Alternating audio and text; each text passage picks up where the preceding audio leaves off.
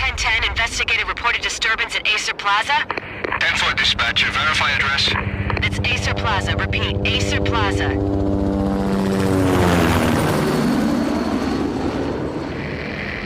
Shots fired on the rooftop. An assault in progress at Acer Plaza. Repeat, an assault in progress.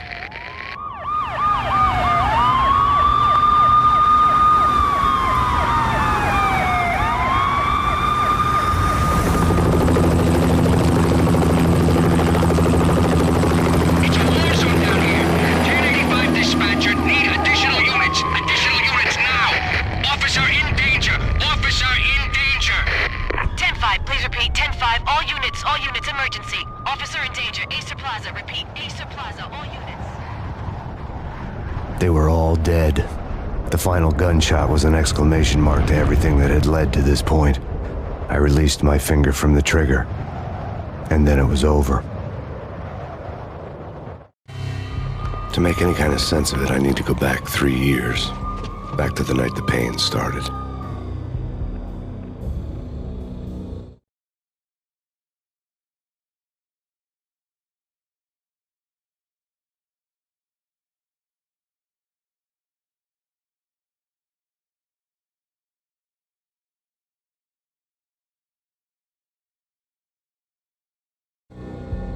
I was still on the force back then. NYPD, Manhattan, Midtown North Precinct, Hell's Kitchen. So when are you coming to work for me, Detective Payne? He'd make me work undercover in some hellhole. Sorry, Alex. Michelle and the baby come first. See? My last smoke. It's bad for the baby. That's you, Max. A regular Boy Scout. See, Alex. Still on for poker Thursday night, right? Like taking candy from a baby. Life was good. The sun setting on a sweet summer's day. The smell of freshly mowed lawns. The sounds of children playing. A house across the river on the Jersey side. Beautiful wife and a baby girl. The American dream come true. Honey, I'm home. But dreams have a nasty habit of going bad when you're not looking. The sun went down with practiced bravado. Twilight crawled across the sky, laden with foreboding.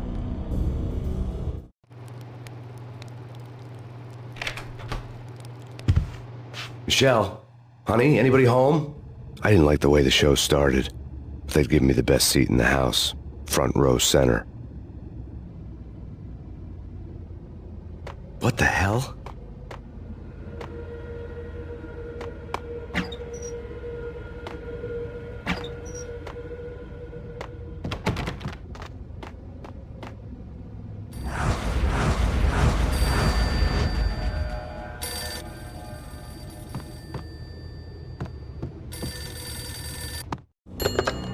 Listen, someone's broken into my house. Call 911. Is this the Payne residence? Yes, someone's broken into my house. They're still here. You have to... Good. I'm afraid I cannot help you. Who is this? Hello?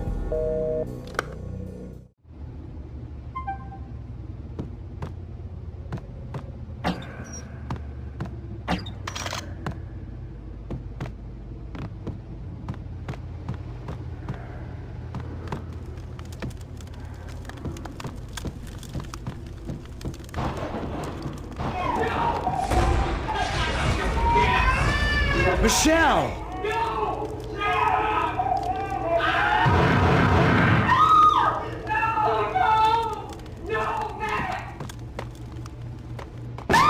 Michelle!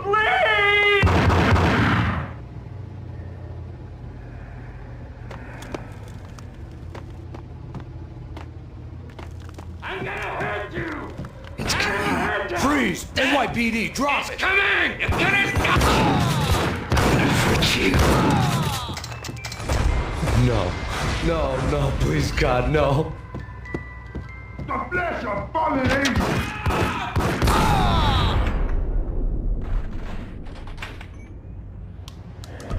No, no, no, God, no, please, Michelle. Oh, baby.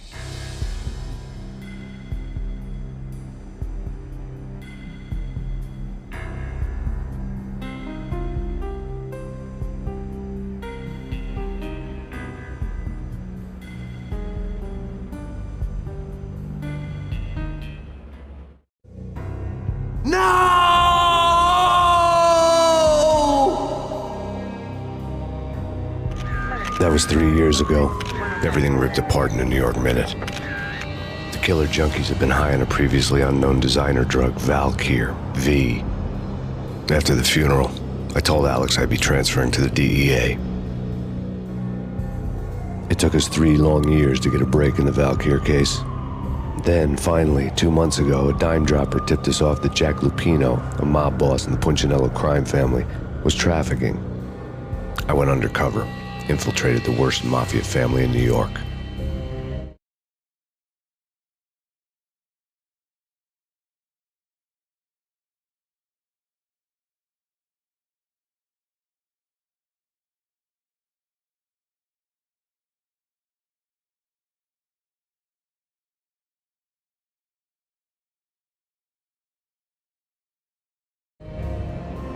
I came in from the cold and the dark.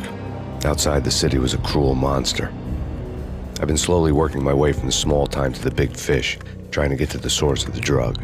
Alex and BB were my only contacts in the DEA, the only ones in this decrepit city who knew I was down here. BB here. Something urgent has come up with Jack Lupino. You need to meet with Alex immediately at the Roscoe Street station. I hadn't had a face-to-face with Alex since I'd gone undercover. Outside, the mercury was falling fast. It was colder than the devil's heart, raining ice pitchforks as if the heavens were ready to fall. Everyone was running for shelter like there was no tomorrow. It didn't get any better when I got to the subway. The feeling hit me like a point-blank shot straight in the face. Something was not right about this. My Beretta stirred nervously under my coat, but the train doors had already shut behind me, and I was in for the ride. Next stop, Roscoe Street Station, and Alex.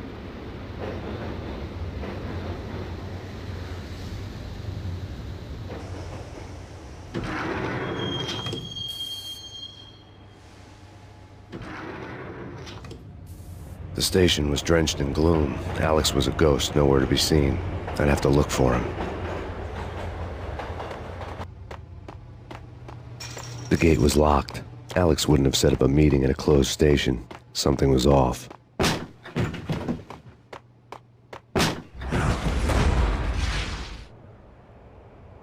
Death was in the air at Roscoe Street. I'd have to find Alex fast.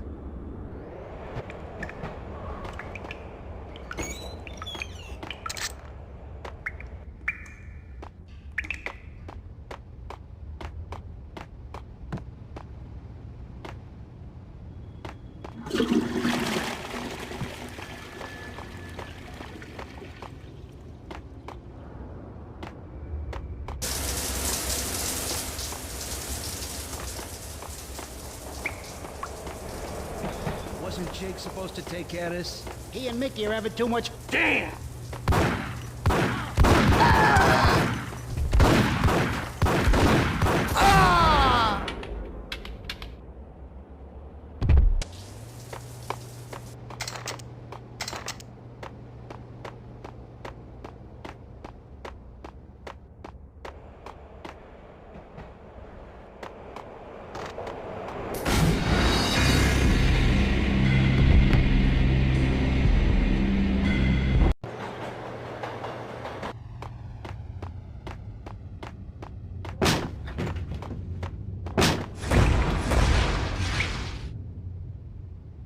Death was in the air at Roscoe Street. I'd have to find Alex fast.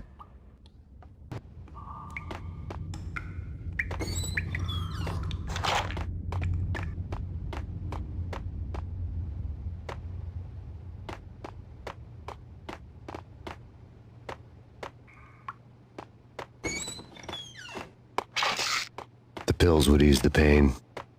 Wasn't Jake supposed to take care of this? He and Mickey are having too much... What the hell?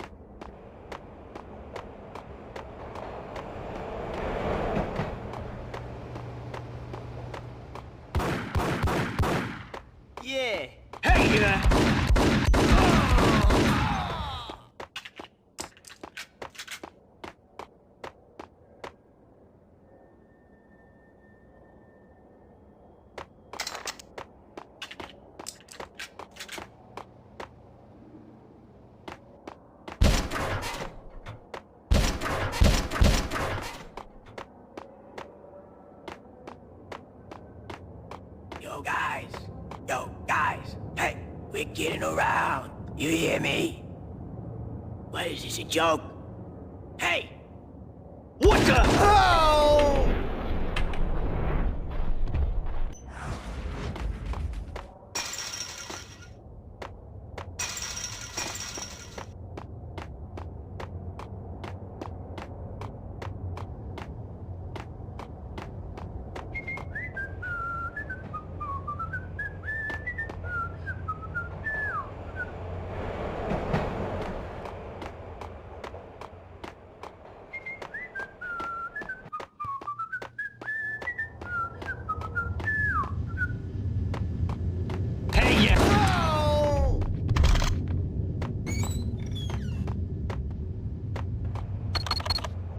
The security panel let out a mocking cackle. I'd need the right code.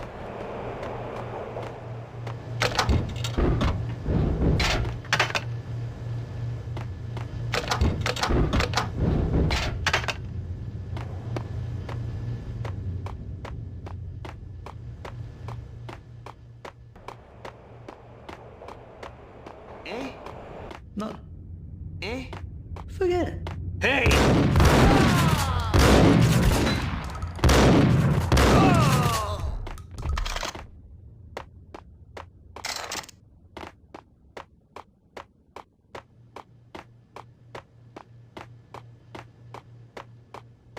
Kiss it goodbye. No.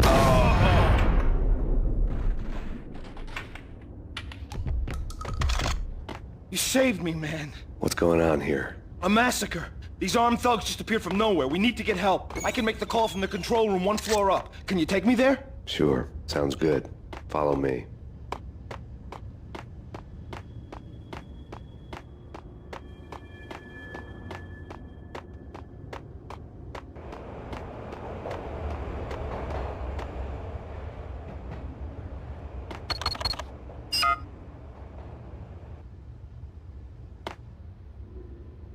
Home free. This way. Hey, Look out!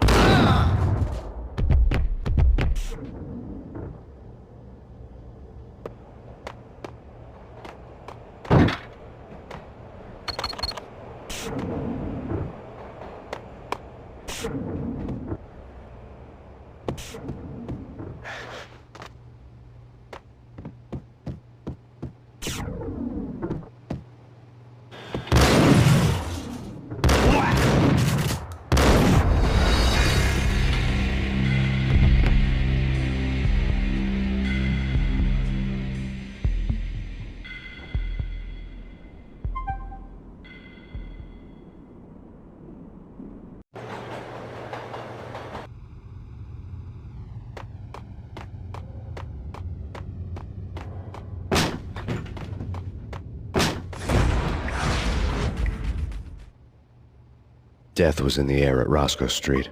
I'd have to find Alex fast.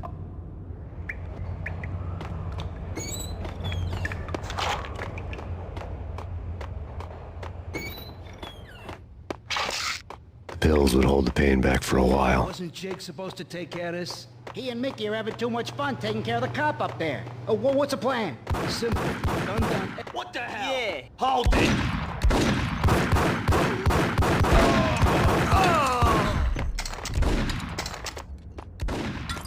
Yo, guys. Yo, guys. Hey,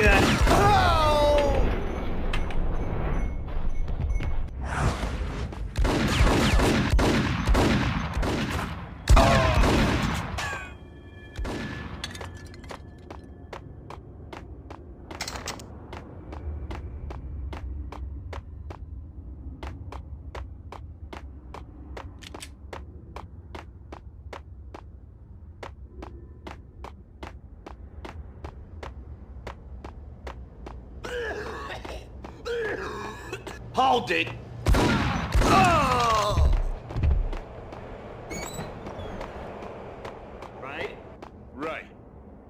Yo!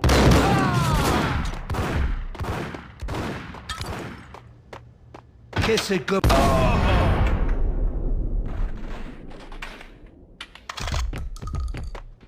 You saved me, man. What's going on here? A massacre. These armed thugs just appeared from nowhere. We need to get help. I can make the call from the control room 1 floor up. The stress was getting to me. I'd made a mistake I'd never be able to fix.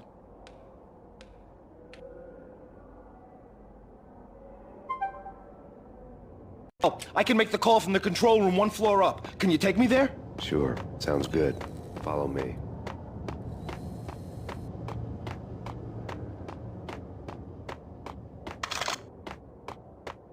Hey, where are you going? The control room's up the stairs.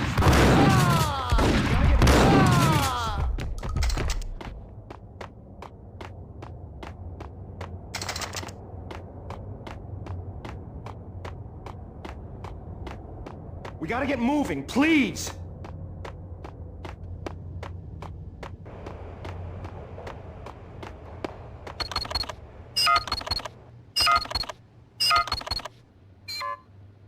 Home free. This way.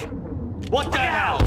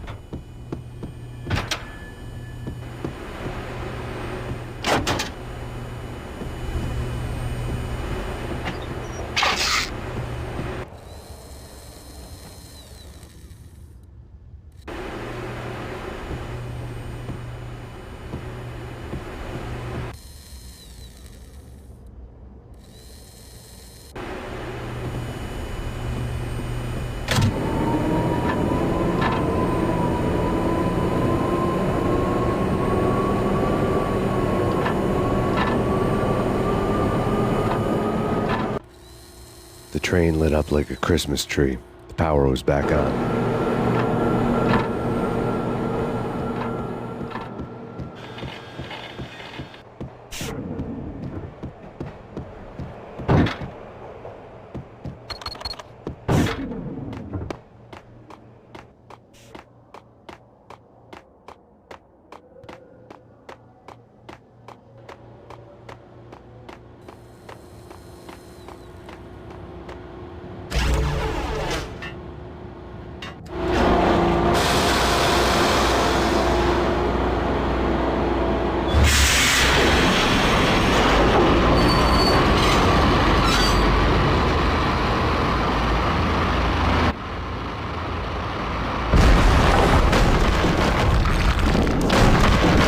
So much for being subtle.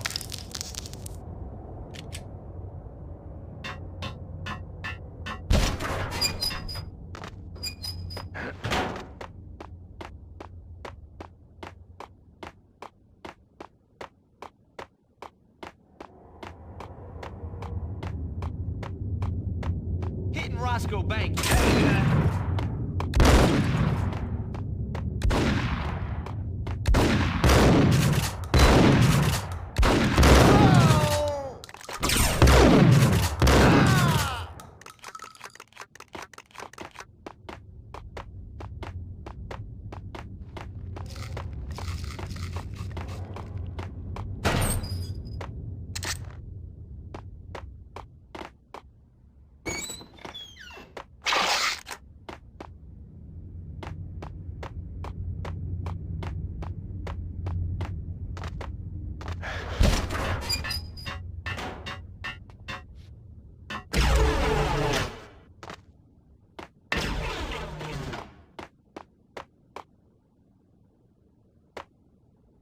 Yo!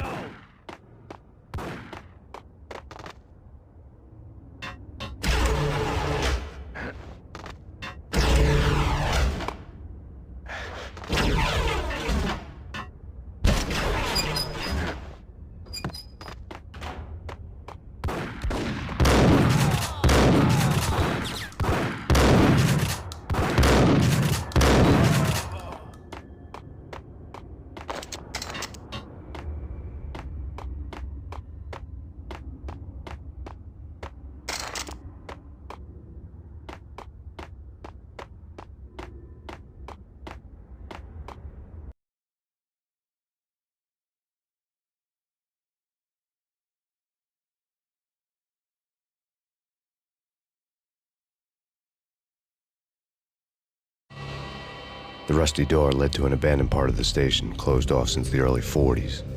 Something big was going down at Roscoe Street. Maybe that's why Alex had wanted to meet me here. Maybe not. One way or the other, I was gonna find out.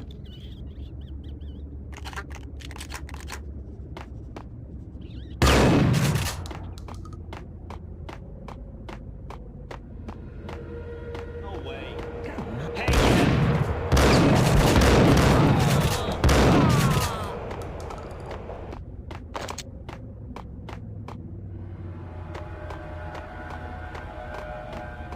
What the hell?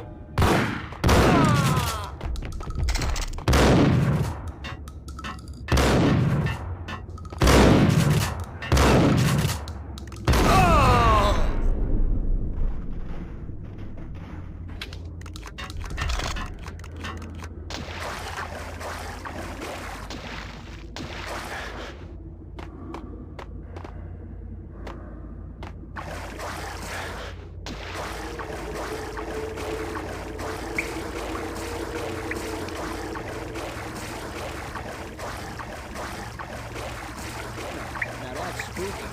Check the Pino. Yeah, spooky. But all...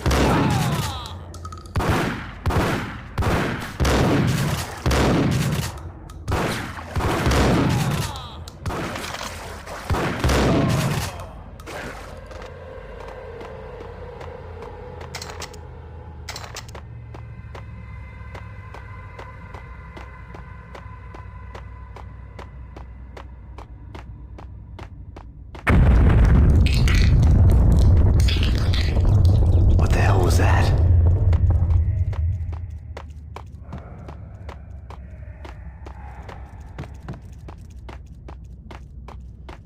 All done here. Give me the detonator. What are you talking about? The detonator. I thought you'd bring it. You were almost there.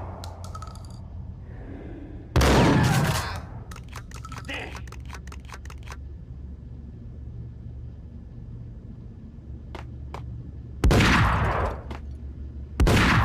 Yo!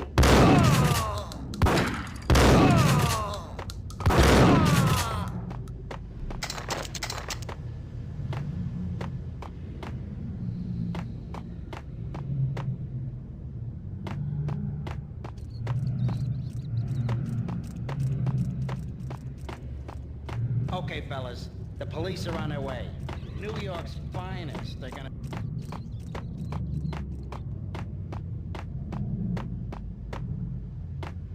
The door had been welded shut ages ago and the bomb was missing a detonator.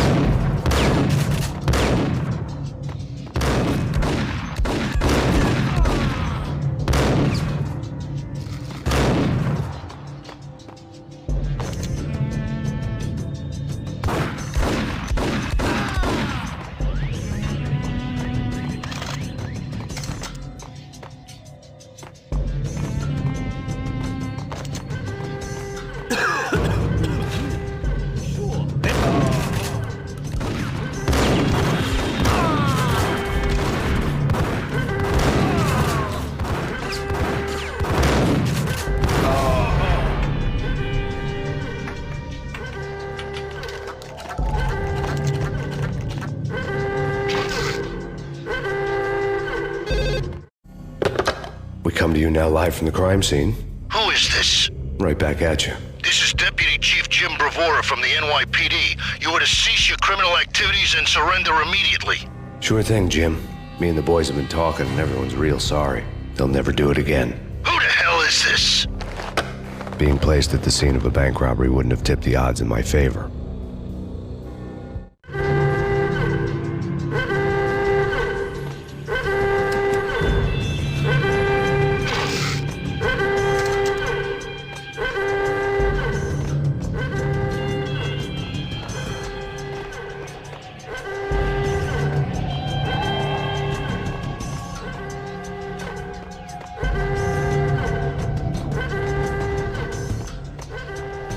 The bank robber's score lay on the table.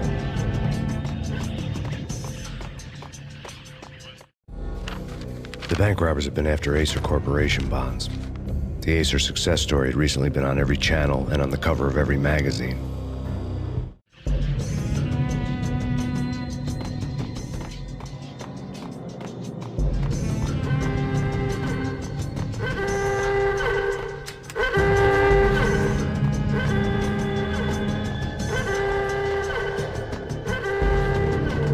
The bank robbers had left their tools on the table.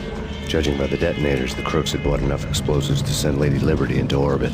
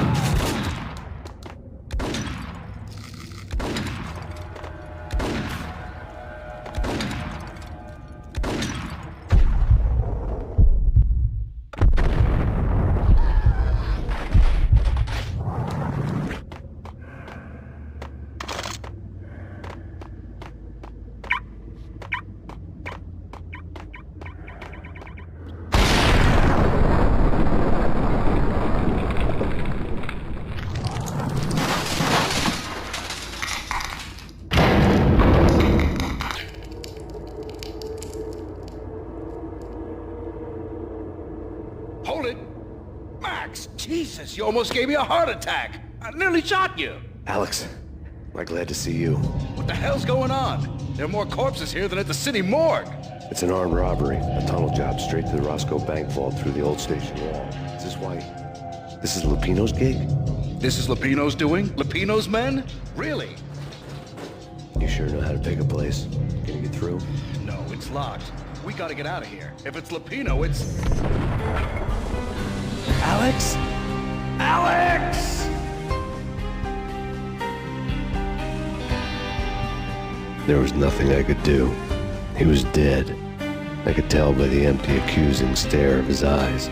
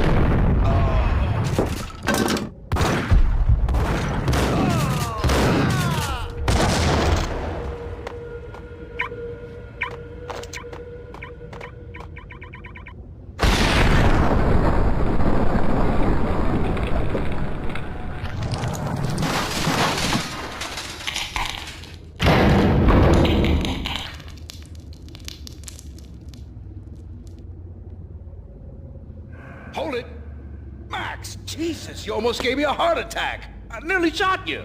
Alex, am I glad to see you? What the hell's going on? There are more corpses here than at the city morgue! It's an armed robbery, a tunnel job straight to the Roscoe Bank vault through the old station wall. Is this why? This is Lupino's gig? This is Lupino's doing? Lupino's men? Really? You sure know how to pick a place? Can you get through? No, it's locked. We gotta get out of here. If it's Lupino, it's...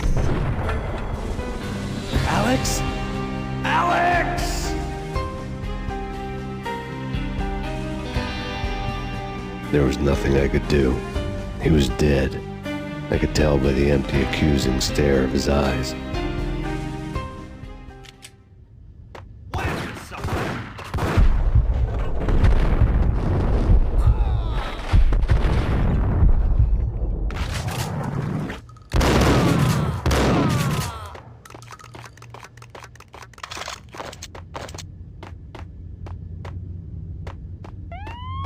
Let's get the hell out of here! Head on down!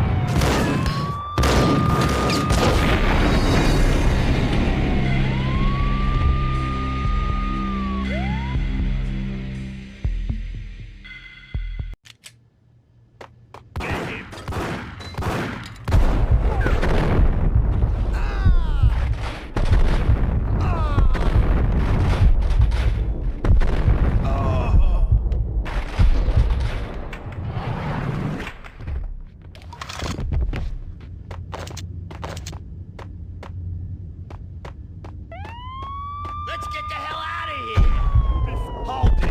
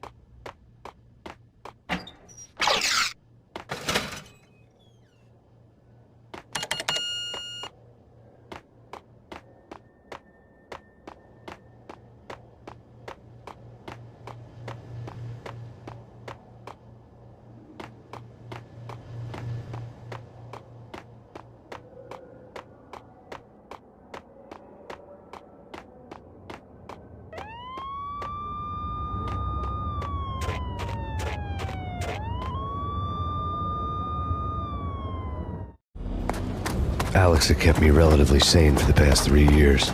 Now I didn't know how I felt. Somehow he had stumbled upon something big and ended up stepping on Jack Lupino's toes.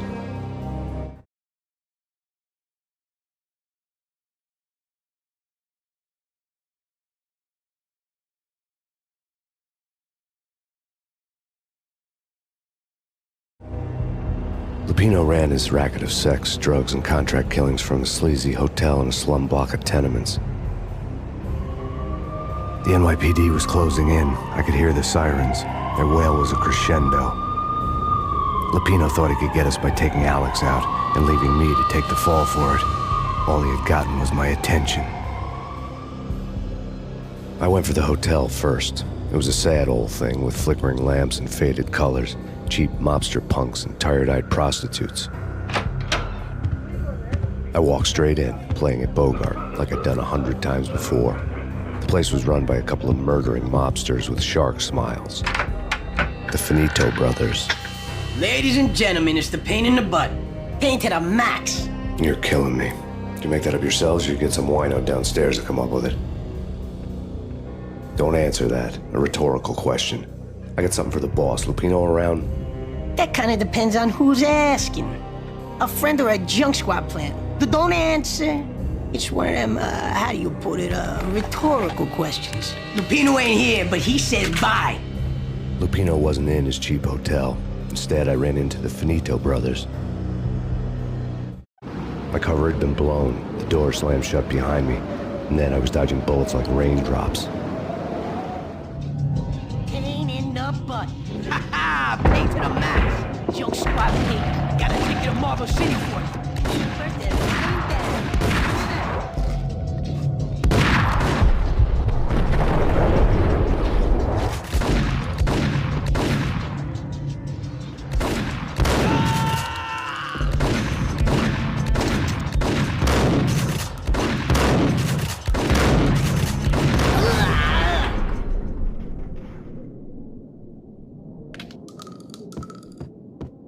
A letter on the desk caught my eye. Bosses! Everything all right? Bosses! I had met Lupino only once. The gangster ran all his rackets through his right-hand man, Vinny Gagniti. Gagniti was a high-strung whiner on the verge of breaking apart, like an overamped Energizer bunny. He had the brains to run the business, but he lacked the balls, always falling short, taking his frustration out on underage addicts and call girls. The V deal goes down at your hotel. Jack's exact words, quote, "Vinny, you're in charge of this one," unquote. Rico Muerte's coming to see it through. Anything goes wrong and everybody's gonna get dead. Goes double for you. Treat this guy real good. Anything he wants, you give him. Don't screw this up or you're finito, finitos. A V deal meant added security, locked doors, and lots of nervous thugs with itchy trigger fingers. I'd seen nothing coming in, but that didn't mean it hadn't been there. Rico Muerte was a regular Kaiser Soze, a spook story told to keep the apes in line. 313. The Finitos had scribbled Muerte's room number on the note's margin. Joey, Virgilio, you all right in there? They're not answering. Call the others. Tell them to come quick. Okay, but we can't wait for them. We gotta go in now. Bosses, we're coming in. It's Payne!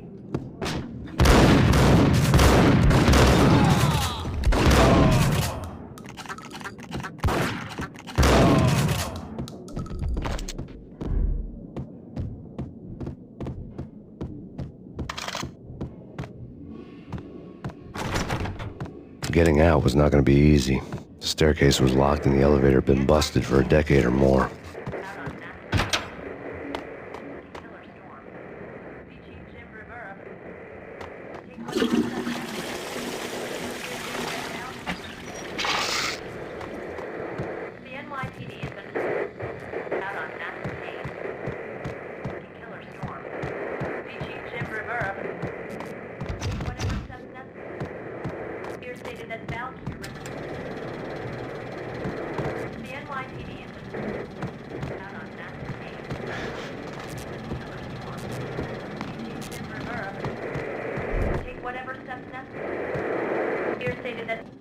In his press conference today, the mayor stated that Valkyr represents a clear danger to New York and called for drastic actions to eliminate the problem.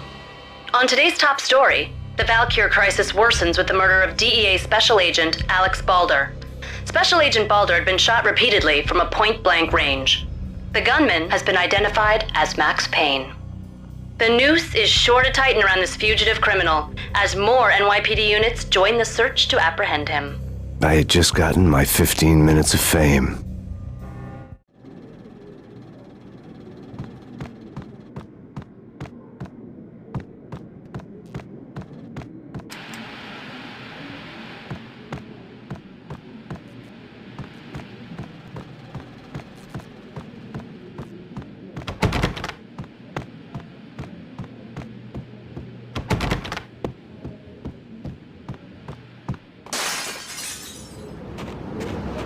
Yeah, something's wrong with the bosses. Hey!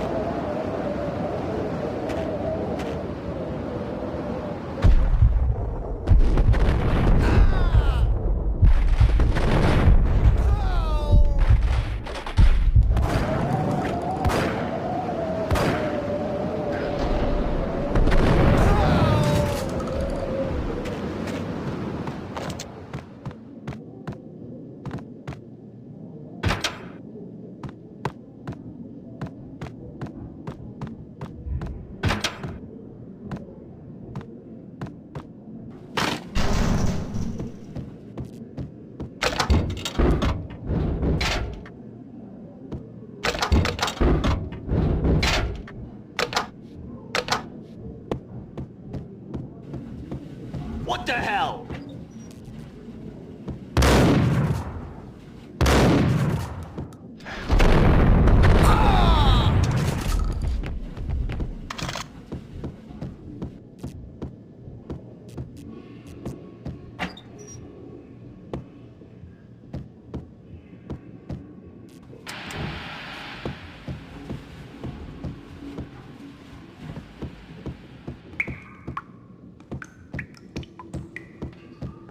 Previously on Lords and Ladies. Damn! Lady Amelia, Marquis Valentine asks for an audience. Thank you, Lawrence. My lady. My lord.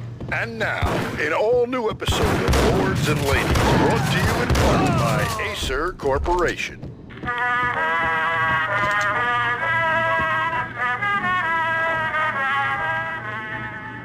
My lady. My lord. My lady, there is a matter of great importance I must bring to your attention. My lord, there is? Indeed, my lady, there is indeed.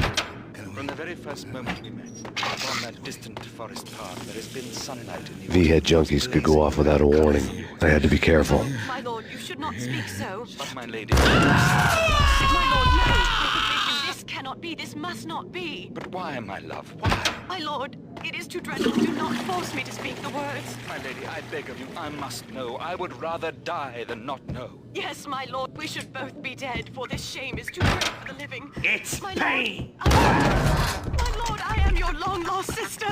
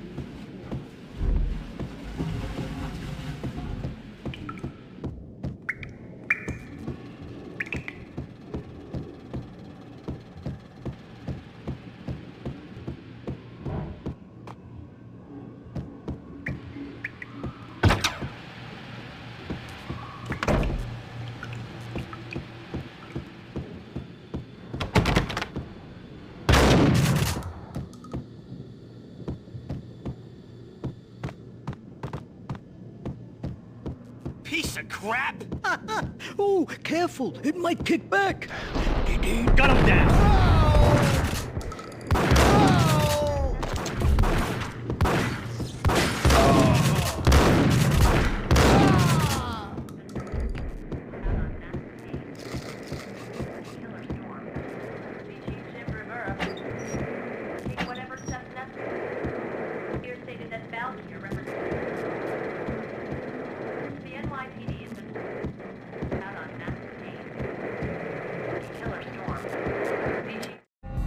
Tonight, the city's fight against the nightmare drug Valkyr took a turn for the worse, as DEA Special Agent Alex Balder was found brutally slain at the Roscoe Street subway station.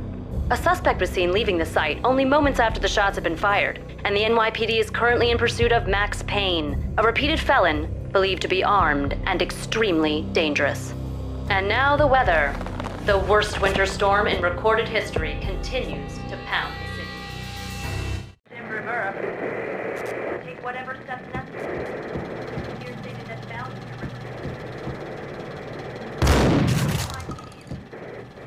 out on Max Killer storm. Jim Rivera, take whatever steps necessary. Here stated that Valkyr represents the NYPD is killer storm. BG Jim Rivera.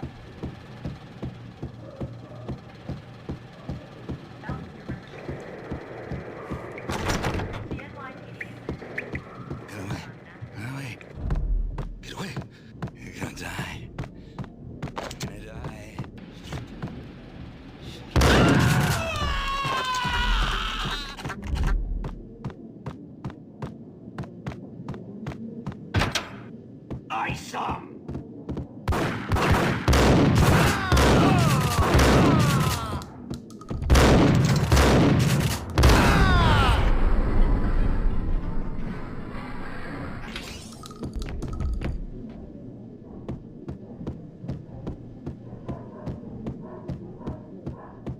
I'd found Muerte's room.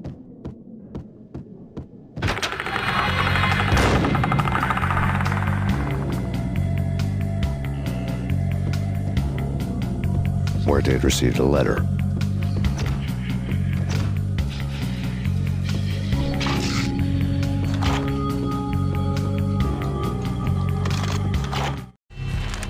Our investigation had turned up nothing to link Angelo Punchinello, the head of the Punchinello family, to Valkyr. All tracks had ended with Jack Lupino. The letter in Muerte's room was signed by the Don himself. It was the first hint that the Kingpin knew what was brewing inside his syndicate.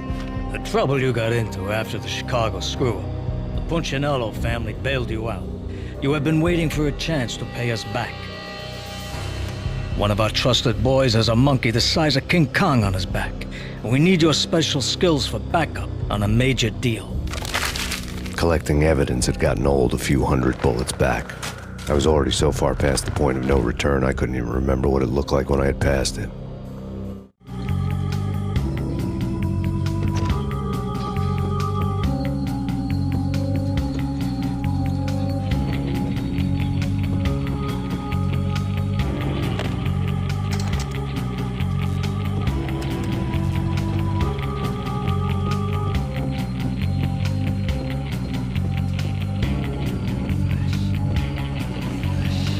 Hey, yeah!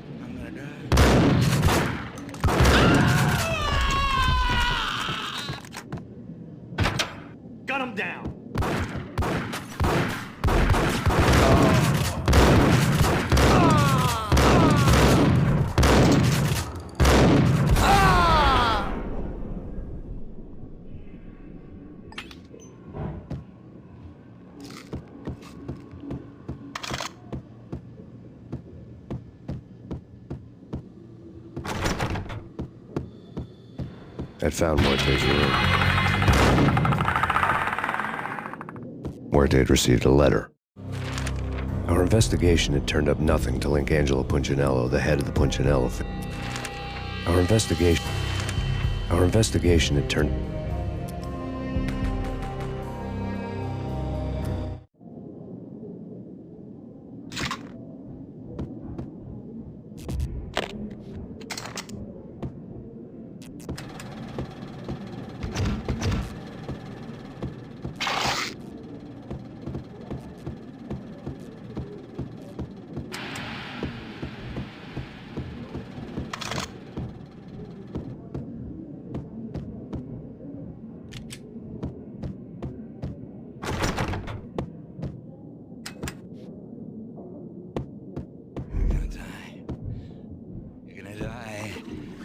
What the hell?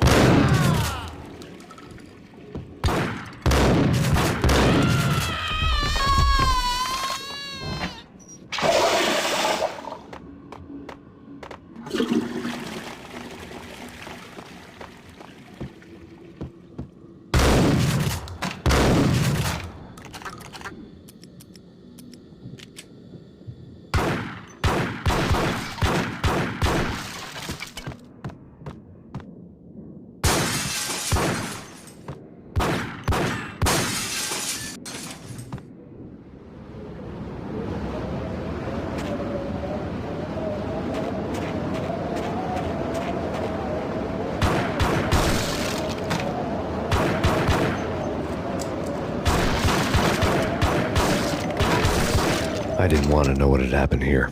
It was not a pretty sight.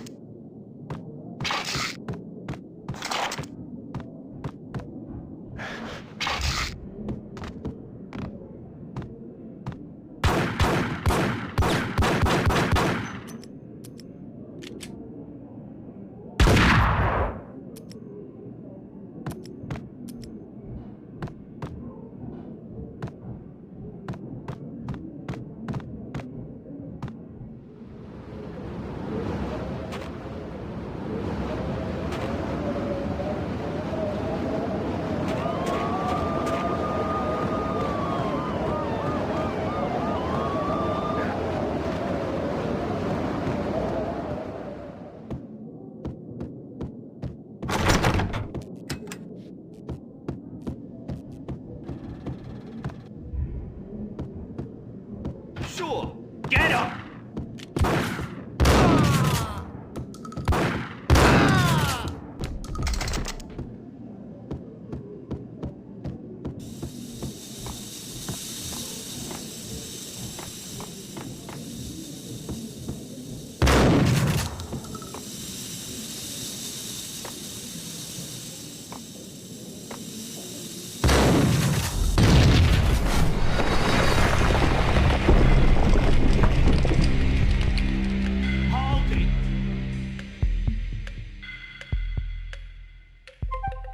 Told you. Get I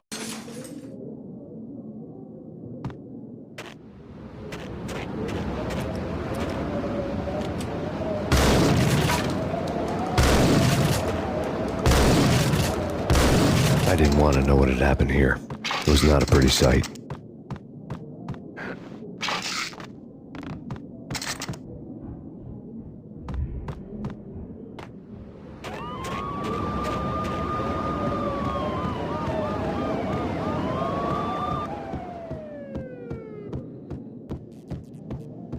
true. Gun 'em down!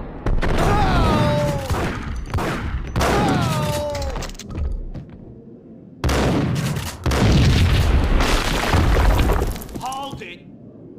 Told you. God damn! I thought it was a bomb for sure. Nah, the Russian wouldn't dare. This has been waiting to happen. What the?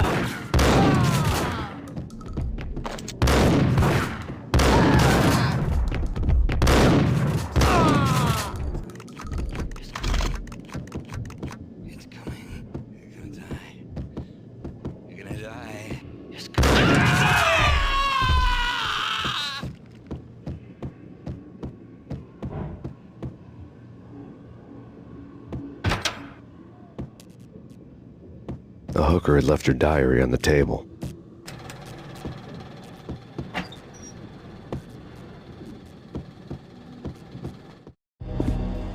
The diary belonged to a hooker named Candy Dawn. The read would have made a vice cop blush.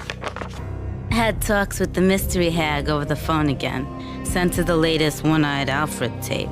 As long as the hag keeps paying for the tapes, the old man could come every day for all I care. She had a nice sideline, making secret X-rated flicks of her clients and selling them to the highest bidder. They would get her killed if her V-fix for the day didn't do it first.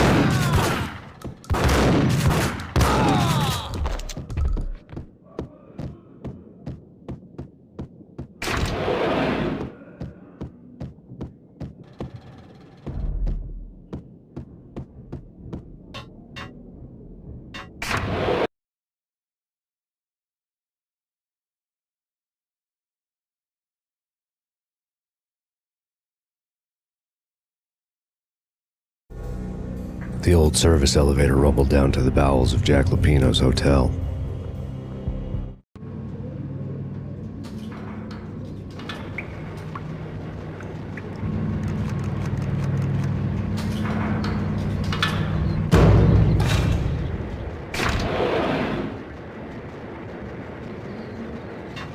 It was freaking crazy. Cops were doing a full-scale siege like ice.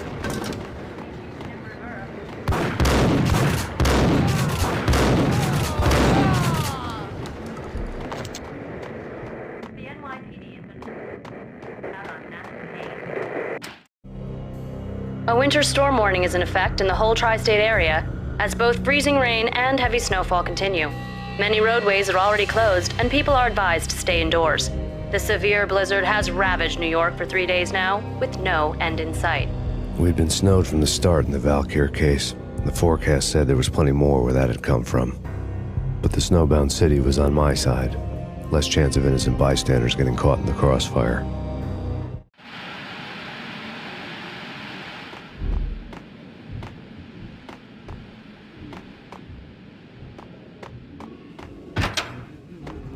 Got him down!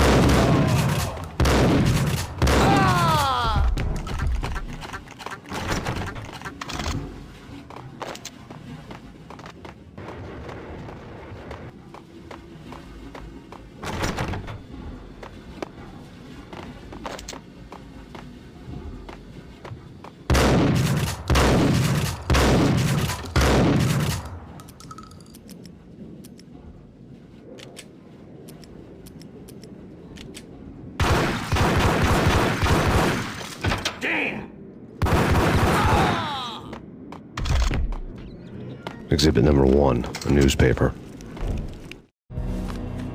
A dead man tied to a chair lay on the boiler room floor. Captain Baseball Bat Boy has an unbeatable track record in superhero death matches. But a 6-pack of root beer gets me every time. The murder weapon was a baseball bat, now lying in a pool of drying blood next to a newspaper folded open on a Captain Baseball Bat Boy comic strip.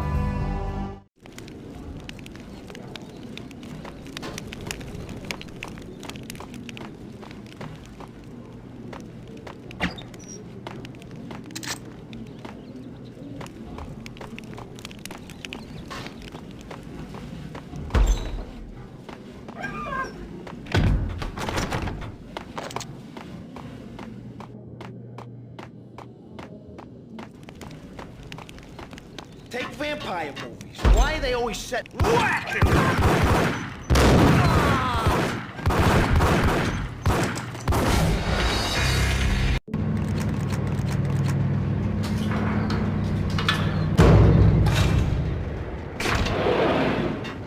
was freaking crazy.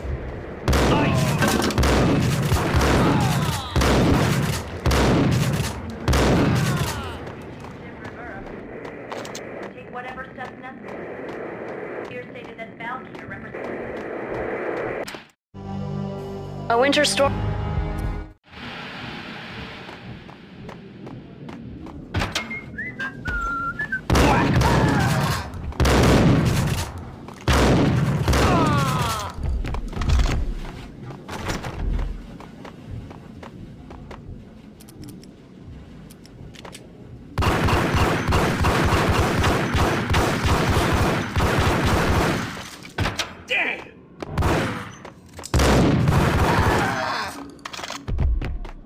Exhibit number 1, a newspaper.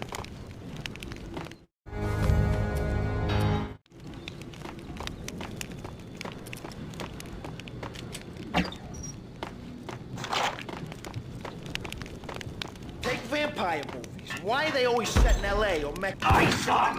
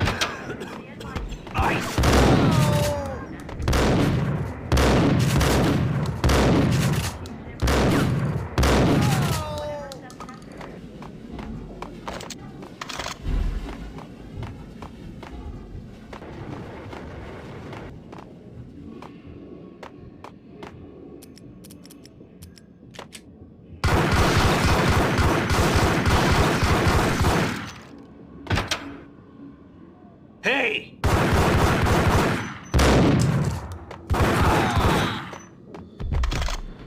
Exhibit number 1, a newspaper.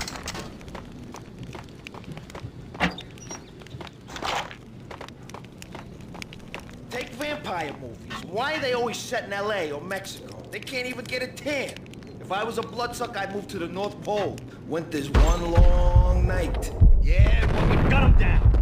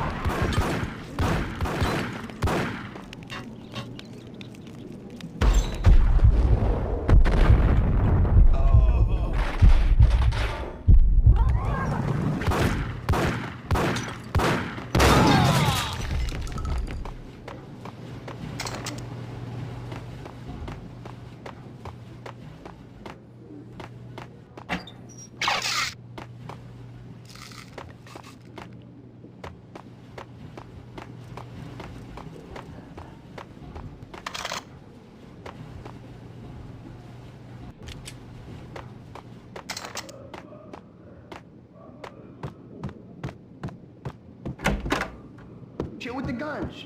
Trust me, you don't want to piss Muerte off. Gentlemen, let's do business. Green for green. Cheers at green-eyed angels. Amen.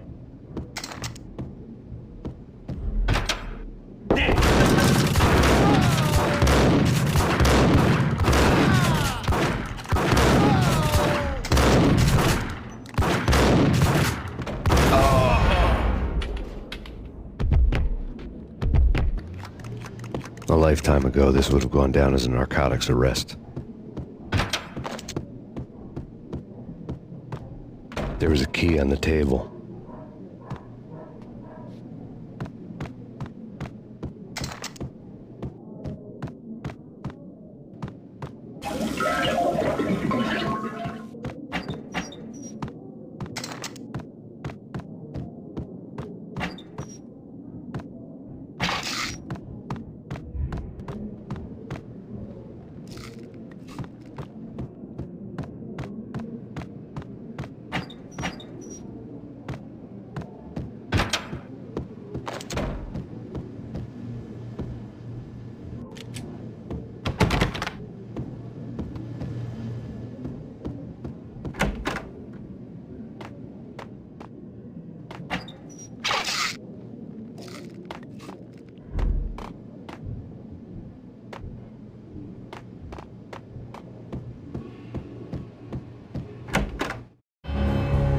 Two mad dog killers, ready to murder each other. They step into the next room, and I'm thinking, now they're gonna do it. But no. They sit down in front of a TV and solve their differences with a kung fu fighting video game. I tell you, Candy, I was so depressed, I strangled them both with the video game cables. Oh, Rico, you're so bad. I am, ain't I? Rico Muerte, big-time hustler. Who the hell? It's that cop. Muerte went for his gun.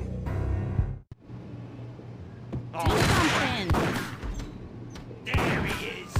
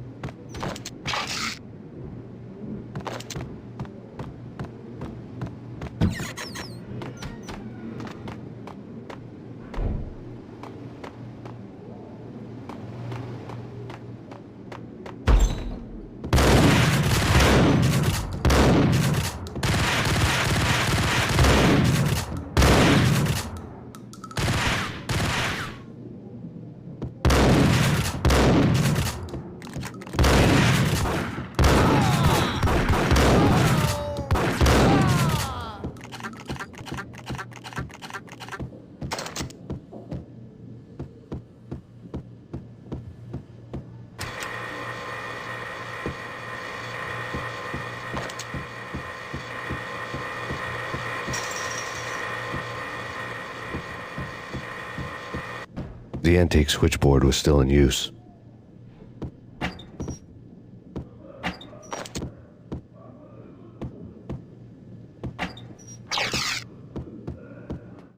There was an old telephone switchboard in the back room of the reception area, the kind that made phone tapping child's play. It wasn't hard to picture a fat pimp sweating with headphones on, listening to his hookers talk dirty and fake orgasms over a web of party lines, the blood veins of New York. Right now, there was a different set of moans and groans going on. Boss, Corneli, it's Max Payne. He came, started capping us. He killed him. Are you freaking kidding me? He's just one lousy cop. You better be freaking kidding me. Whack him. What's the freaking problem? Hello? Answer me. Hello? The word was out. A deadly virus released into the city's corrupt circulatory system. Something wicked this way comes. Max Payne at large.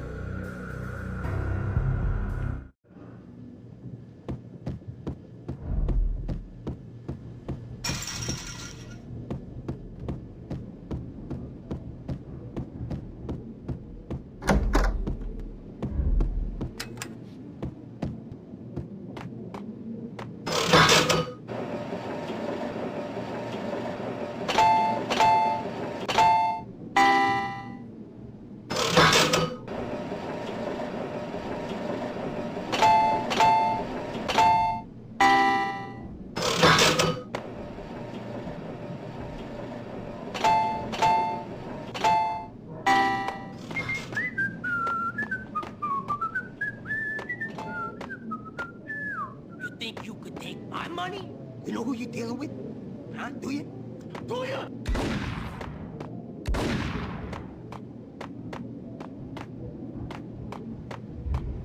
What the?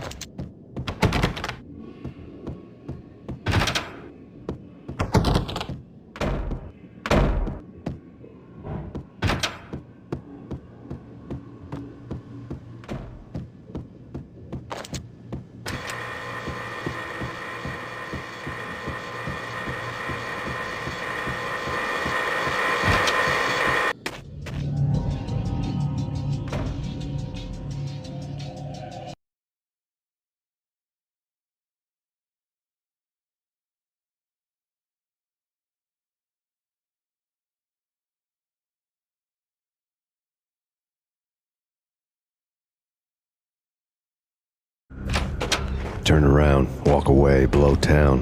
That would have been the smart thing to do. Guess I wasn't that smart.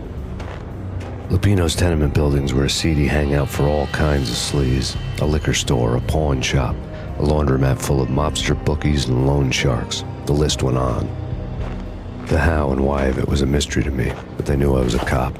They knew I was coming, and they were going to get real trigger-happy about it. I got to see Lupino's hangout all lit up. A bomb went off, turning snow into liquid gold. A pillar of fire lifted the remains of a car straight up into the air. The flames were highlighted on the hood of a black Mercedes-Benz as it coasted down the street real slow, as if the driver didn't have a worry in the world. I got a good look at the man riding shotgun. It was Vladimir, the head of the local Russian mob, the fly in Don Punchinello's soup. The ringing in my ears was the sound of a mob war being waged.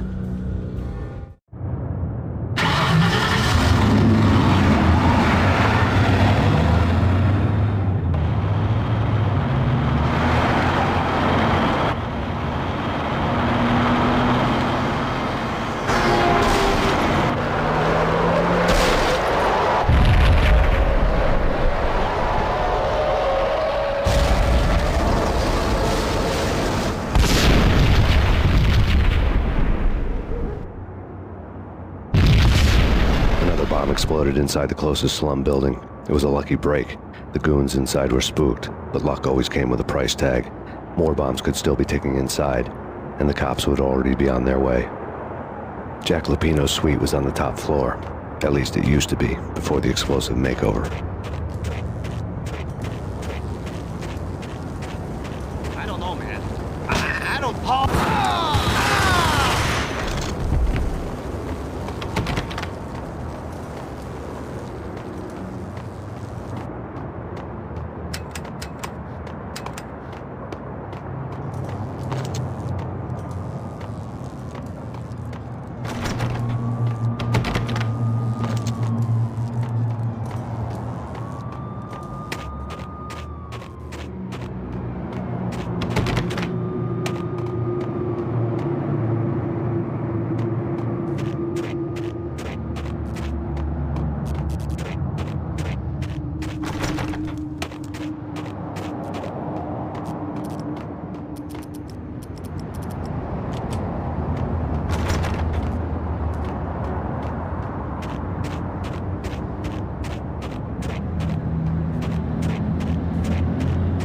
The headlines were a depressing read. The headlines were screaming bloody murder. The storm was a screaming duet with the approaching prowl car sirens. It was all a scream when you were down for the count and wanted for murder.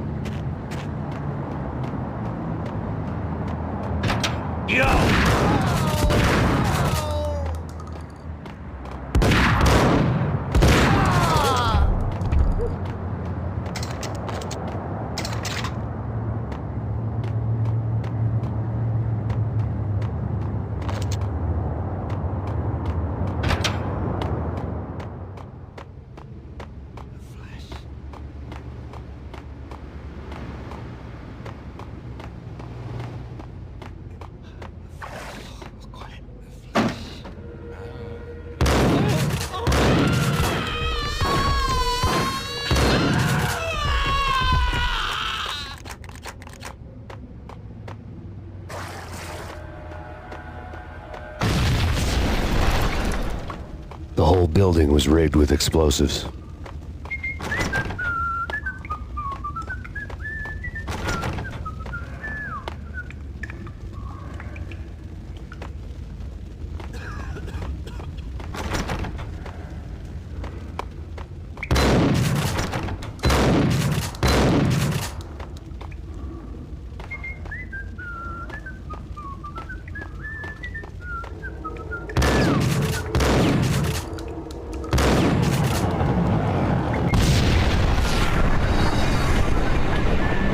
Jack Lupino's suite was on the top floor. At least it used to be, before the explosive makeover. I don't know, man. Hey!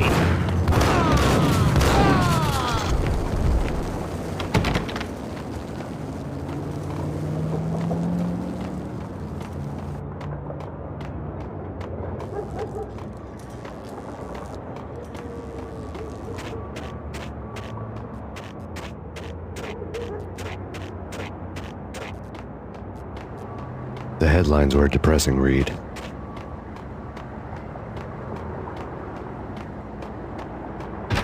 What the hell?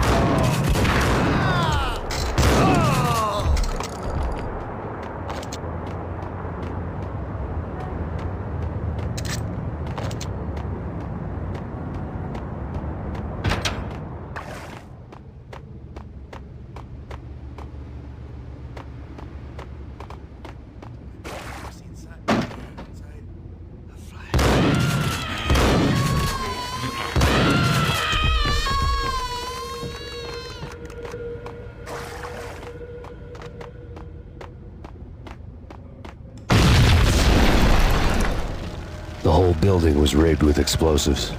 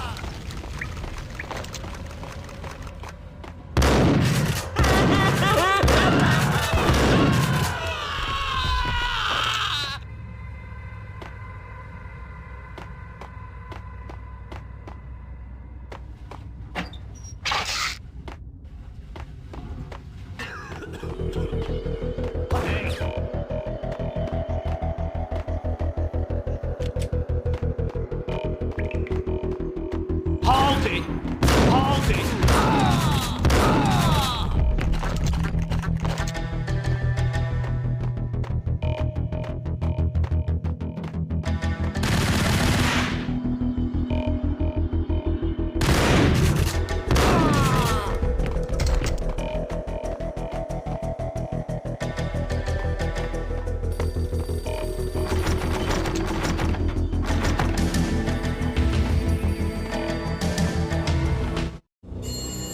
A beaten-up phone in the entrance hall was ringing.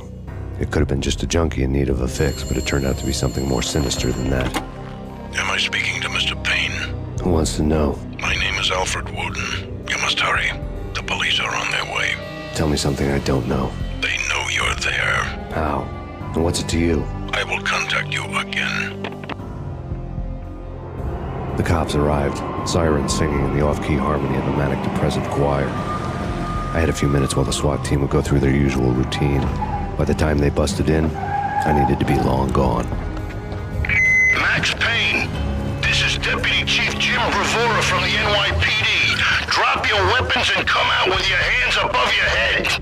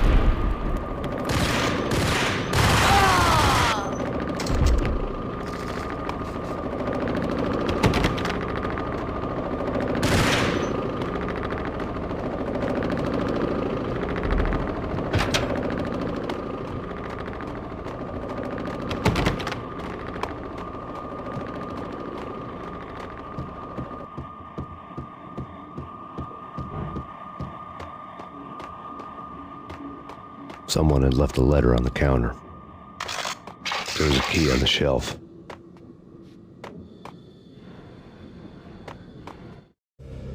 Suddenly it all made sense. The bombs, the Russian mob boss making an appearance in person. Gognitti was his usual self, all talk and no walk. After our hit, the Russian has only a couple of guns left and they can be bought. There's no freaking way he has the guts to try anything after that. As it turned out, the Russian had plenty of guts. One thing he could count on, you push a man too far and sooner or later he'd start pushing back. NYPD! Put your hands where I can see them! Surrender or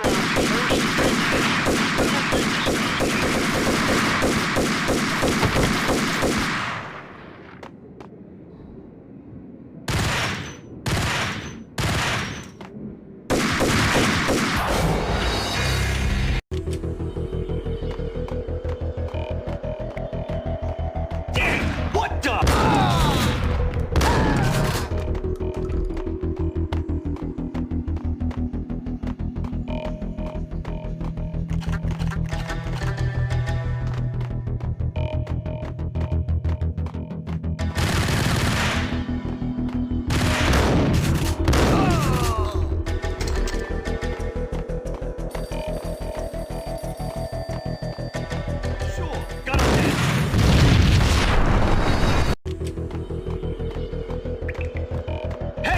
Hold it!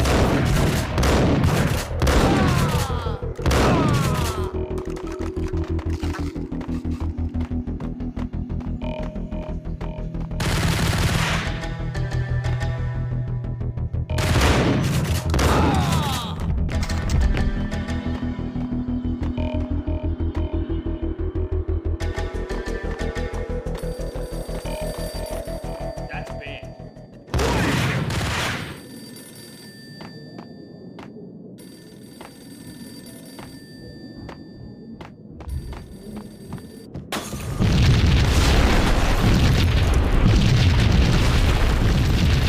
A locked door barred my way. I needed a key.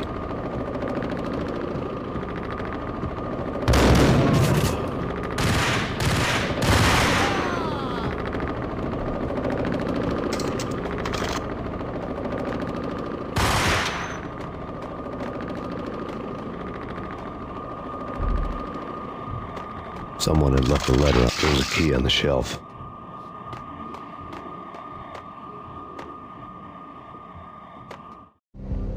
Suddenly, Max Payne, this is your final warning. Surrender or we'll be forced to... Damn!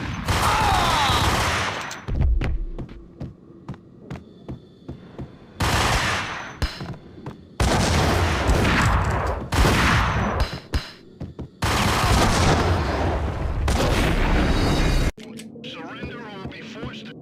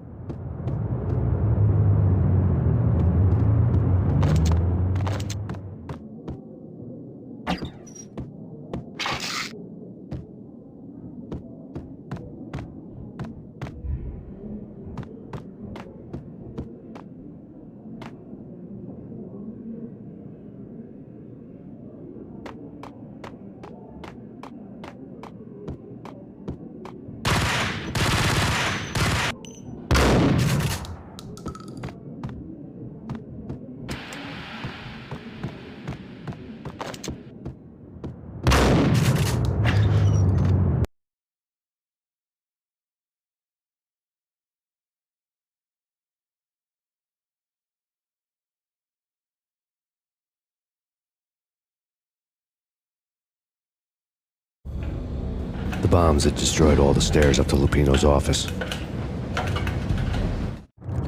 The alternate route led there by way of adjoining rooftops.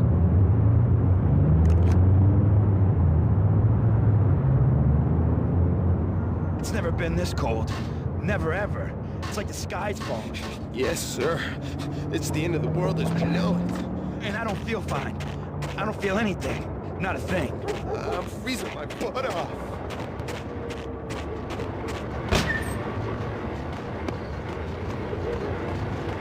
To get to the roof, I'd need to get to the elevator through the locked door up ahead.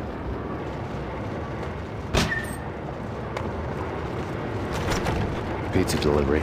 Never seen you before. Buzz off, Joker.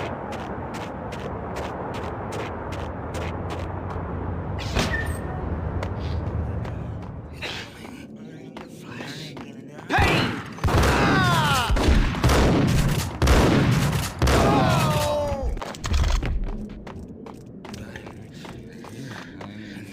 What the?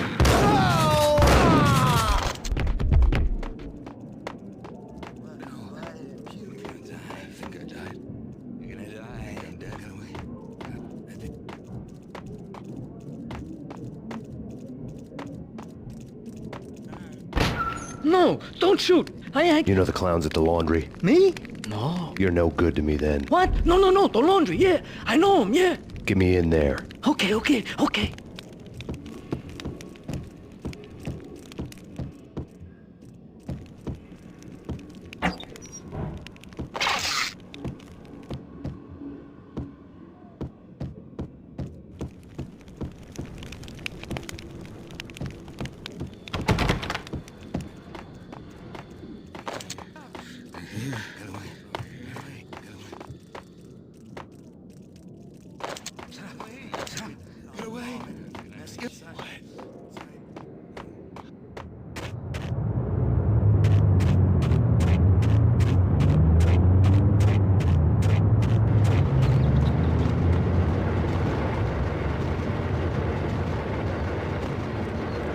It's me. Open up.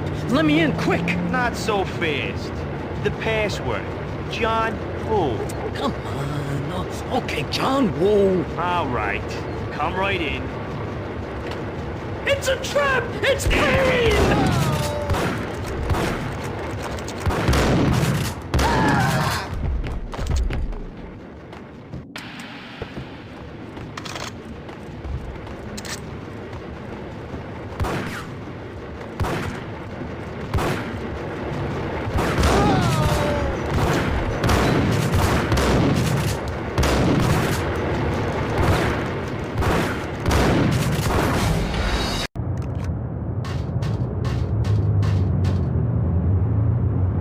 Been this cold. Never ever.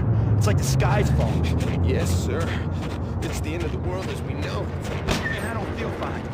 I don't feel anything. Not a thing. To get to the roof, I'd need to get to the elevator through the locked door up ahead.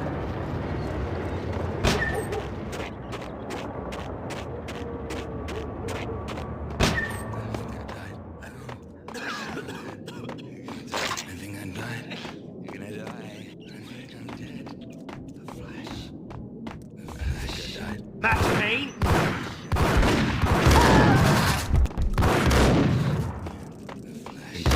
Hold it.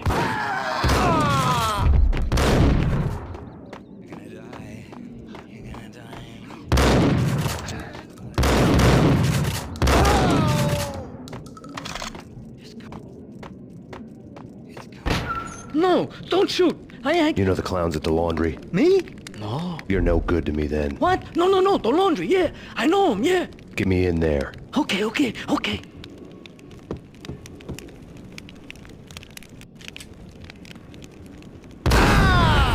The stress was getting to me. I'd made a mistake I'd never be able to fix.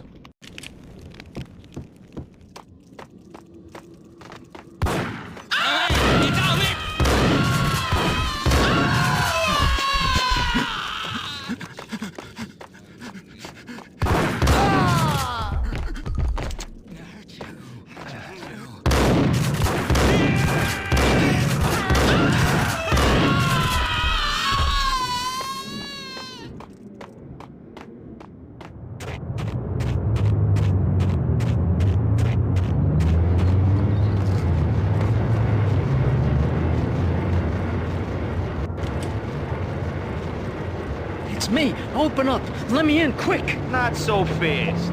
The password. John who? Come on. Oh, okay, John Woo. All right. Come right in. It's a truck! It's Payne!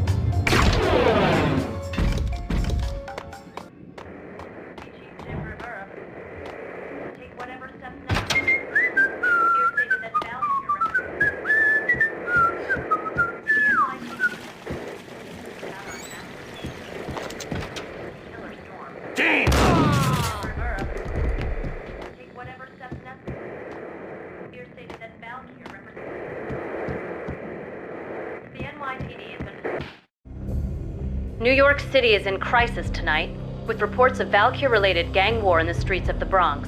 Apparently, Max Payne, wanted for questioning in connection with the slaying of a DEA special agent earlier tonight, is waging a one-man war against his former partners in crime.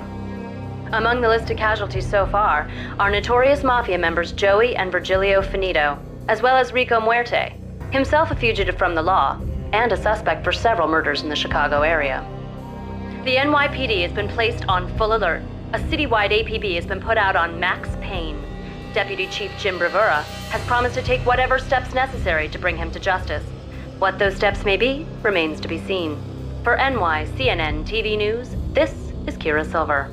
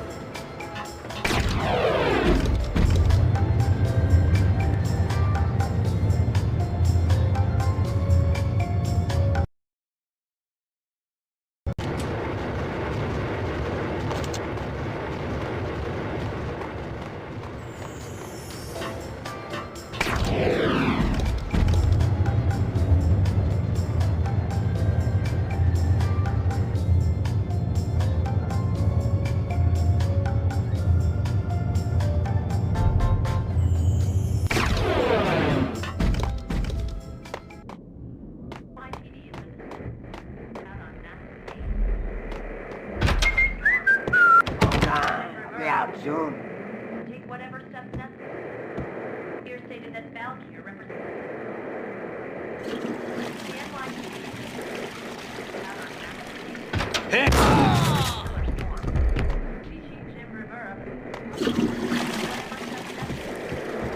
Here stated that New York.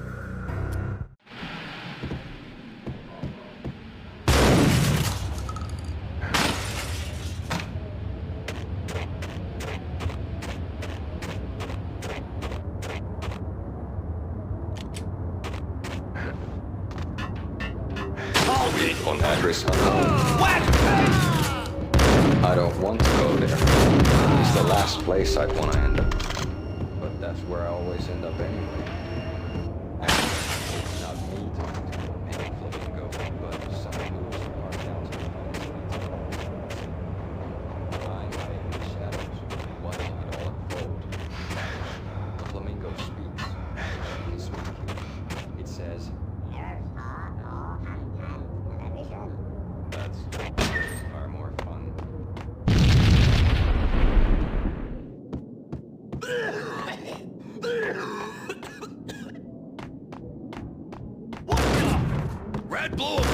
It's always red or...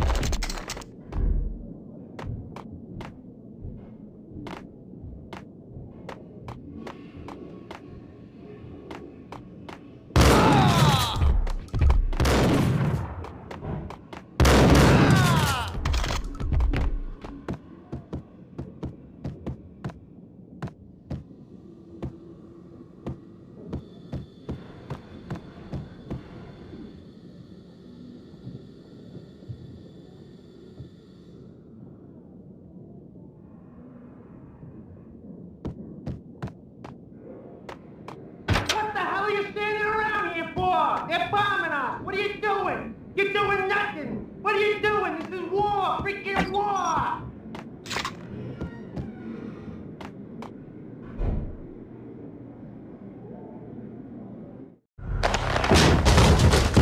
Vinny Gognitti, just the man I've been killing to see. Payne? Freaking Fed. I knew from day one there was something screwy about you. What do you think you're doing? You're a freaking cop. You ain't got squad on us. You can't just come in here waving your piece like it meant something. Yeah! Oh my God! Oh God, you shot me! Ah! You're dead, Payne! What the hell are you waiting for, you apes? Kill him! Kill him! With pleasure, boss. Gognitti bailed. I made like Chow Yun Fat.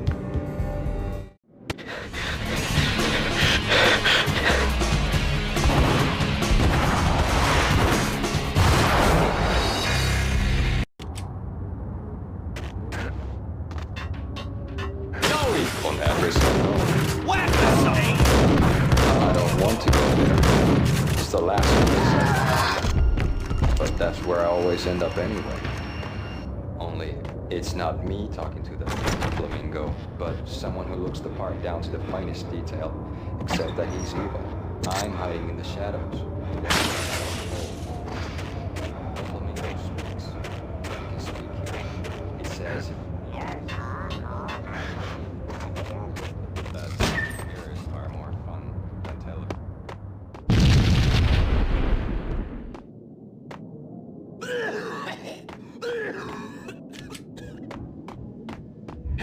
Green. It's always red or blue in the movies. So, green? No, not the green.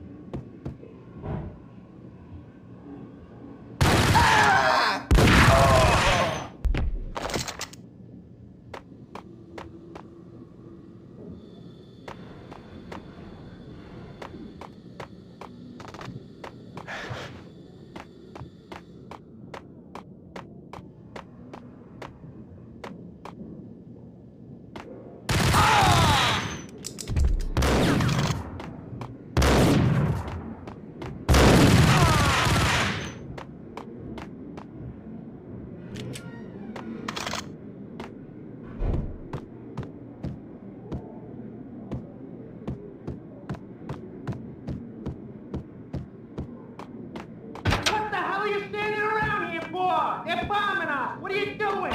You're doing nothing! What are you doing? This is war! Freaking war!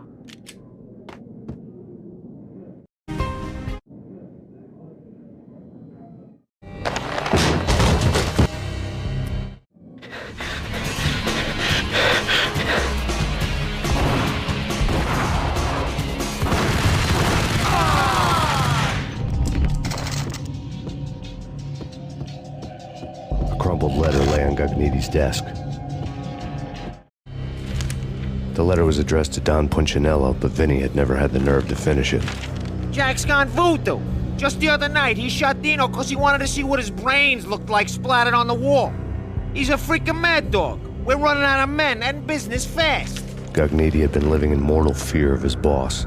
Jack Lupino was a psycho.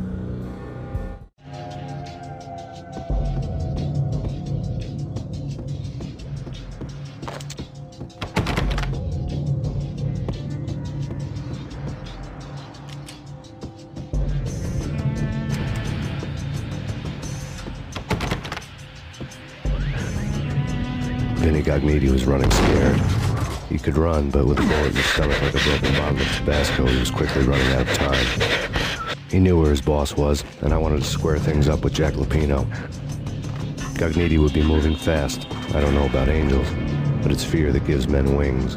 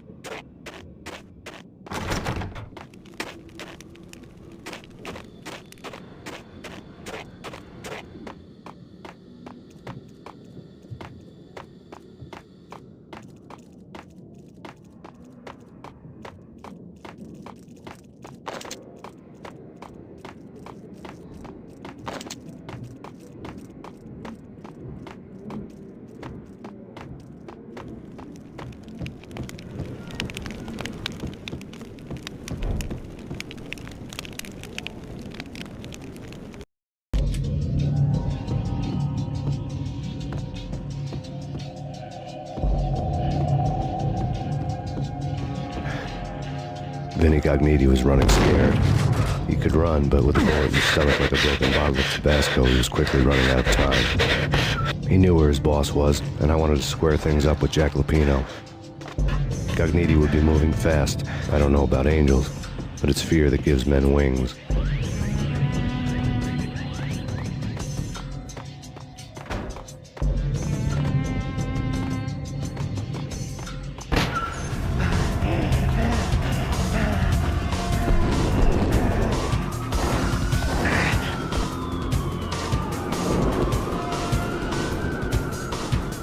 Gognitti hitched a ride. To catch him, I'd have to follow his lead.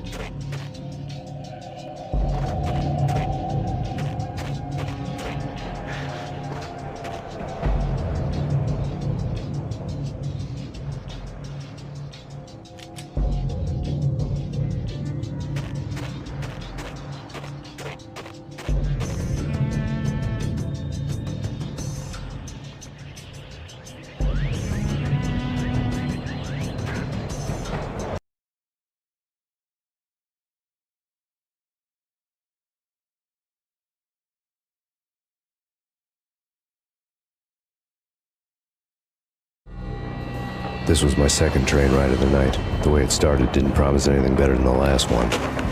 Freezing wind tearing at my face like sandpaper and razors, ice hard and slick under my hands and feet, and somewhere in the background the wail of sirens, the city howling after me.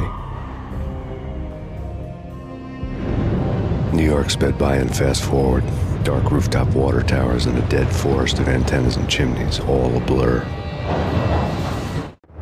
When the train he was riding slowed down, Gognitti made his move.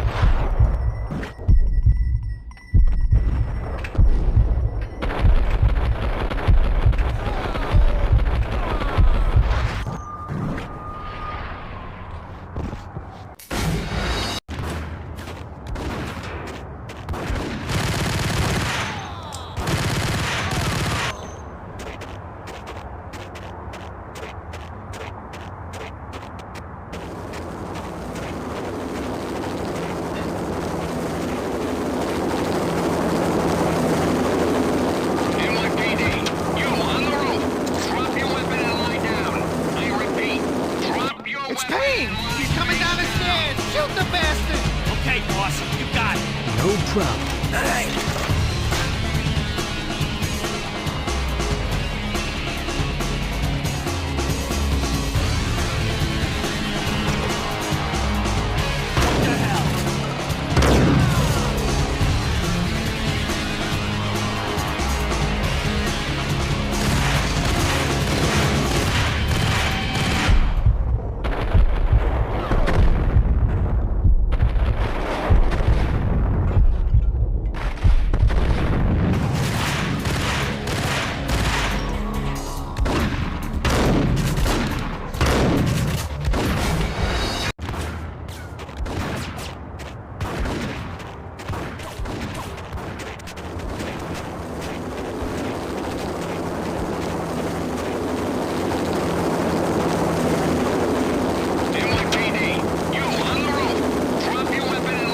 It's Payne! He's coming down the stairs! Shoot the bastard!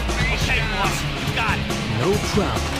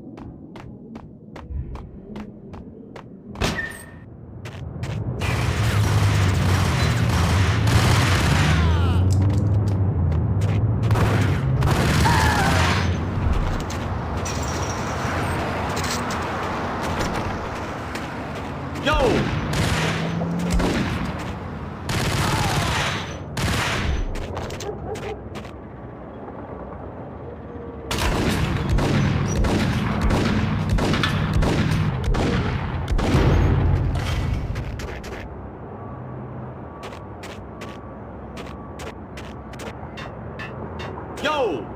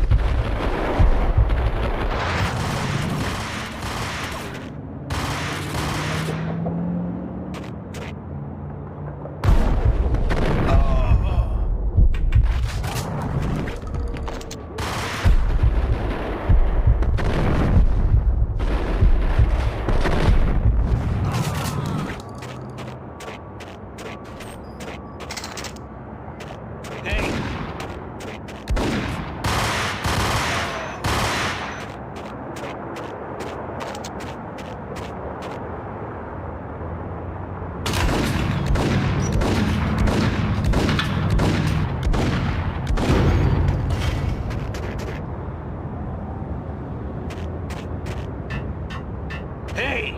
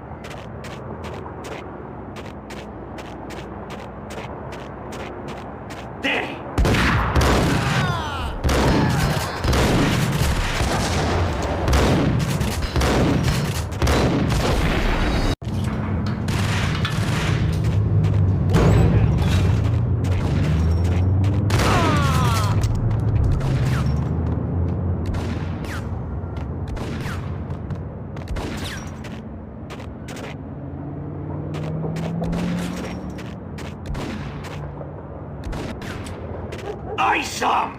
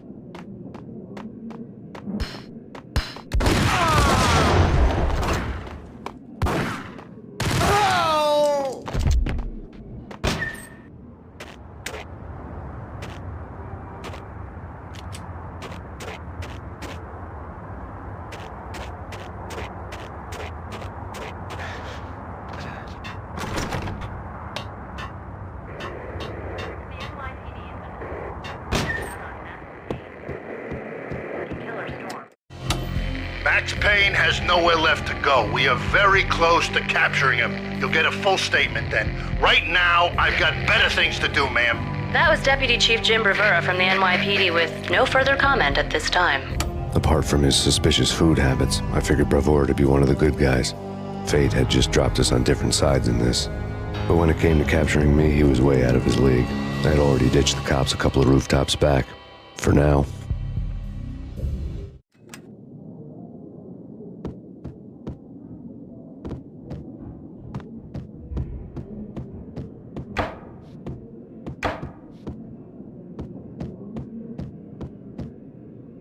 He's coming! I can hear him! Ready? Keep your guns pointed at the door. Okay, this is it. Any moment now, Payne's gonna bust through that door with murder in his eye. Whack!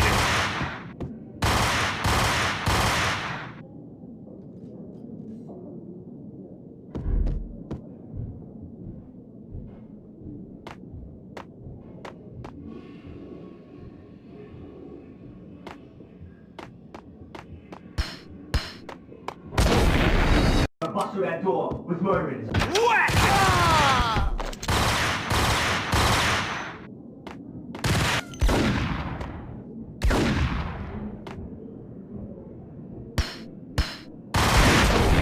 Bust through that door with murderers. Whack!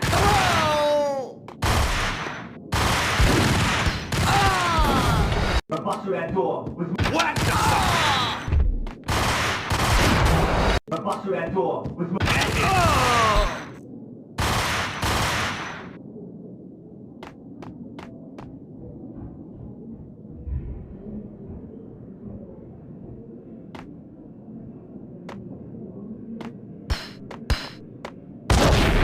bust through that door with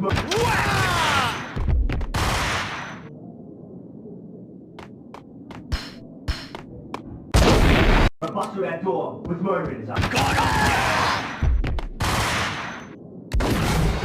Bust through that door with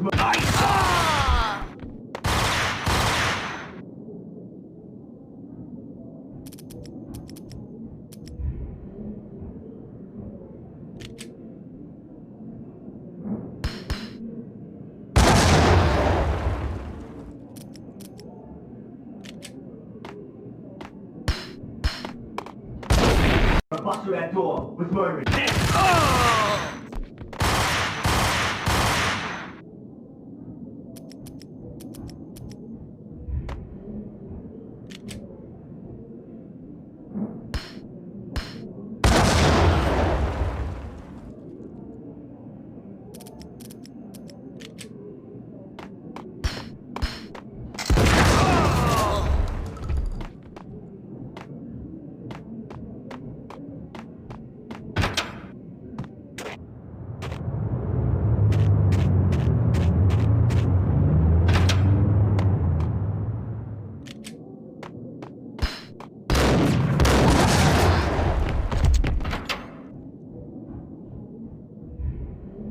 Open, goddammit!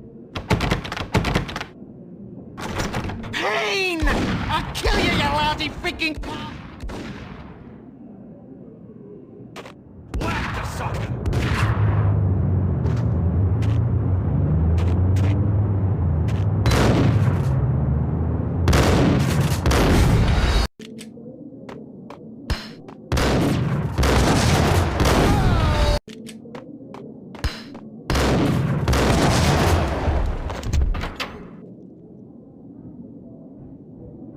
Open, goddammit! Payne! I'll kill you, you lousy freaking cop!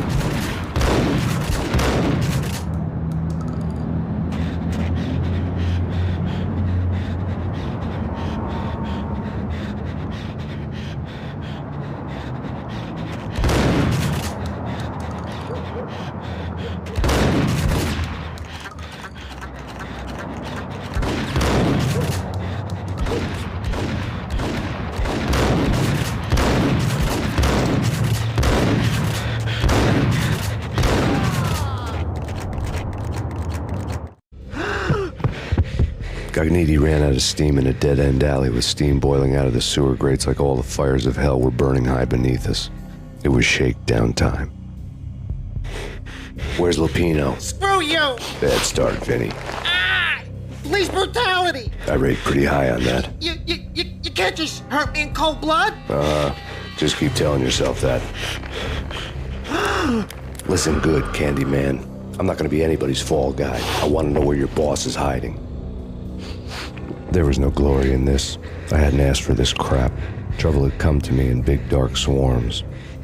The good and the just were like gold dust in the city. I had no illusions. I was not one of them. I was no hero. Just me and the gun and the crook. My options had decreased to a singular course. I'll tell you, just don't hurt me no more. Lupino's at Ragnarok, the nightclub. Book me, take me, hold me to the freaking jail, just don't hurt me. Your rights will be read at your funeral.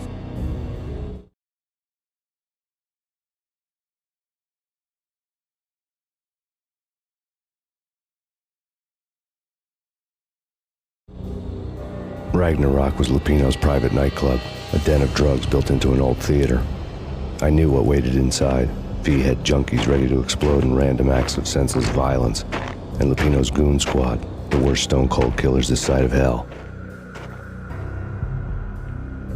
Ragnarok was as inviting as a headache, flickering and flashing to a machine gun beat.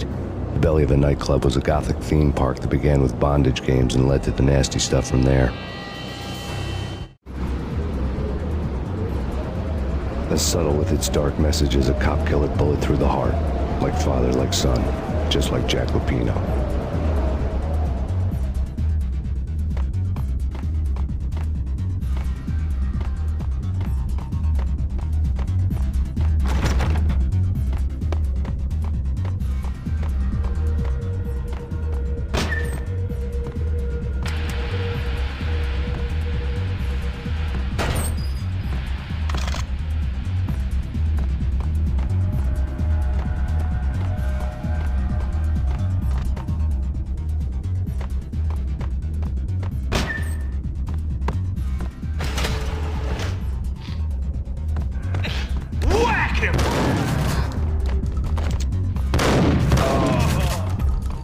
The book had never been a bestseller.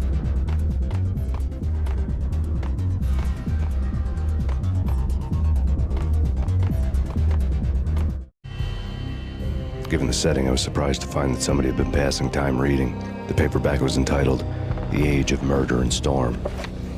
The blurb on the back mentioned Norse mythos and Ragnarok, the end of a Viking world with a terrible winter that covered the earth in ice, when vile crimes were rampant and all humanity lost.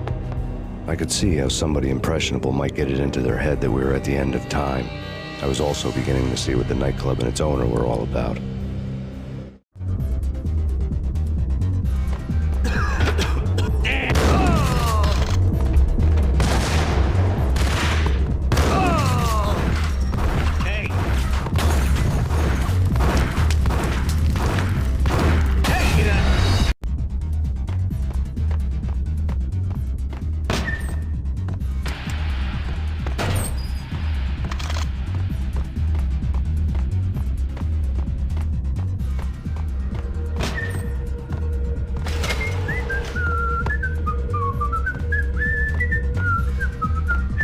Whack the sucker!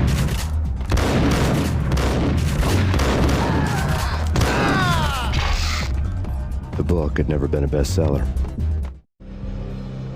Given the setting.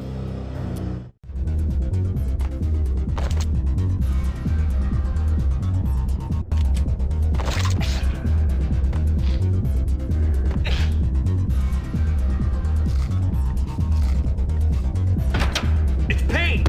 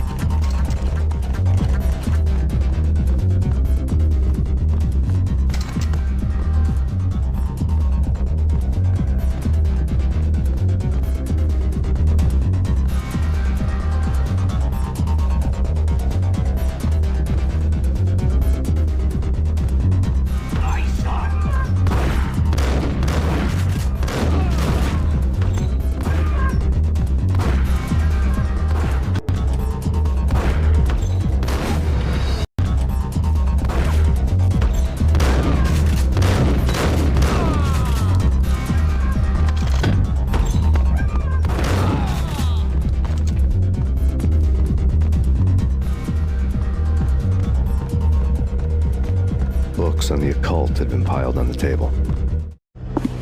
The room was stacked with light reading, such as Necronomicon, Witchcraft, and Paradise Lost.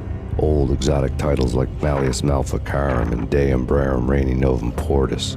Books with pentagrams on their covers, all dealing with the occult and the infernal, lying between stacks of horror videos and a couple of Ouija boards.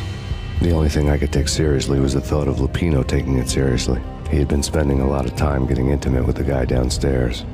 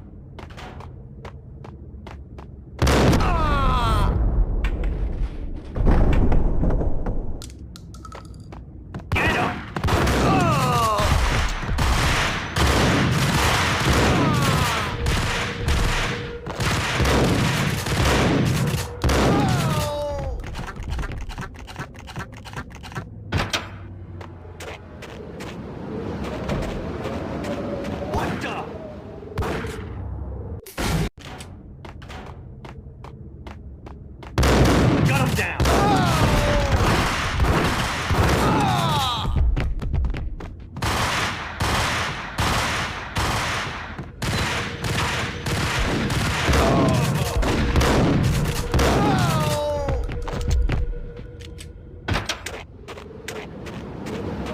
What the hell?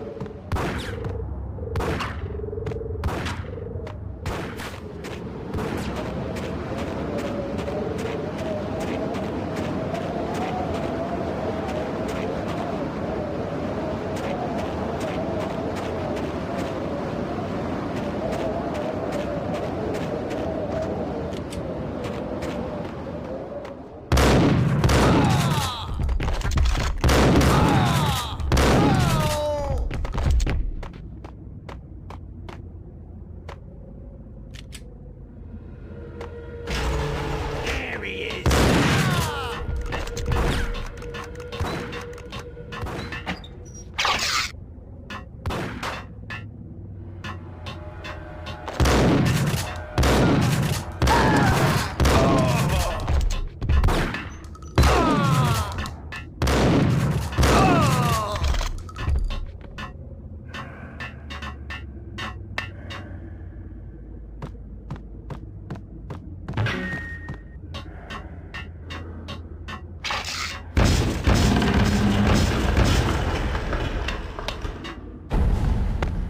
What the hell?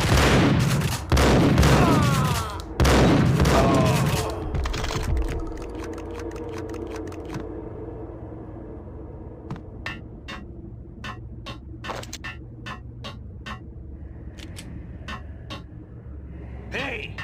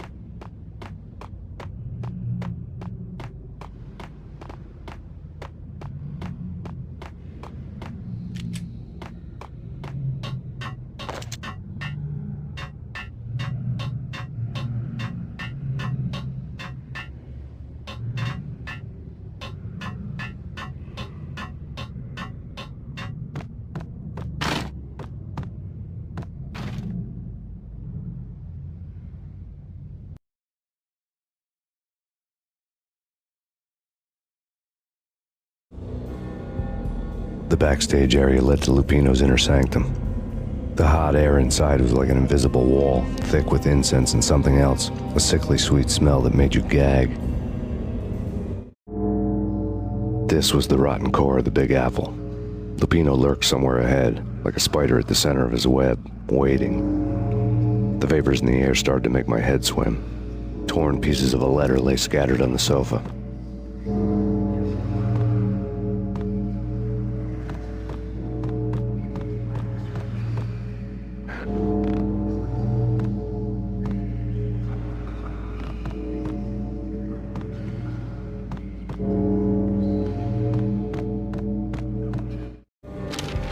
Punchinello had threatened Lupino in writing. The note had been torn to pieces, bloody fingerprints all over them. Don't want you to think that one of my boys is not playing with a full deck. Shape up, Jack. We are running a business here. I'd hate to send the trio to strong-arm you. The trio were the Don's notorious henchmen. It was obvious that Lupino hadn't been intimidated by the threat. Lupino's notes covered the table. Jack Lupino was crazy, all right. The table was scattered with notes of demented arcane nonsense written in rusty blood, A mishmash list of demons, devils, and dark gods evoked. Beelzebub, Asmodeus, Baphomet, Lucifer, Loki, Cthulhu, Lilith, Hela! Blood given to you all. He was after that old Faustian deal. Your soul for power and fortune. Just sign on the dotted line with your blood. Lupino's notebook lay on the pedestal. Jack Lupino was crazy, all right. Mythic wolves, let loose to devour the sun and the moon. Lupino is the wolf. I'm Mr. Beast, the big bad Fenris wolf. I'm the end of the world man, wearing the flesh of fallen angels. After Y2K, the end of the world had become a cliché. But who was I to talk? A brooding underdog avenger alone against an empire of evil, out to right a grave injustice. Everything was subjective. There were only personal apocalypses.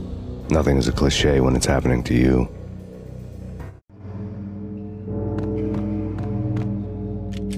The flesh of fallen angels! Come to me all! Astaroth, Beelzebub, Asmodeus, Baphomet, Lucifer, Loki, Satan, Cthulhu, Lilith, Hela! Blood to you all! Secrets living under the skin of reality. I've seen it. The corruption of flesh. I'm the wolf, yeah! I am the wolf! It's close. It's coming. You have come. A witness to the end of time. It's now!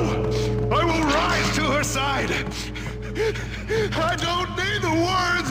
I'm beyond the words!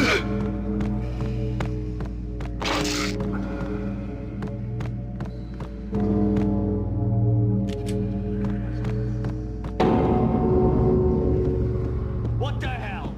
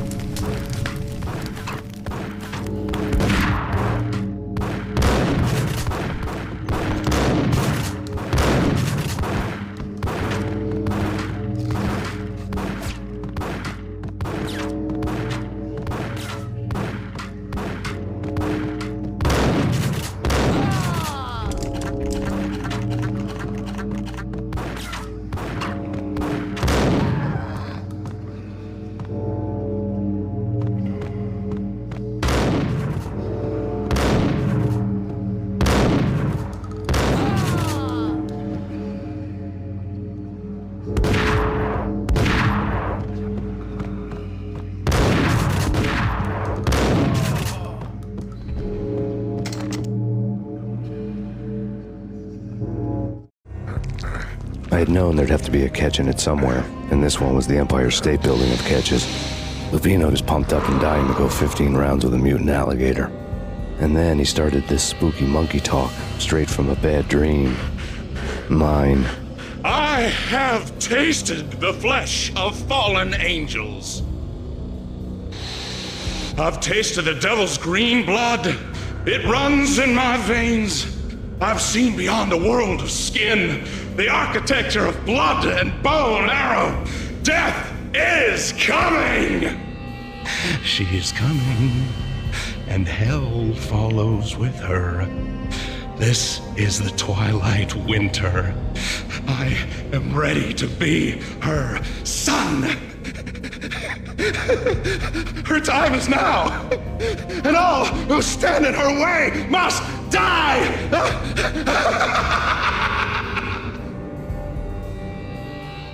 Die! You'll die! You'll die! Now! All die!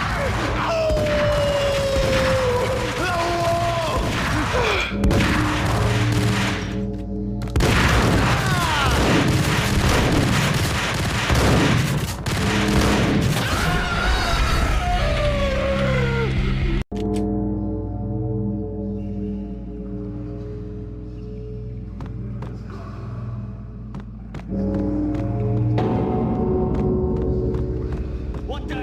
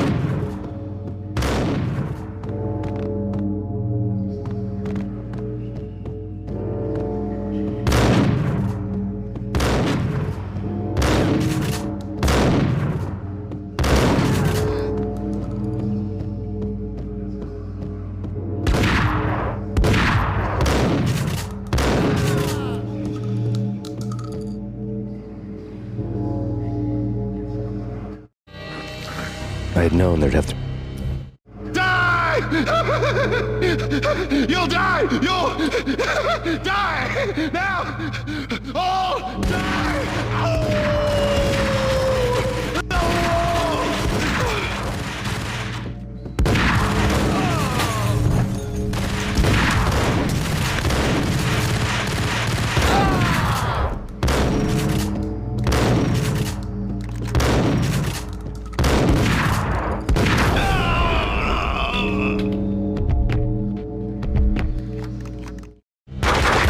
Lupino finally went down. I wanted to make real sure he'd stay that way. V was a bad monster. Turned them into friggin' zombie demons from outer space. I think he's dead already. Huh? And that's when it happened. But dead or not, you've got the wrong guy. In stepped this knockout femme fatale holding a gun to my face. I returned the favor.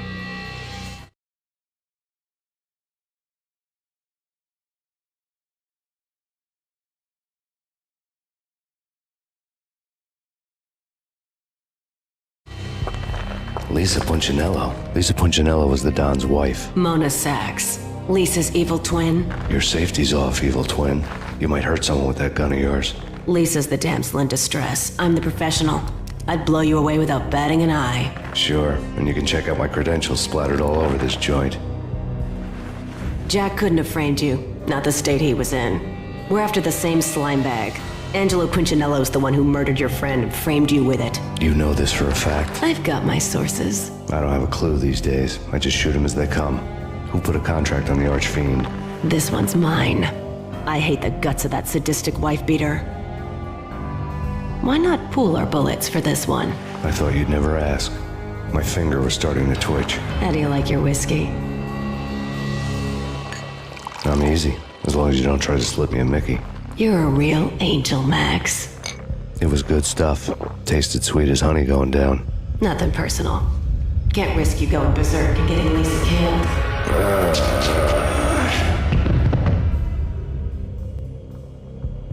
The nightmare was always the same. Violent shapes moving in darkness, old and ugly.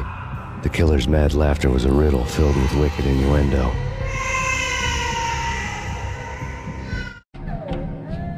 Somewhere, the baby was crying.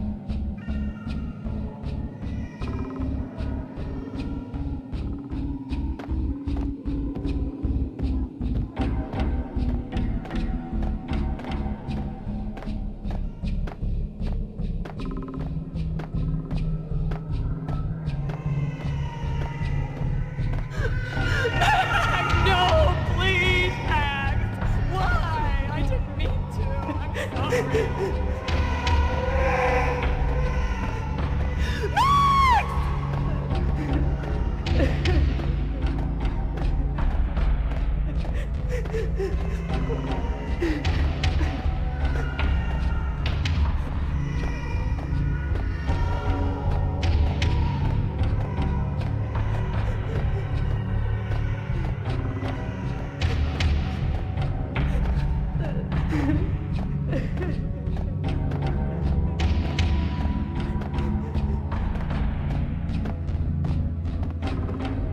Should have known it when we found you snoring next to Lupino's corpse.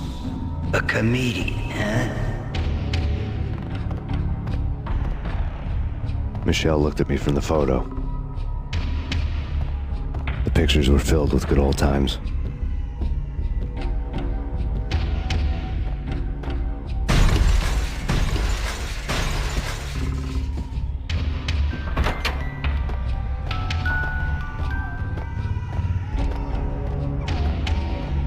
I really love to watch cartoons. Captain Baseball Bat Boy's my favorite.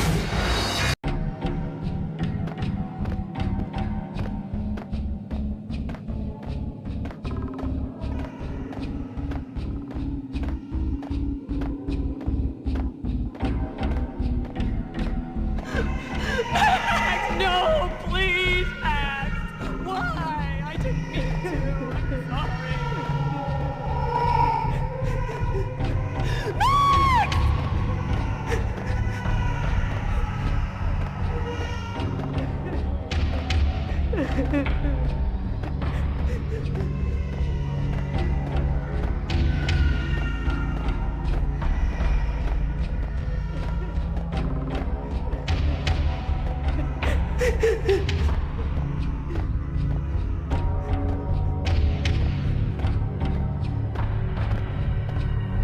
Should've known it when we found you snoring next to Lupino's corpse.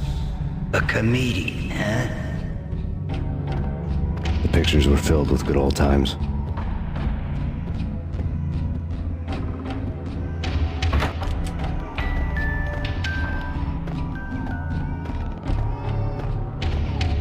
I really love to watch cartoons.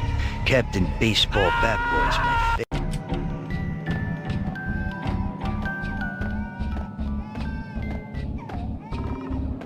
I really love to watch cartoons. Captain Baseball Bat Boy's my favorite.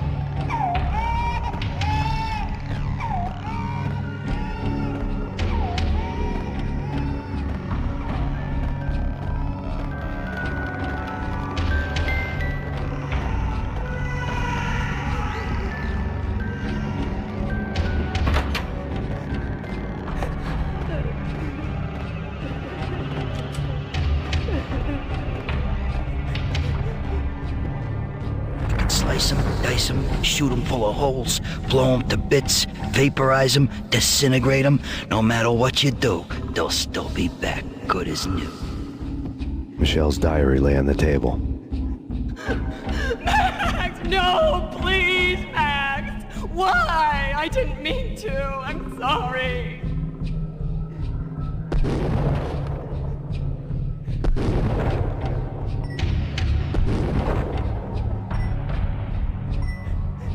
Murderer! You killed her! Nothing like that ever happens in the real world.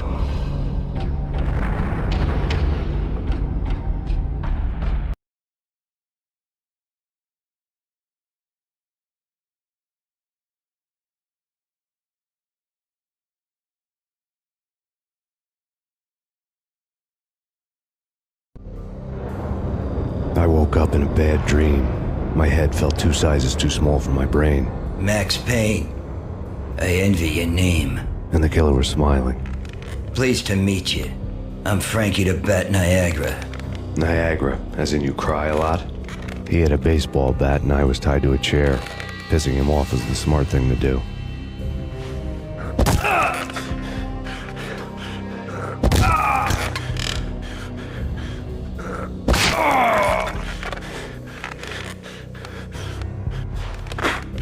Nothing wrong with a little laugh now and then.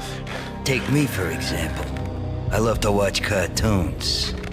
Cartoon violence is a fascinating thing. Let's take a break. I need to take a leak and maybe grab a cold one at the bar. Don't worry. I'll be back to finish this off. And then, it's checkout time. You play, you pay, you bastard. He swaggered out, and the door clanged shut behind him, locks clicking into place. Everyone makes mistakes. Mine hadn't been to crack jokes about the goon with the bat. He'd have cracked my skull regardless. It hadn't even been to trust a girl with a gun.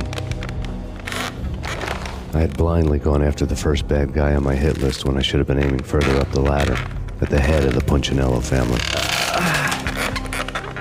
I couldn't bring myself to be pissed at Mona. Guess I had a soft spot for her pretty face.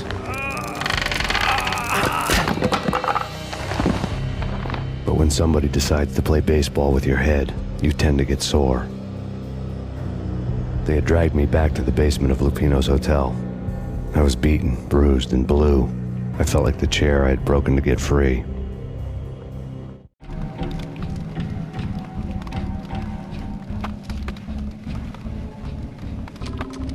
All I had was Niagara's bat, sticky with my own blood.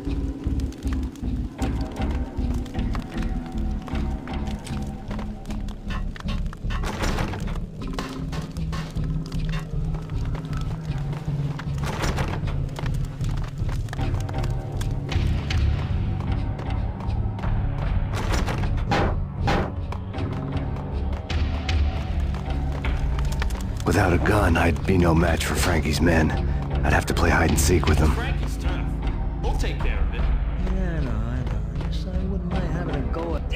Hey,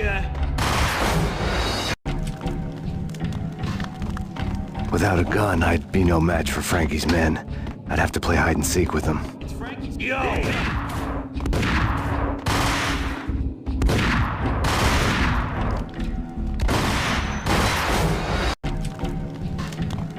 Without a gun, I'd be no match for Frankie's men. I'd have to play hide and seek with them. It's Frankie's tough. We'll take care of it. Yeah, I know. Just I wouldn't mind having a... What the? What the?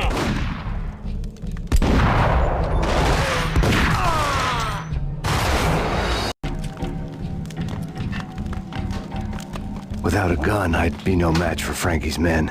I'd have to play hide and seek with them. Tough. We'll take care of it. Yeah, I know. Just I wouldn't mind having a... What the hell? It's Payne!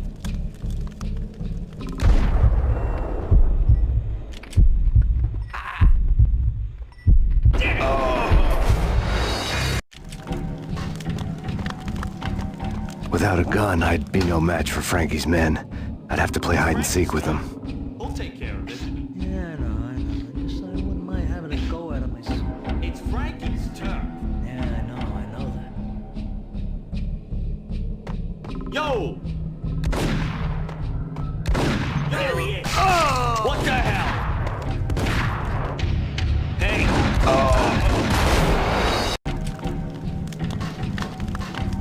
Without a gun, I'd be no match for Frankie's men. I'd have to play hide and seek with them. We'll take care of it. Yeah, I know. Just I wouldn't mind having a go at it myself. It's Frankie's tough. Yeah, I know that. What the hell?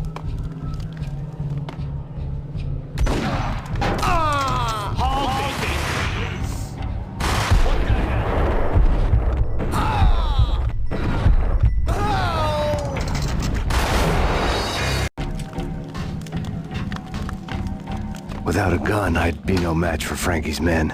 I'd have to play hide and seek with them. We'll take care of it.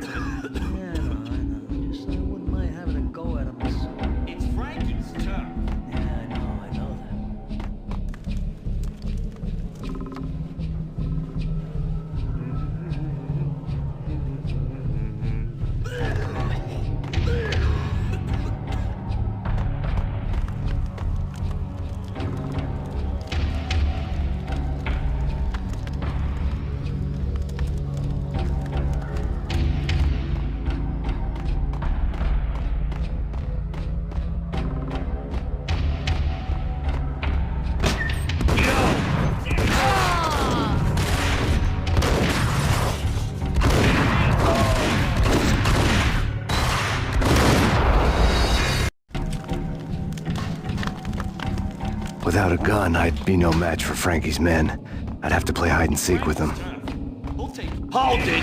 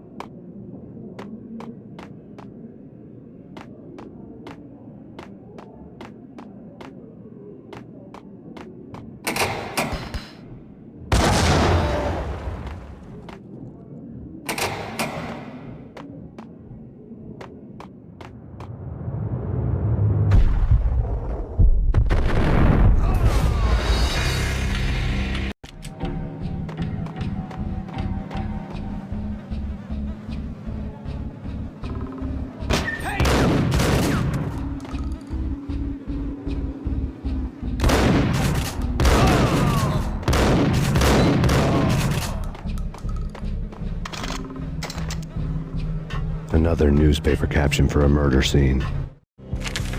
Frankie had left his calling card, a Captain Baseball Bat Boy strip, next to a sewer passage filled with bodies.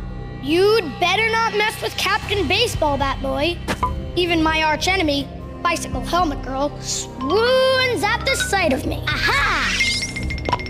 There were enough corpses to put a mass murderer to shame.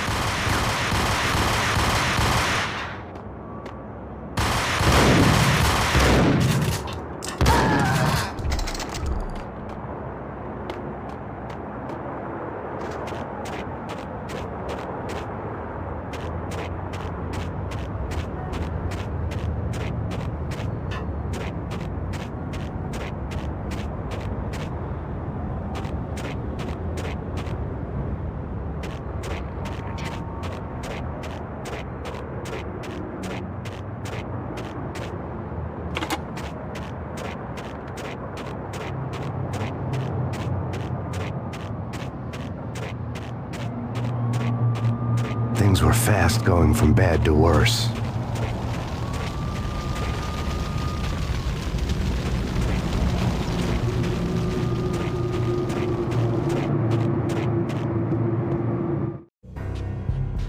The men in blue had come and gone. They had decorated the place with chalk outlines and tied it together with yellow tape. The cops who had stayed behind were dead. Frankie, his boys, and I had the place all for ourselves.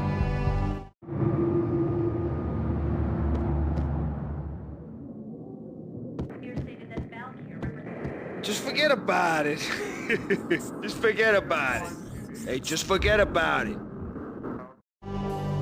That crazy witch, you should have heard her. She was a real scream when the boys caught her trying to cap the Don. Oh, that's freaking bad. To the trio? That's even worse than what Frankie's doing to that poor bastard downstairs. She's gonna take a long time to die. The mobster muscle on the phone was talking about Mona. Punchinello's trio were nothing but bad news. is!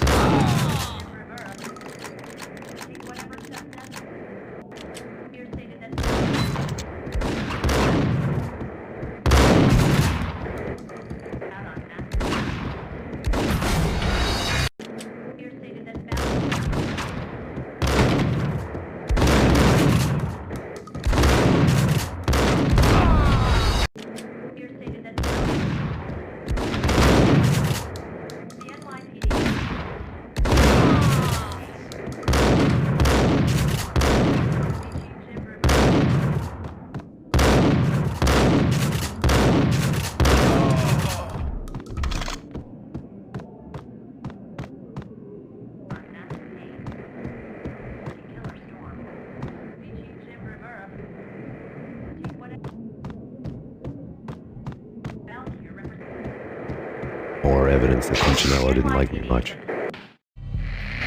The fact remains that all the victims so far identified in the Ragnarok shooting have been known criminals, many of whom had large doses of V in their blood. Reliable sources say that Max Payne was also among those killed, although no body has been recovered at this time. Reliable sources. That meant somebody thought the Mafia had me, didn't want the cops snooping around anymore. The body would be delivered to them barely recognizable. Case closed. Don Punchinello had the power to be that reliable source, which was no news, but his news was old news. Framing me hadn't been enough. Don Punchinello had put a hit on me. He wanted me dead, and it had been important enough for him to give written instructions to Frankie about it. Max Payne should die like a dog for the trouble he's caused.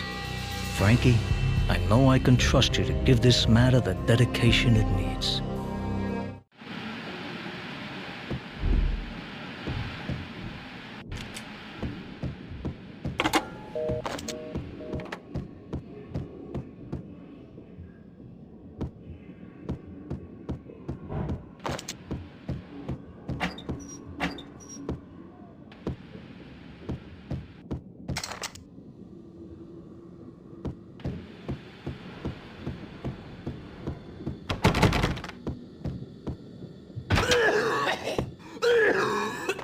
Yo!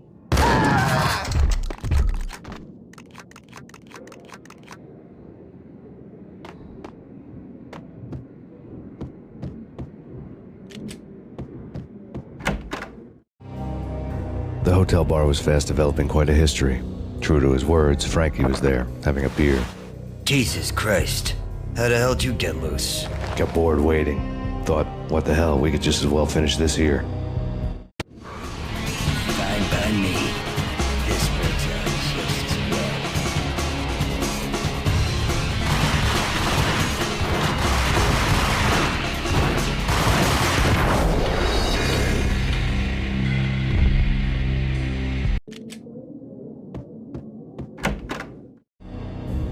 The hotel bar. Fine by me. This works out just as well.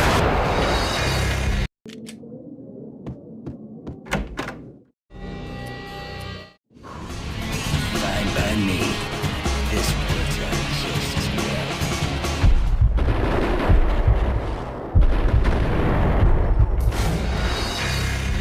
Works out just as well.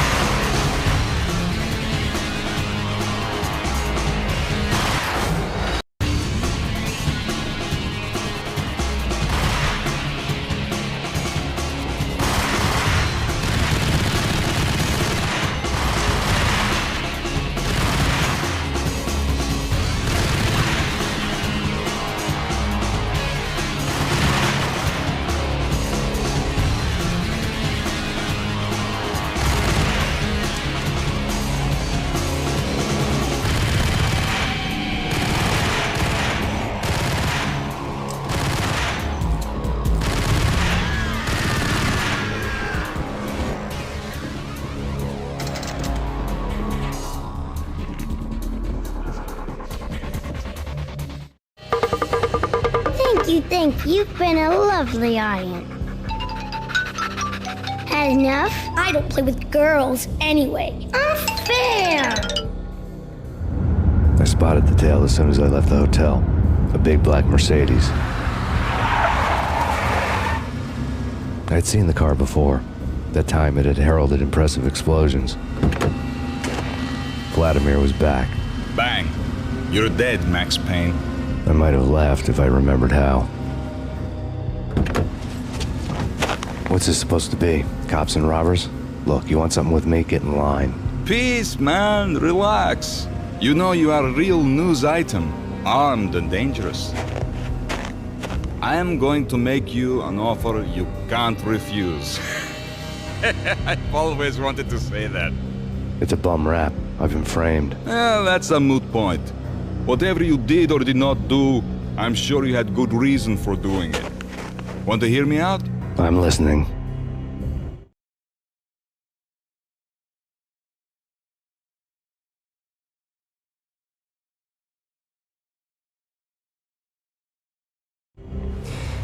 Punchinello messing with V is bad for business all around. But that's not all.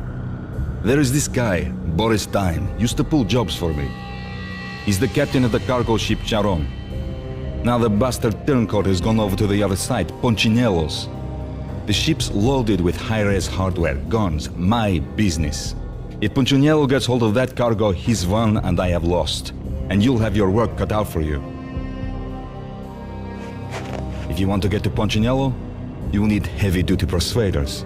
I am just the man to get them for you. Change the ship back under my flag, maybe pop 2 in the traitor Dime's head while you're at it. You'll get enough guns to start the apocalypse. You in or out? Let's get this show on the road. Vladimir was one of those old-time bad guys with honor and morals, which made him almost one of the good guys. None of us was a saint. The Brooklyn riverfront was a maze of rusty containers, sharp-boned cranes looming up from the snowstorm. On a night like this, you couldn't help but think of the dark army of dead men sleeping with the fishes, cement shoes in line. No Minotaur lurked in this labyrinth, but somewhere out there, on the clanking deck of his cargo freighter, the skipper of the Chiron was waiting, like the ferryman in the river Styx. Hey, yeah!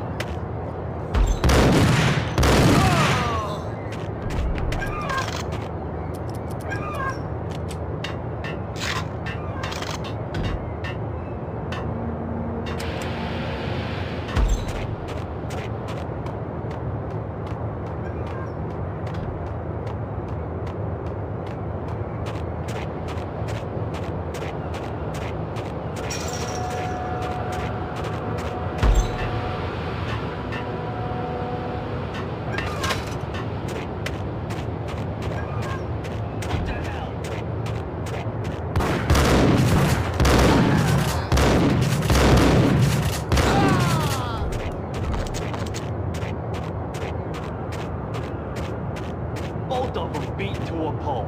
Eyes swollen. They couldn't see the end. Sway. Stepping on the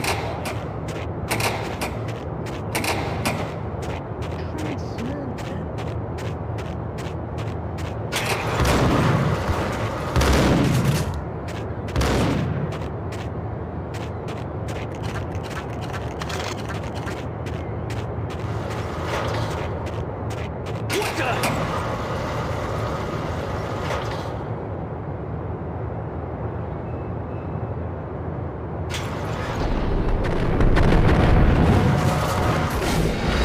Cargo freighter. The skipper of the Chiron was waiting, like the ferryman in the river Styx.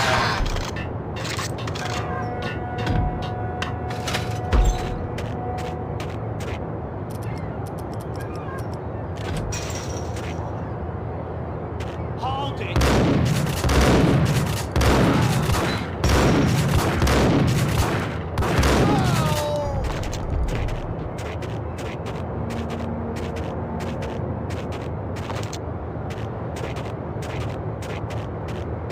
Both of them beat to a pulp. Eyes swollen. Hey, yeah!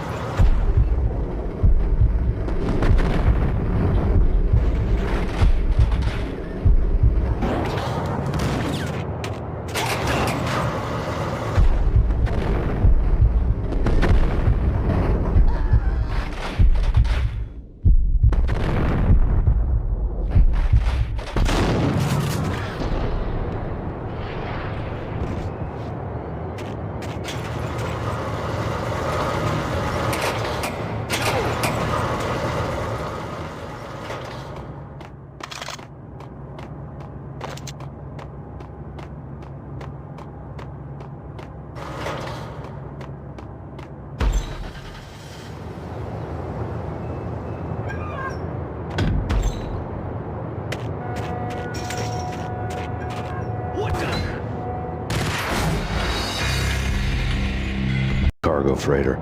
The skipper of the K-Ron was waiting, like the ferryman in the river Styx.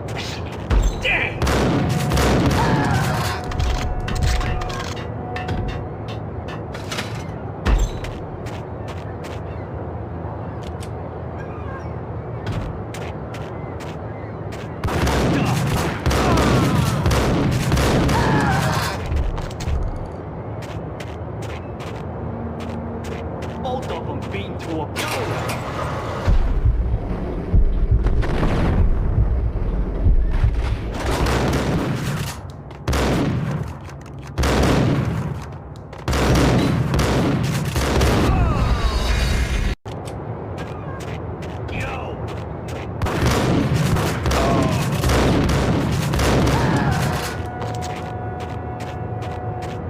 Both of them beat to a pulp.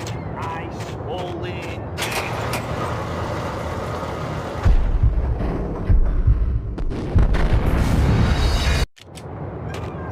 Hey.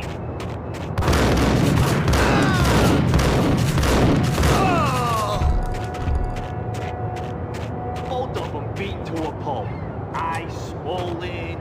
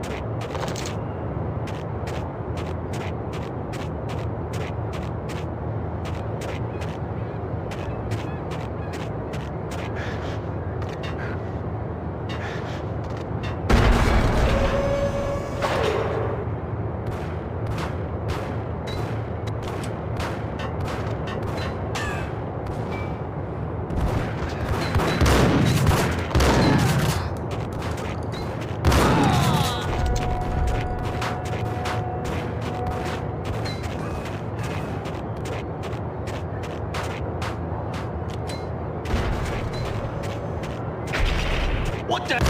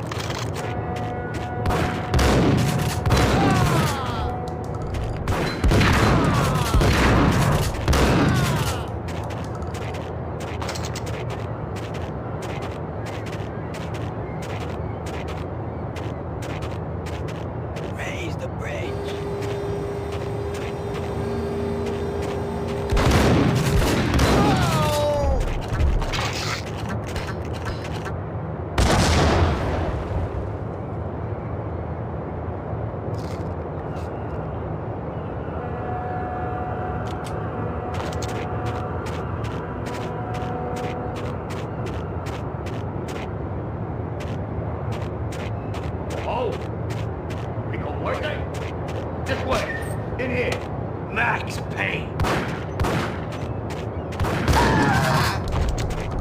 I doubted the letter was a receipt.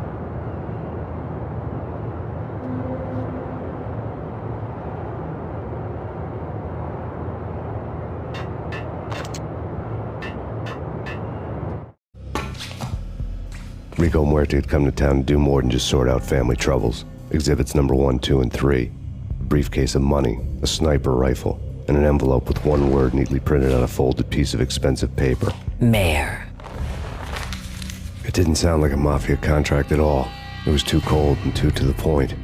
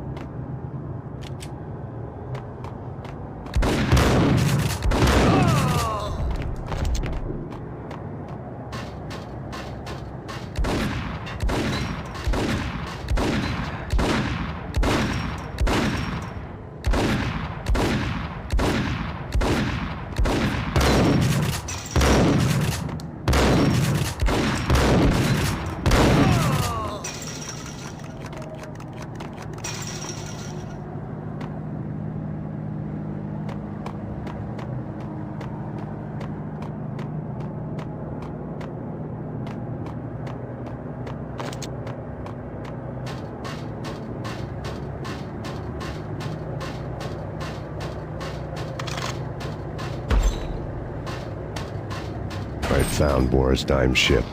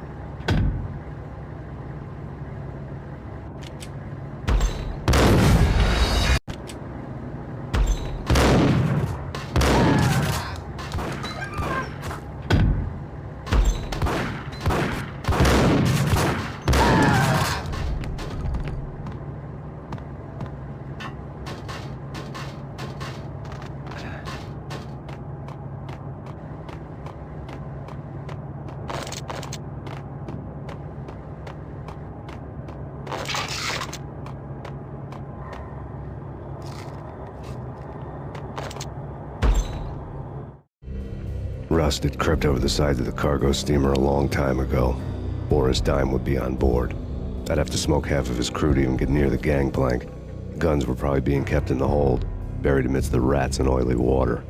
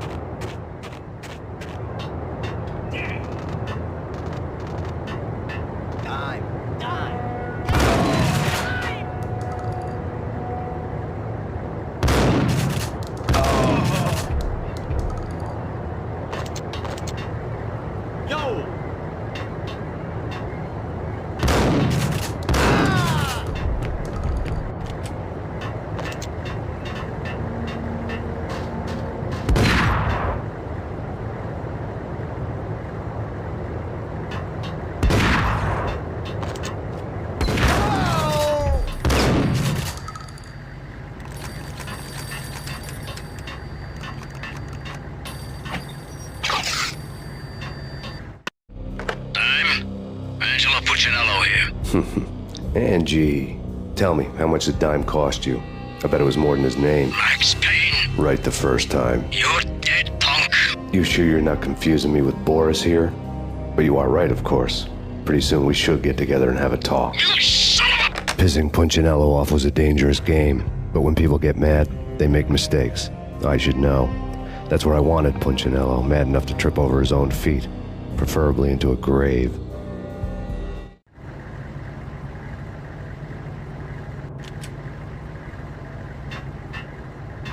Dime! Dime! Dime!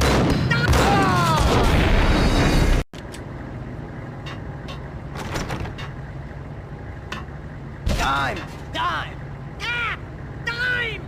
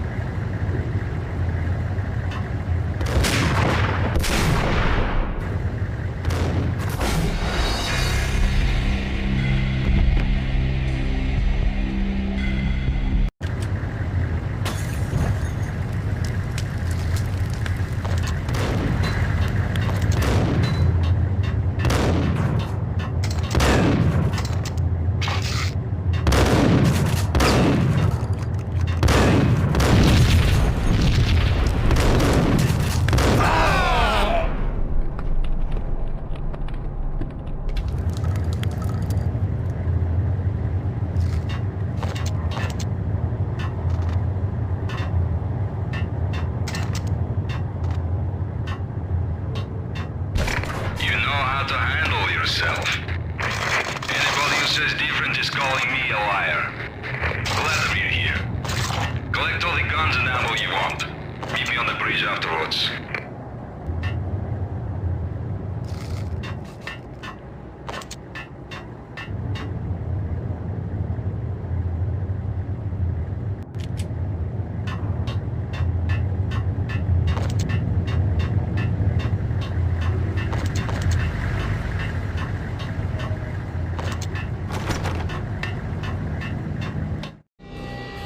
Did you get everything you need? Check.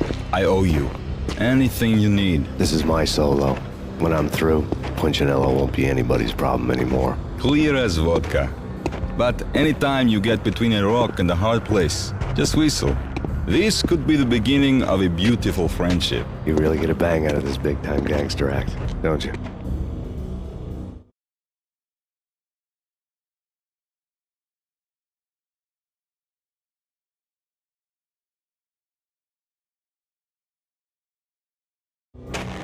Even with all this firepower, I figured I couldn't get to Punchinello at his manor.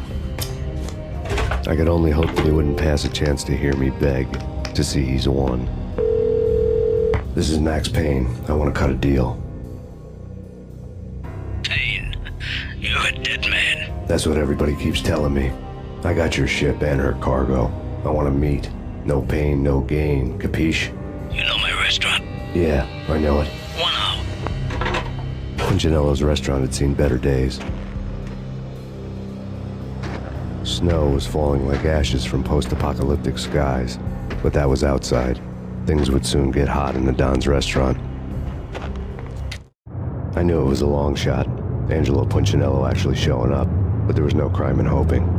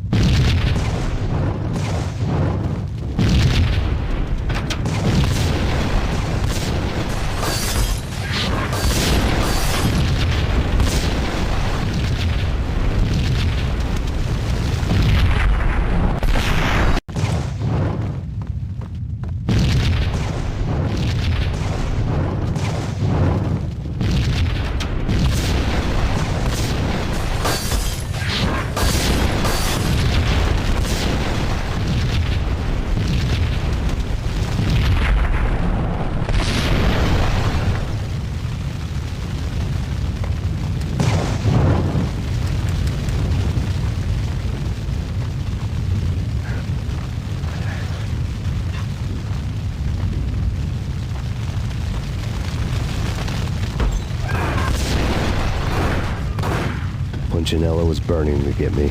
The feeling was mutual. He was trying to put out my flames with gasoline.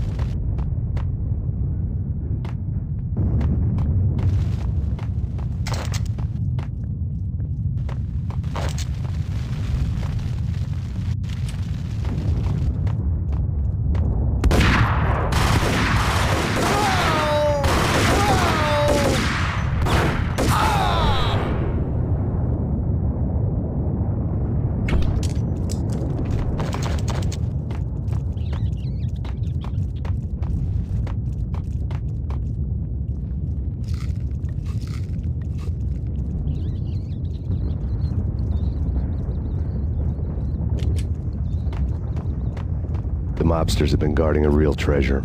The way out of this disco inferno. It's Payne!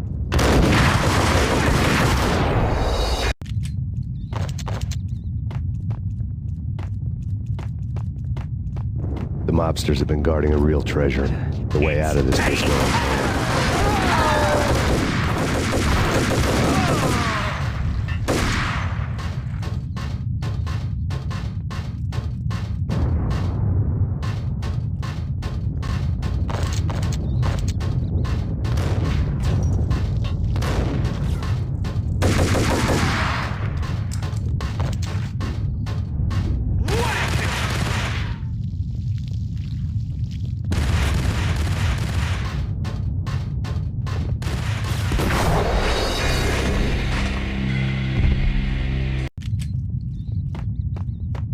The mobsters have been guarding a real treasure.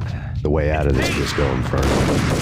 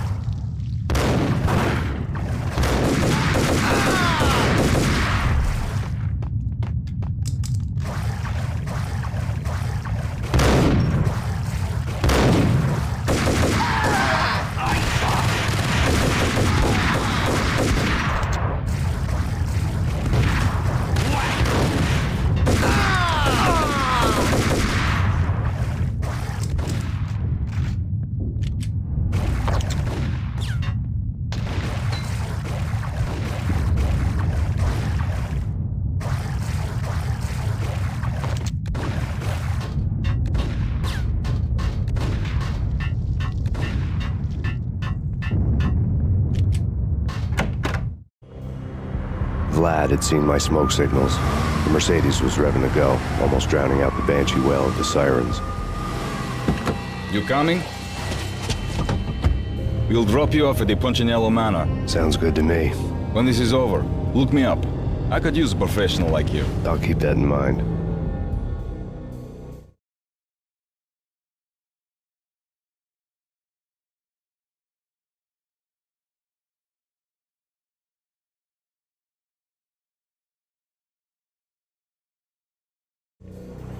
The night groaned with cold. The garden lights flickered nervously. In their light, the falling snow was dead white before the darkness ate it up. I had heard the stories. The trio were mad dogs. They'd have hung the heads of their enemies over the manor gates if the capo had only let them. Punchinello wanted Payne. He'd see the pain. The trick in my situation was that there was no trick, no matter what the movies tell you. No rules, no secret mantra, no roadmap. It wasn't about how smart or how good you were. It was chaos and luck, and anyone who thought different was a fool. All you could do was to hang on madly, as long and as hard as you could. Someone had graciously left the back door open for me and killed the guards. My money was on Mona. I knew the trio would be standing between me and Punchinello. I had read their rap sheets, thick as phone books.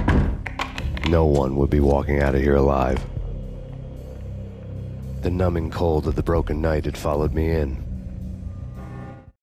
Upstairs, the trio tangoed down the manor halls to the silent rhythm of their murderous hearts. The blood of their victims rust on their lips. Vince Mugnano, Pilot Providence, a.k.a. Big Brother, and Joe Deadpan Salem. The pistol was a frozen lump in my hand, piercing the skin, gnawing me to the bone.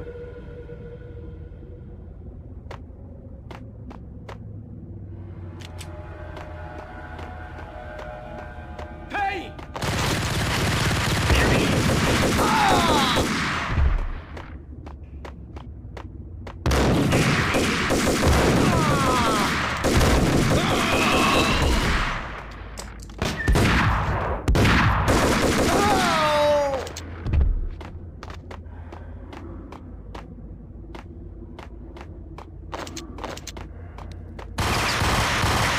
Someone get the guys from upstairs!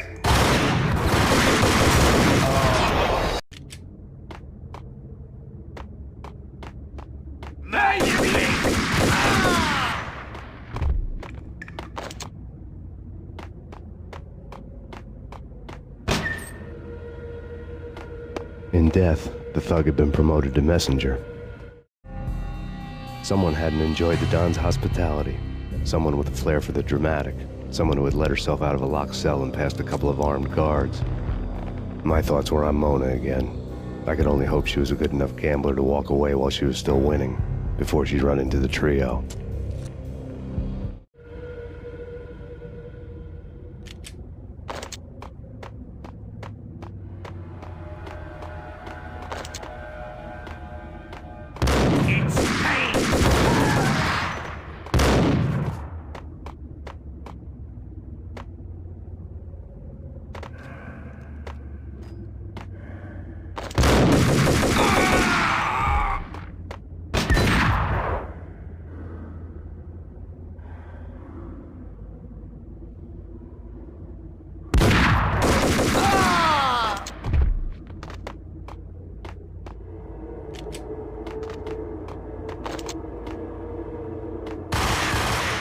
Someone get the guys from upstairs!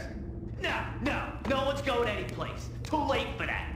He walks in, we waste him. Vinny and Joe and Pilot won't get the credit for this kill.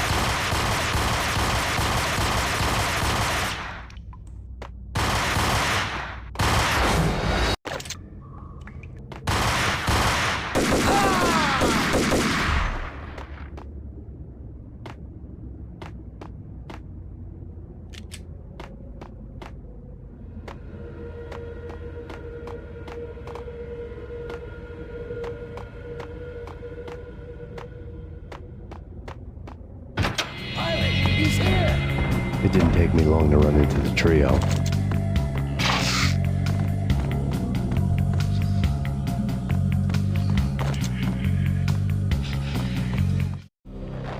The word on Lisa Punchinello was that she was a bit of a witch.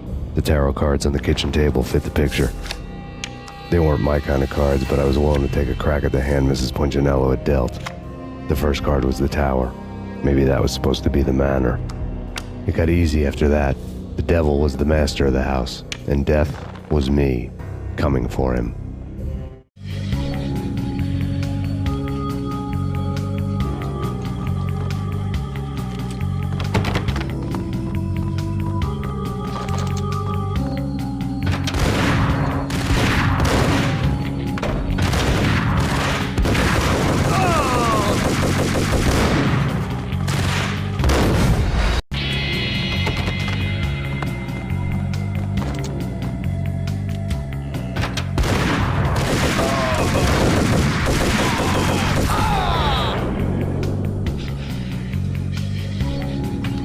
One down, 2 to go.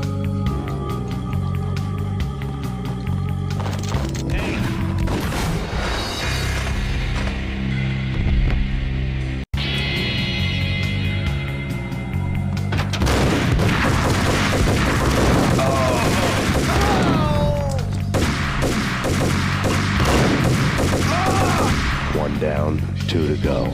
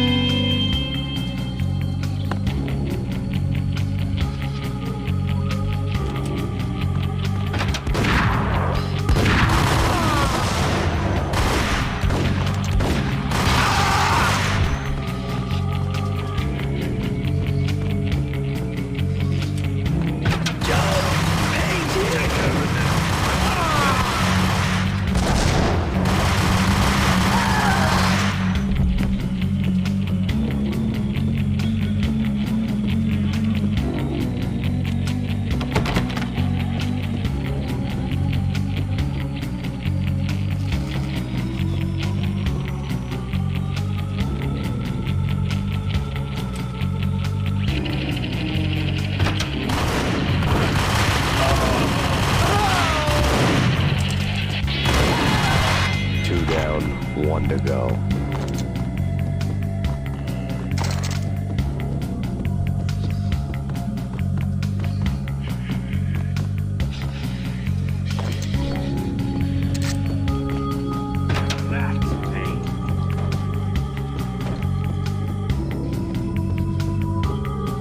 Don't stop at him! This will. This will stop anything. Take cover.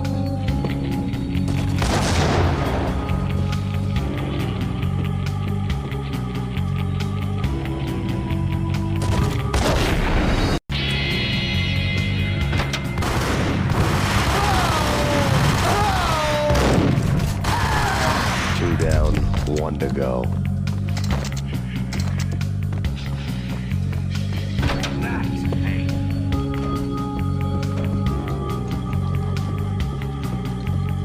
Don't stop at him! This will. This will stop anything. Take cover.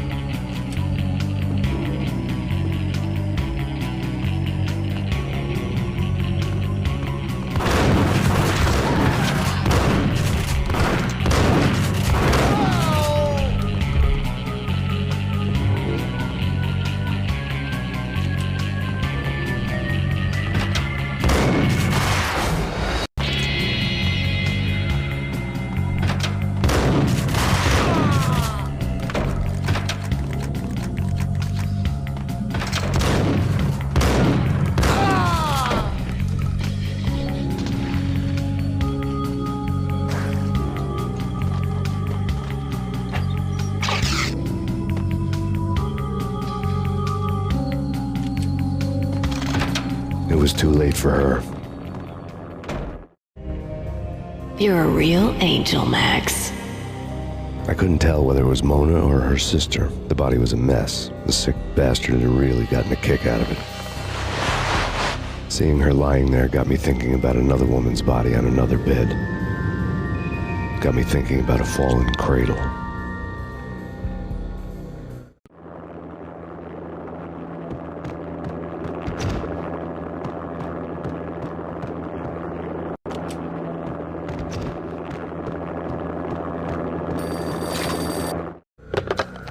Max Payne. Talk to me. Alfred Woden. You've got company. An armed helicopter just landed on the manor grounds. You must hurry. The more the merrier.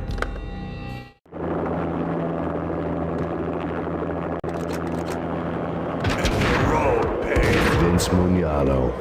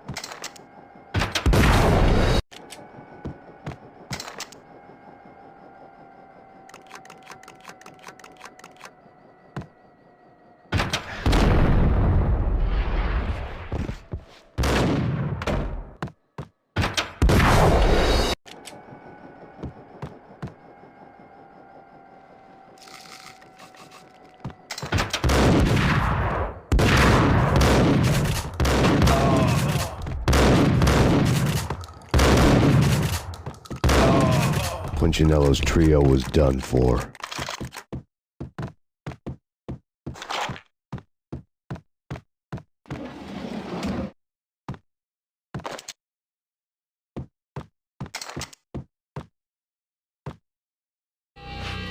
Outside my door. Hurry. He's coming for me. You gotta hurry. Please. I could hear Punchinello on the phone begging for help. He should have been saying his goodbyes. Punchinello was a pushover. The moment I stepped into the room, he folded like a deuce before a royal flush. No, wait. I was just doing what I was told. I couldn't refuse. She's someone high up. Government, maybe. I don't know. He was trying to buy more sand for his hourglass. I wasn't selling any.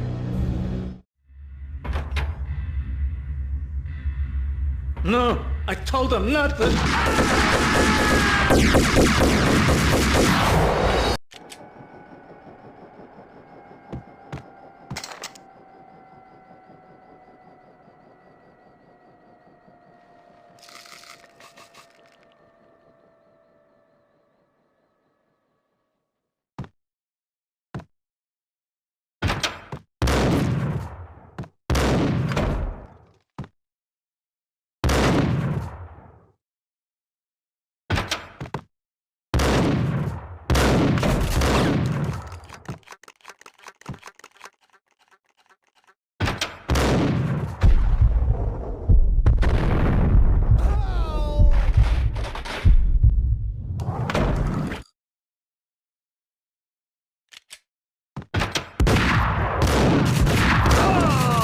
Punchinello's trio was done for.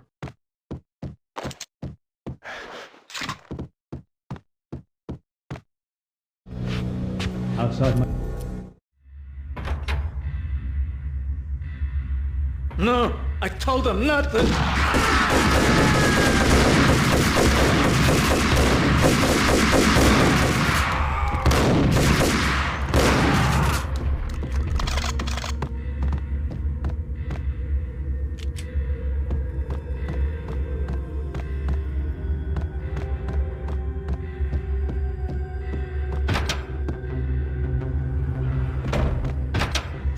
Don't move. Game over, Max Payne. I could tell when I was outgunned. It was time to take another beating. The mystery witch was a real barracuda. Trouble on dagger heels, a smoking assault rifle in her hand, and an army of killer suits behind her. How sweet. I get to kill two birds with one stone. Sooner or later, it was going to catch up with you. Mr. Payne, it's time to show you the benefits of my brew. Be a good boy now. You'd find that Lady Luck was really a hooker. You were fresh out of cash.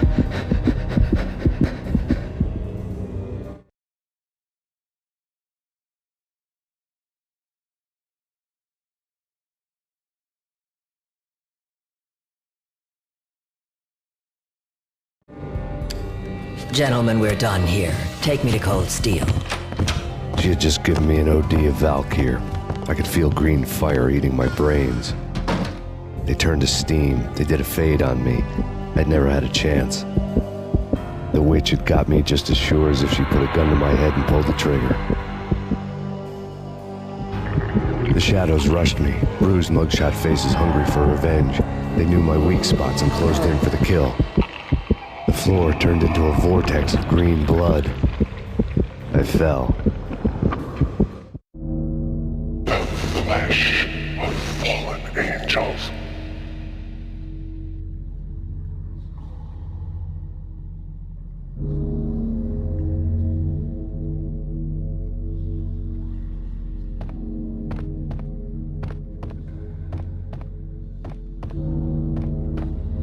Who's there? Max? Max, is that you? Max? Where are you, Max? Please. No, please, Max, no. I'm sorry. Please don't, Max, no, please. Max? Where are you, Max? Please. The letter was staring at me.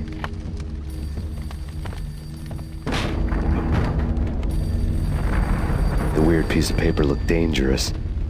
There was something disturbingly familiar about the letter before me. The handwriting was all pretty curves. You're in a computer game, Max.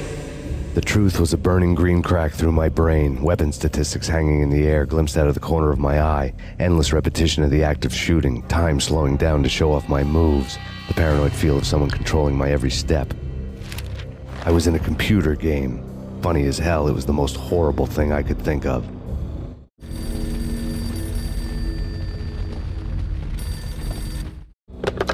Don't lose it. It's Valkyr. The drug. Snap out of it. Try to remember. It was a bad line in a prank call, someone spouting insane babble. I couldn't make sense of it. But I had an overwhelming sense of déjà vu, and the caller's voice sounded oddly familiar.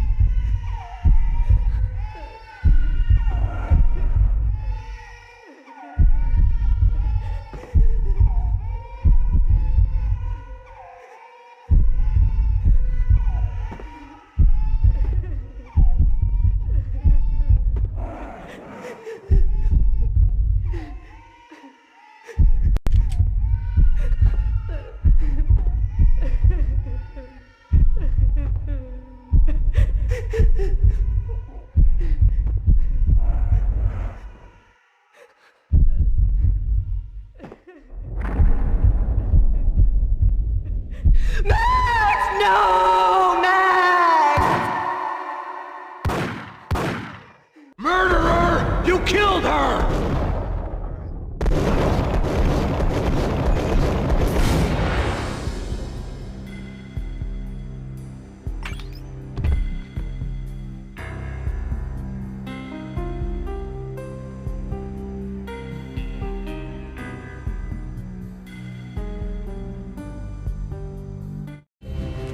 Max, something happened at the office today.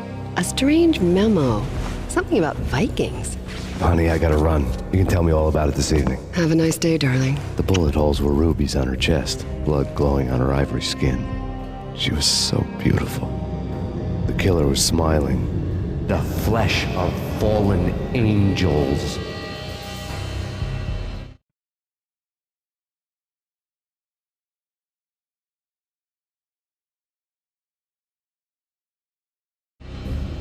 Slowly, the green nightmare faded, leaving dark stains on my soul that would never come off. I felt like flatlining. I was all shook up. I woke up in a cold sweat, sick and tired to the bone, lying in a puddle of my own puke. The hag had said take me to Cold Steel before it had all gone crazy. It was a clue, the only one I had. It took me forever to crawl back to my feet and hit the road, but when I did, I drove straight to Cold Steel Foundry outside the city. There was a whole lot of action around the place for a freezing winter night. Trucks coming and going, men running. I had the drop on the mystery witch. She thought I was dead. I was on her blind side. I was going in. The bad trip had put me in a crazy mood, adrenaline pumping through my aching veins. Staggering on the mill roof in ice and snow and wild wind, I was a ninja. My kung fu was strong. I wasn't kidding anybody. At best, I was Superman on kryptonite about to fall through a skylight, down to where it was all going down. A half-abandoned industrial area in the middle of nowhere. The factory was a perfect front for any number of illegal activities.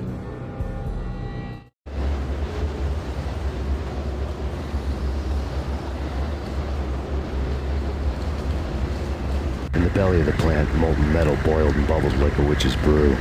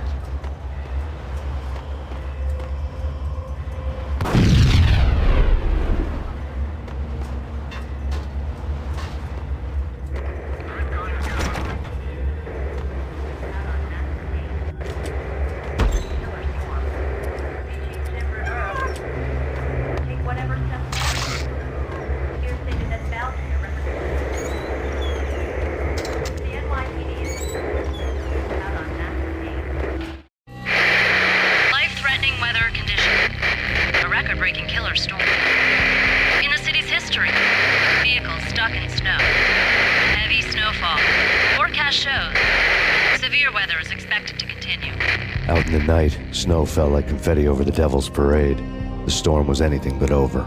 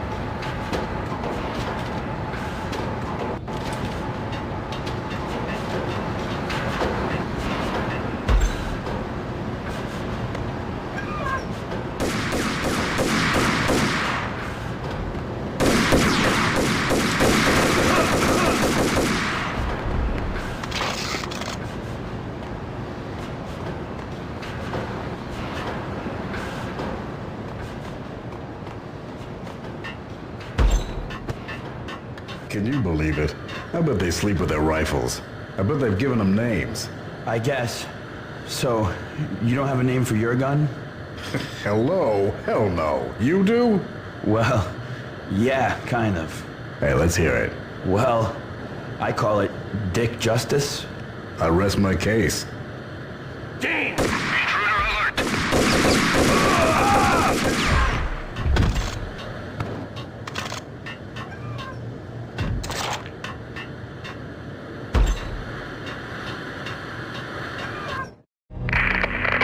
Perimeter breached. The facility has been compromised. Repeat, the Deep Six has been compromised. Initiate Operation Deadeye. The walkie-talkie military lingo could mean only one thing. They were getting ready to destroy the evidence and vanish into the night. I was so close. The hidden truths were just around the corner.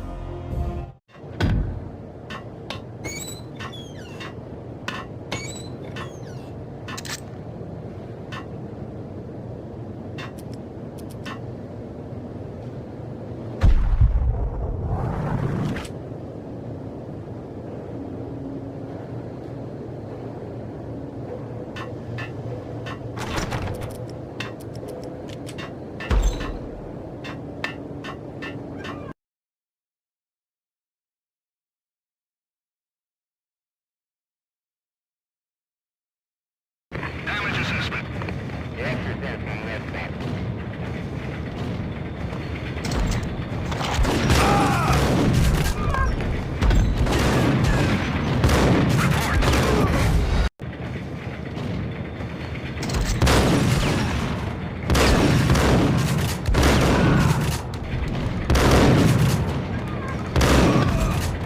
The folder on the table told a grim tale. The mercenaries were running a tight operation, paperwork and all. Merchandise missing again. A chemist had tried to smuggle it out for his own private party. Locked him up in cell B7 in D6's old test facility to wait for proper processing. I was close enough to hear the secrets, just beyond the next doorway.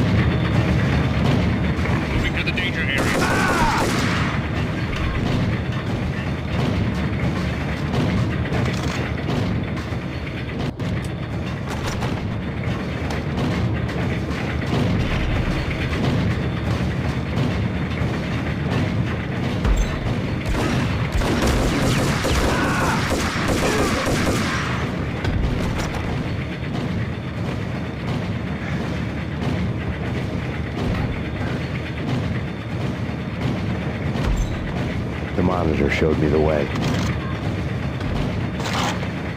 Processing diagrams filled the control room screens, all but one. An elevator titled D6 on one of the screens, somewhere onwards, past rows of ovens, in the core of the plant.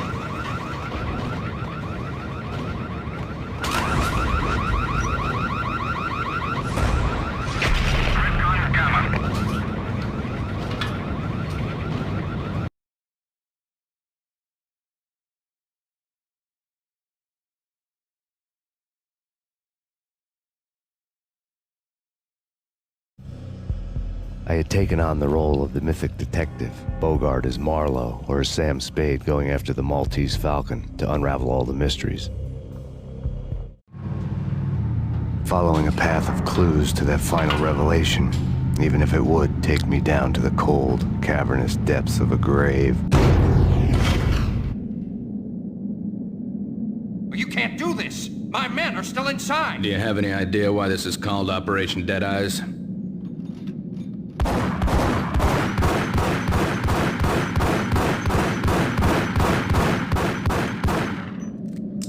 I think he's dead already. Let's do it.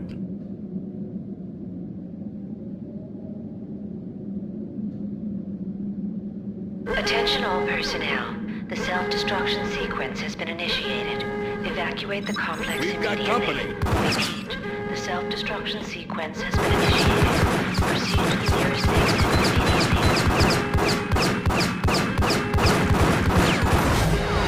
Repeat. The self-destruction sequence has been initiated. Proceed to the nearest exit immediately. I had seen the logo on the floor before.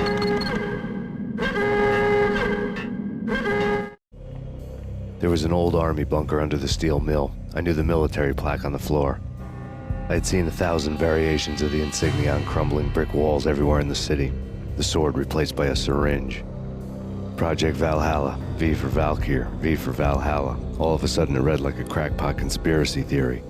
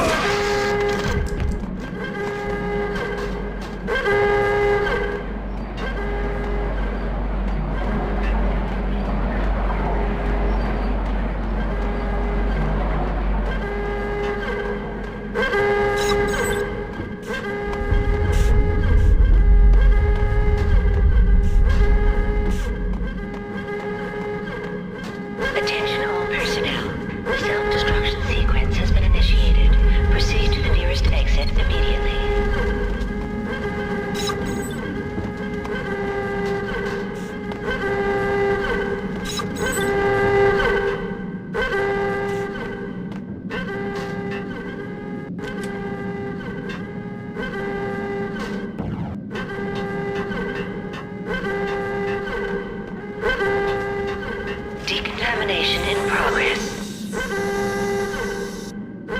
Decontamination completed.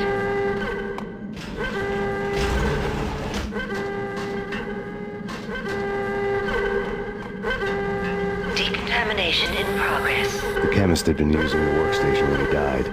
The half-life of the lab rat had ended online. His password blinking on the screen. 665. Neighbor of the beast. Attention all personnel. The self-destruction sequence has been initiated. Proceed to the nearest exit immediately. Decontamination in progress. Decontamination completed.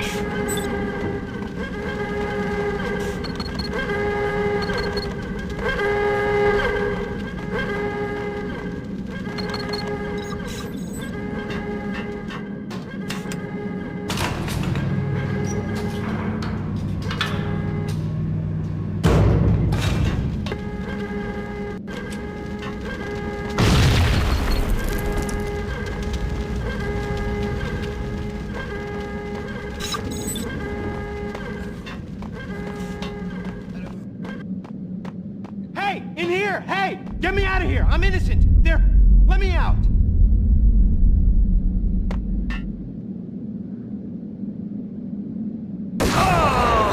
The stress was getting to me. Attention all Fed me.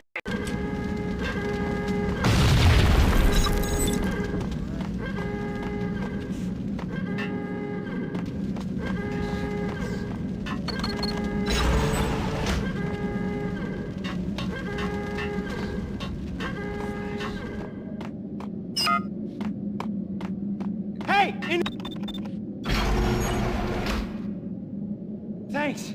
I thought I was gonna die in there for sure. I need you to get me through the decontamination chamber airlock. Proceed to the nearest exit Crazy. immediately. No way! The place is blowing up, for Christ's sakes! Either that or back to the cell. Your choice. Okay, I'll do it. I'll do it.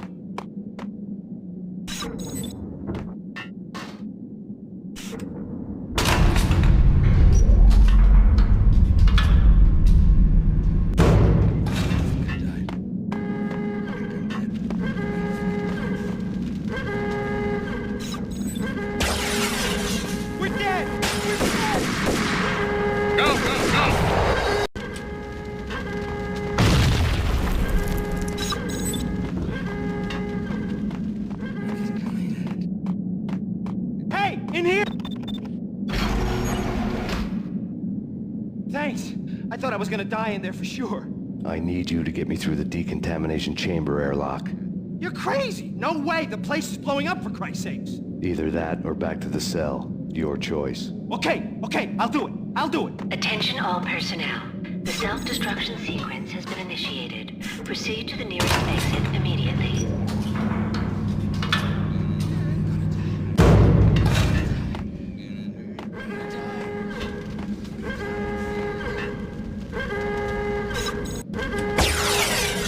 We're dead! We're dead!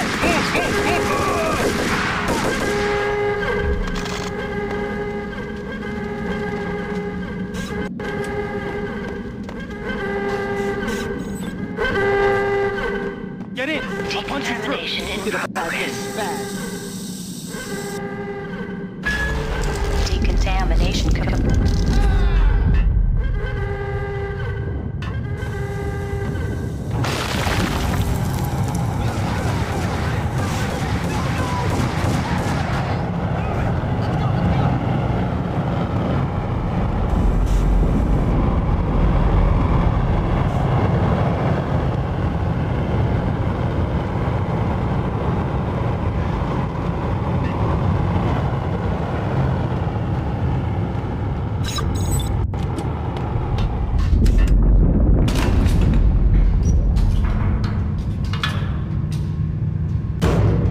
I was caught in the middle of the deadly web that was the Valkyr case.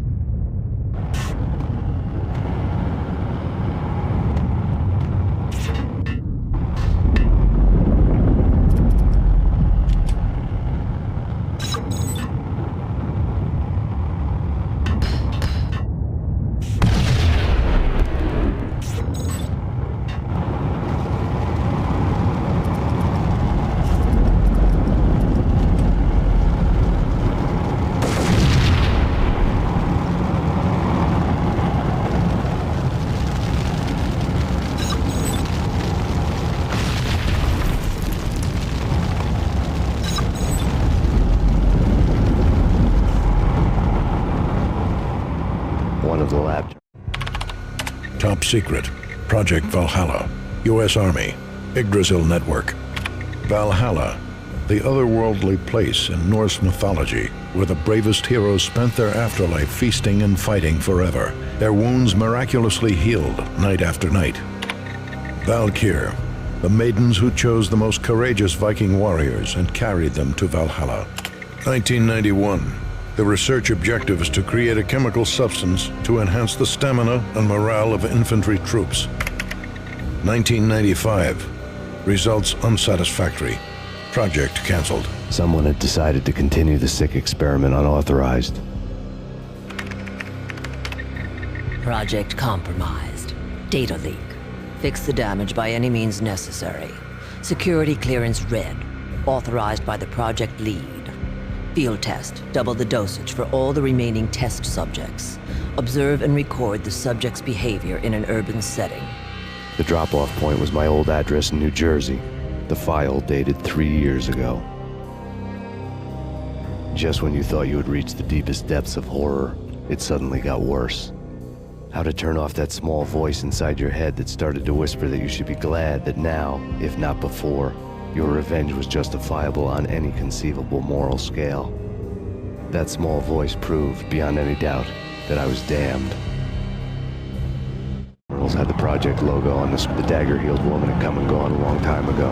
There was nothing more for me here. The bunker's name was acting as a self-fulfilling prophecy.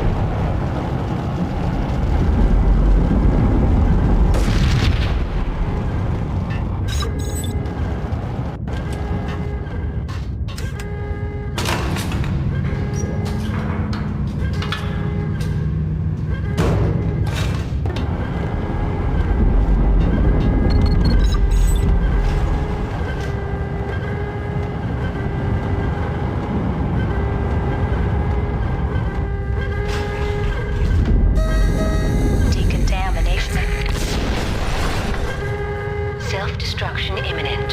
30, 29, 28, 27, 26, 25, 24, 23, 22, 21, 20, 19, 18, 17, 16, 15, 14, 13, 12, 11, 10, 9, 8, 7, 5.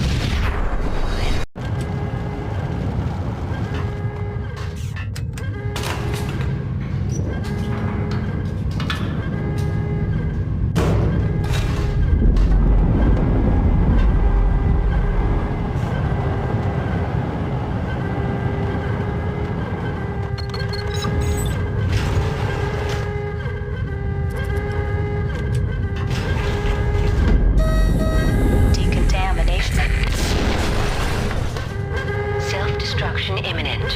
30, 29, 28, 27, 26, 25.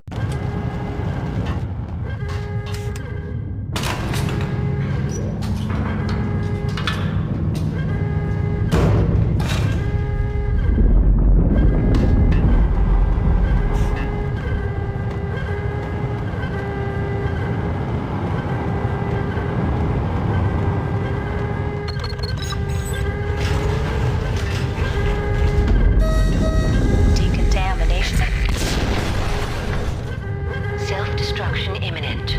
30, 29, 28, 27, 26, 25, 24, 23, 22, 21, 20, 19, 18, 17, 16, 15, 14, 13, 12, 11, 10, 9, 8, 7, 6, 5, 4,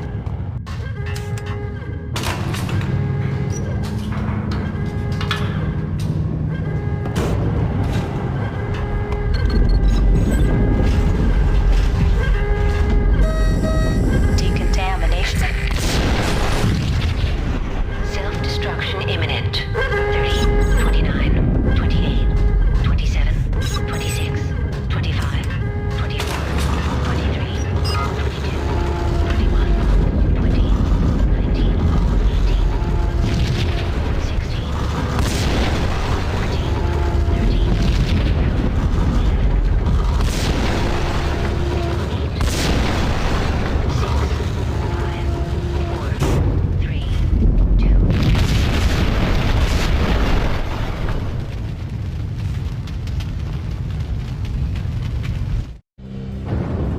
Piece together a jigsaw, and the final picture is you finishing that same puzzle. A mad, green-eyed killer standing behind you. An urban legend come true. The Project Valhalla test subjects had been the mad junkies who had murdered my loved ones. The rest was simple body count math. It all pointed to her. Ms. Valkyr. The factory went up in a fiery inferno behind me. All my leads were dead, turned to smoke and dust. I had lost my way. I hadn't slept in a million years.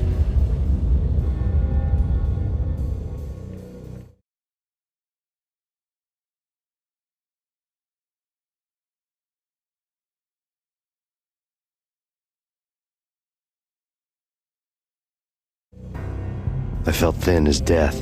I've been living on an endless supply of week-old donuts. They were fuel for this crazy furnace inside my head.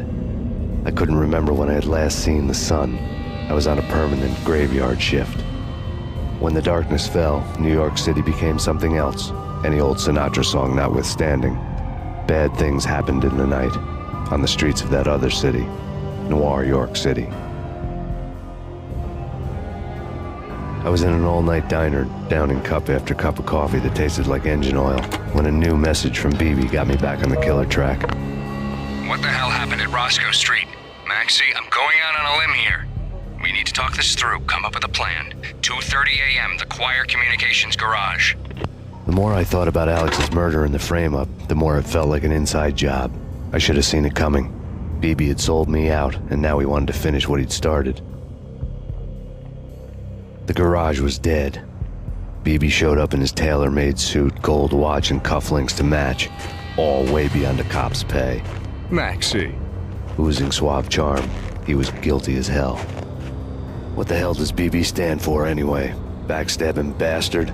Come on, don't be like that. Have a cigar. I don't smoke. Maxie, you have no idea how big this is. It's huge. You have no idea. I think I do. You're a bribe-taking bent cop who sold out his partner. Those mobsters in the subway were a dead giveaway. Hard to miss. Bet it was exactly like this with Alex. Up close and personal. You can't win this one, Max. No, but I can make damn sure none of you do either. BB turned out to be another cardboard cutout bad guy.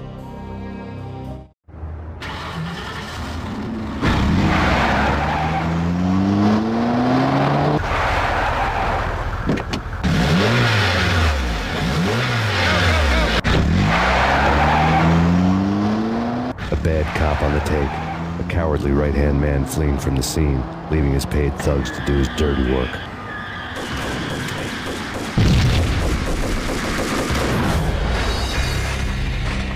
Thugs to do his dirty work.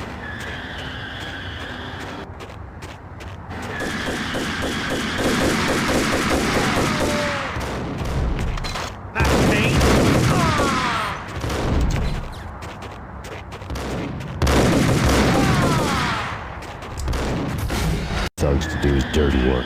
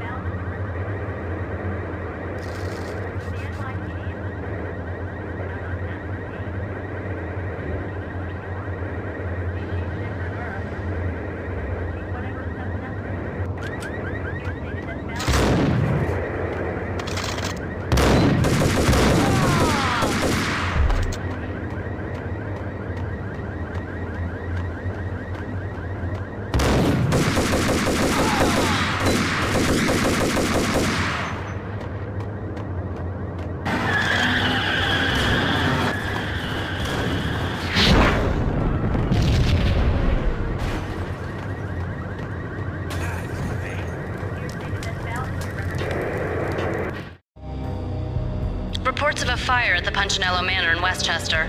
The manor is the home of Angelo Punchinello, the alleged head of the Punchinello crime family. The police are now saying, contrary to their earlier statements, that Max Payne is still alive and at large. He continues his vendetta against the Mafia, of which this last act of arson is attributed to. I had no recollection of setting any fires, but I did remember the flames.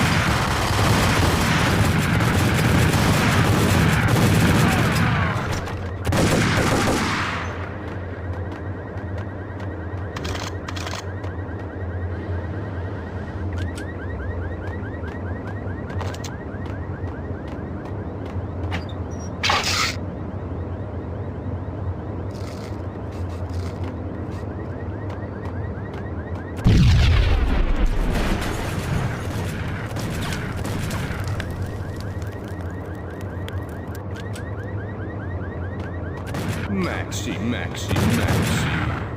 Come out wherever you are. You know, I really hate people who refuse to see the inevitable. Refuse to do the smart thing.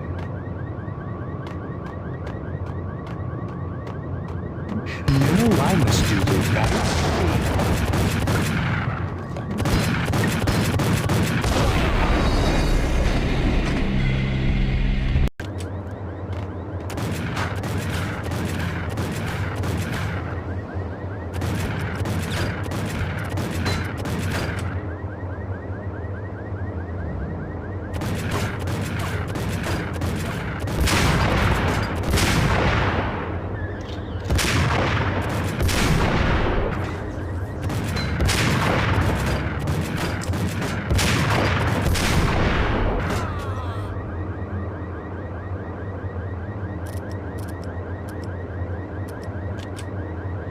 The payphone started to ring.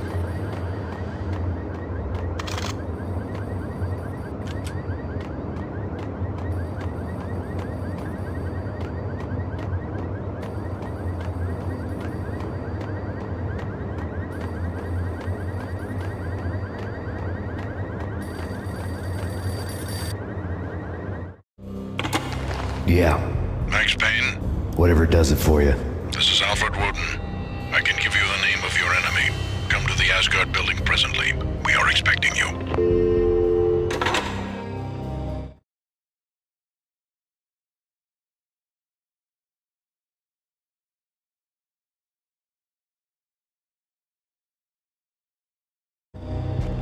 Woden was waiting for me on the steps of the old building. Mr. Payne, let's go inside. The others are anxious to begin. The others? Despite the general misconception, this building actually predates the City Hall by 2 years, thus being the oldest municipal building still in use here at the foot of the Brooklyn Bridge. No kidding. The old man played tour guide as he led me through a dark, domed hall. The answers I was after loomed large ahead. Mr. Payne, I would like to introduce you to my colleagues in what we call the Inner Circle. You've been watching too much X-Files. You have seen the files on Project Valhalla. We can fill the gaps, provide you with the information missing from those files. We were all involved in the early stages of the project during the Gulf War. What's the catch? We would very much like to blow this thing wide open, but our hands are tied. Her name is Nicole Horn. She was the key figure in Project Valhalla. When the funding was discontinued, she simply refused to quit. She knew exactly what she had in her hands. Nicole Horn is the president of Acer Corporation. She has more than half the city in her pocket. This must be kept under wraps. If you try to go public with this, we will deny any knowledge. We need you to take her out. Afterwards, we can protect you, make all the charges go away. That was the cue for the killer suits to kick in the doors and swarm inside.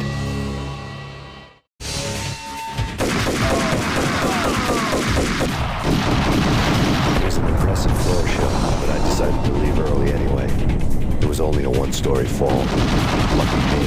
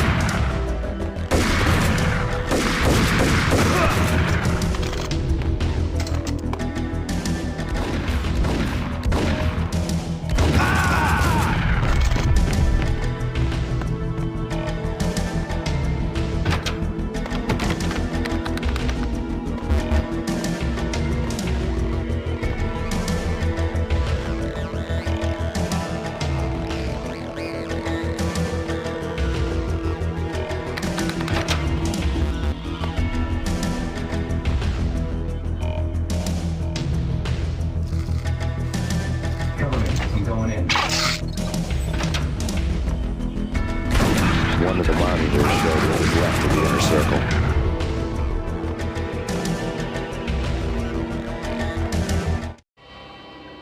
On screen, the so-called corpse of Alfred Woden stood up, miraculously waking from his dirt nap, looking smug among his dead pals.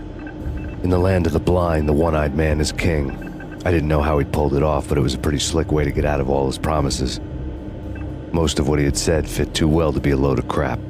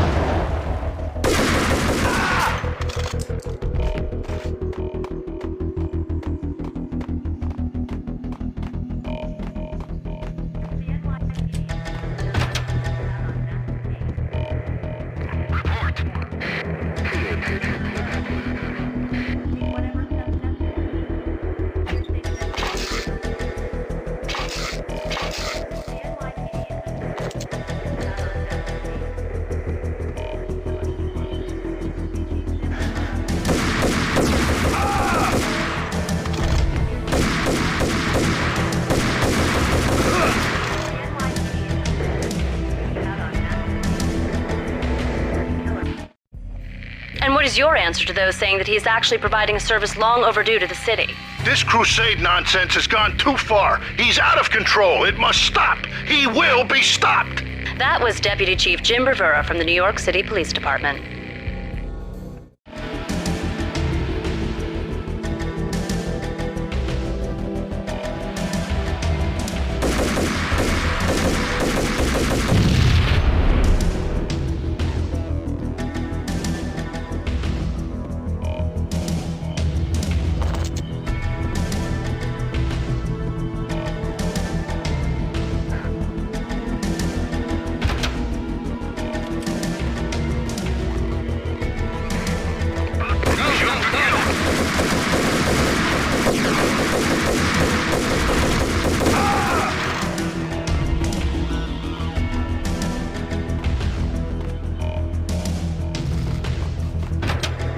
A videotape lay on the desk.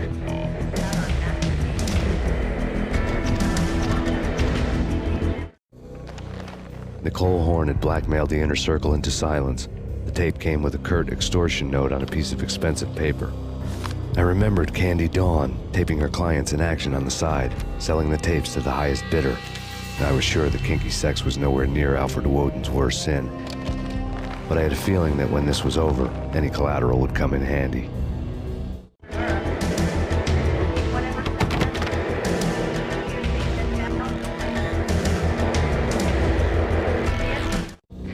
Nothing seems to stop Acer Corporation's phenomenal victory march. Incredibly, the stocks are still rocketing. Worried experts already see a danger in the company's success.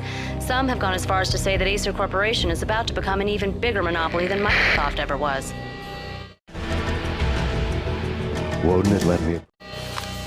Woden had taken care of my mission preps with military precision.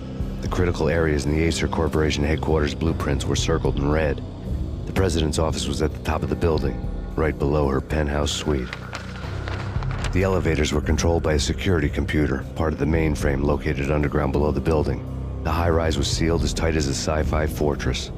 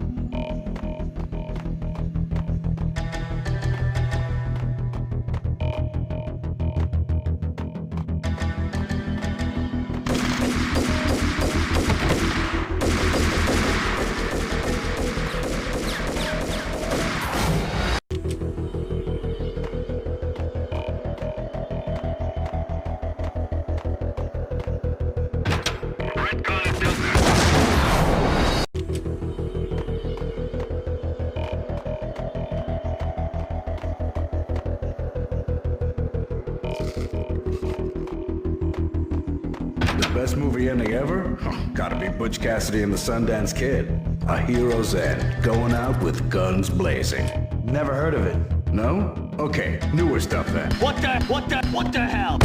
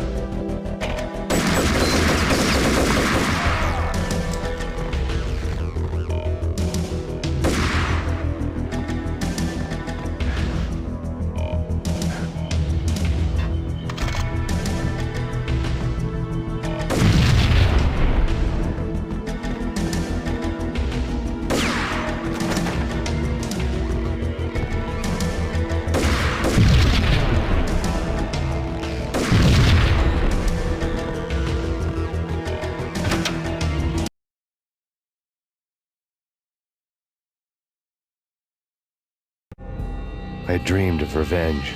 Those dreams were always nightmares, of coming close and then failing. Now I was close. I had a name to guide me, Nicole Horn. I had nothing to lose.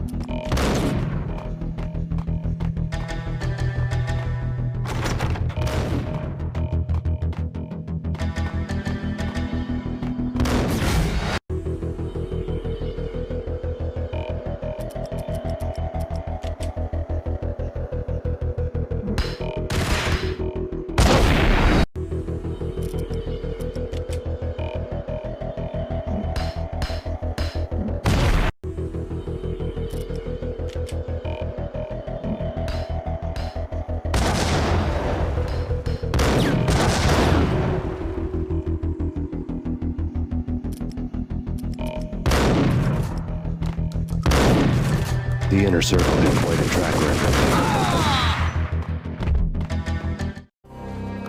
record. Project Valhalla had not been the only thing the Inner Circle had been involved in. There were rows of cabinets full of files.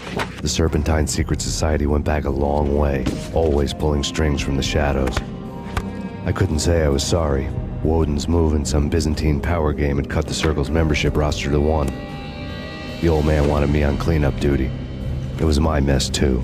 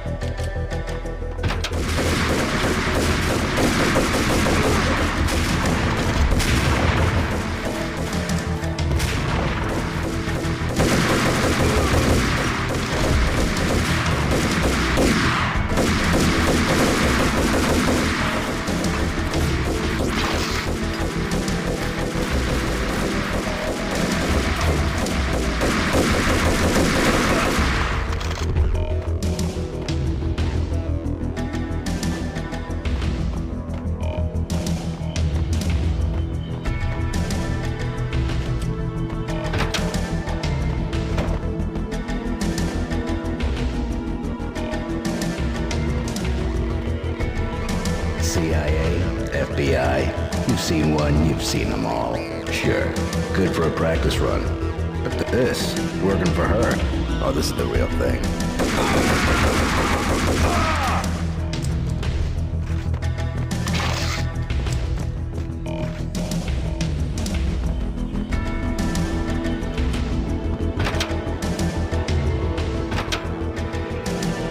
Take him down. Shoot to kill.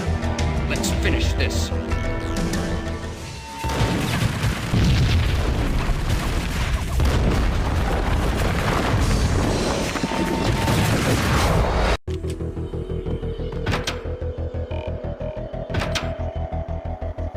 Take him down. Shoot to kill. Let's finish this.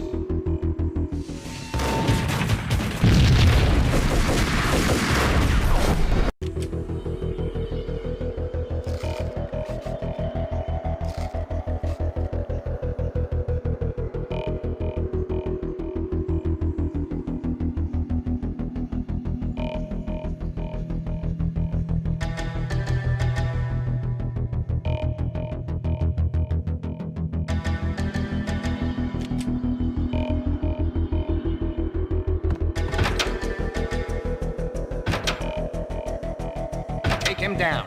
Shoot to kill. Let's finish this.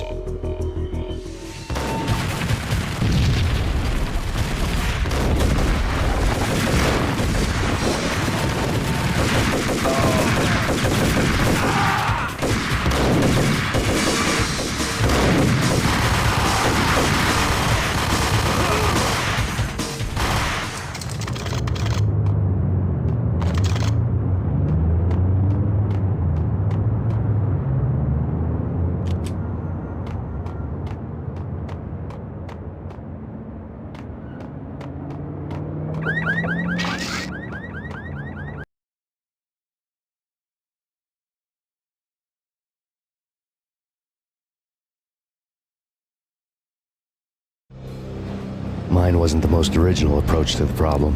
It wasn't as if it hadn't all been done before. An eye for an eye, the first principle of revenge. Old as dirt, still going strong. The cardinal rule in going after someone with an intention to kill was not to make it personal, which it almost always ended up being anyway. It did with me. I took my time, cruising around the city in the snow. There was no hurry. I knew what I had to do now. I took my time, thinking about it, building up the rage. When I was ready, I parked the stolen wheels at the front entrance of the Acer Corporation headquarters. Got out, got in, got cracking.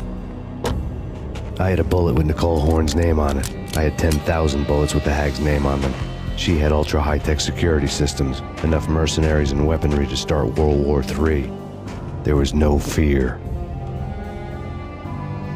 New York disappeared behind a veil of snow. I had crossed the threshold.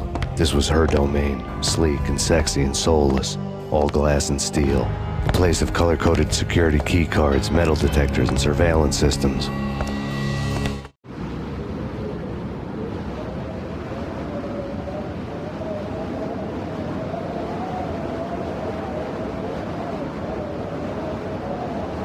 Colder than a walk-in fridge. Cold as a gun.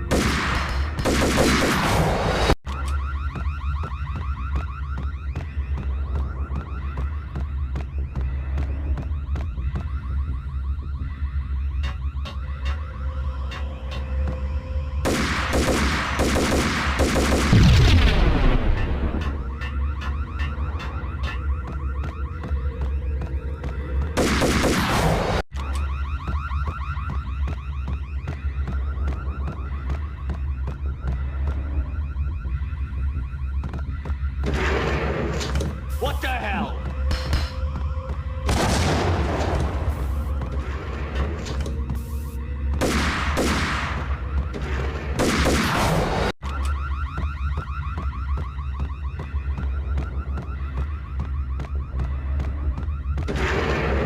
Hey!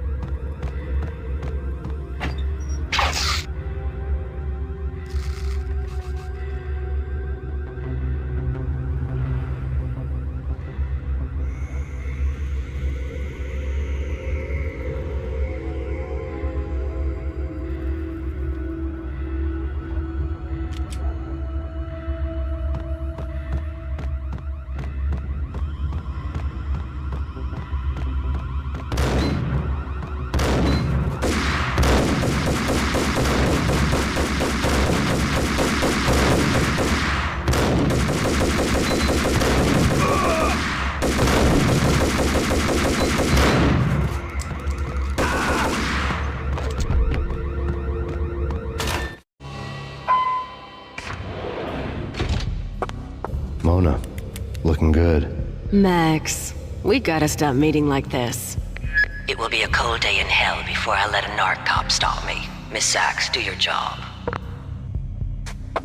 Relax, Max. You're a nice guy. I don't kill nice guys. You're not bad yourself.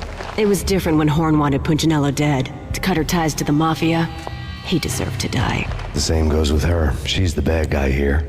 Her sister was whispering to her in my favor. I knew the appetites of ghosts intimately. They hungered for revenge. No!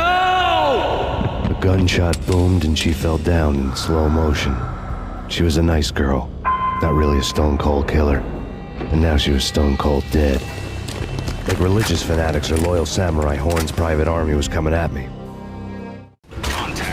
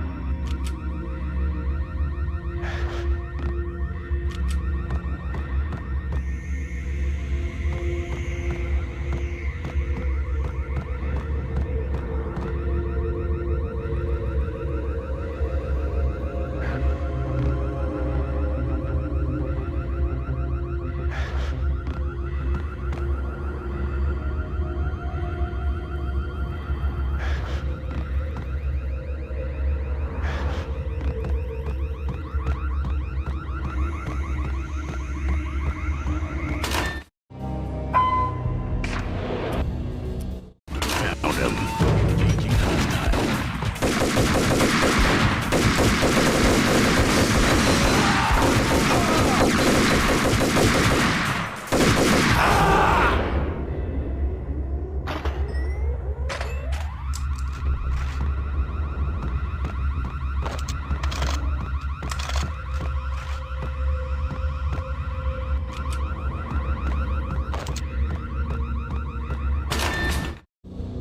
When the elevator came back down, Mona was gone. There was a lot of blood, but no body. Something clicked for the final time.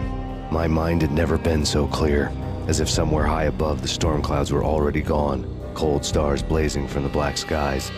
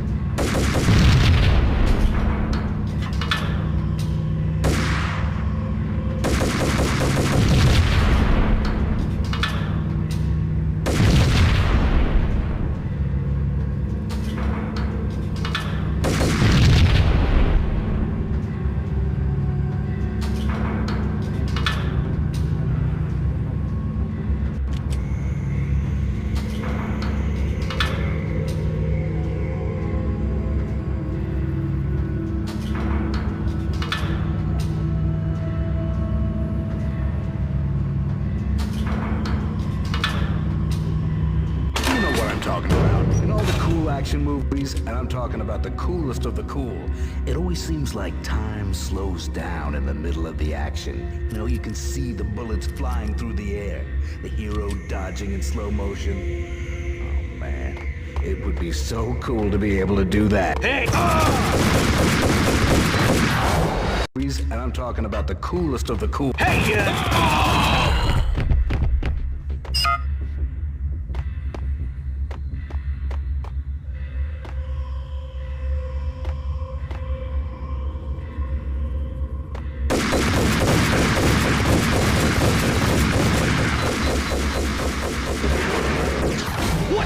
And I'm talking about the coolest of the cool. It always seems like times.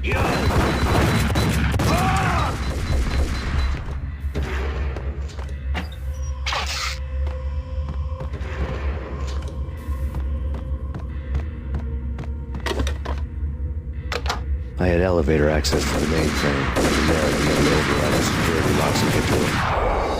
And I'm talking about the coolest of the cool. It always seems like, what the hell?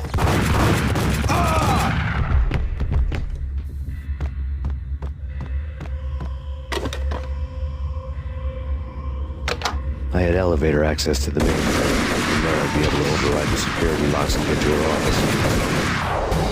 And I'm talking about the coolest of the cool. It always seems like times.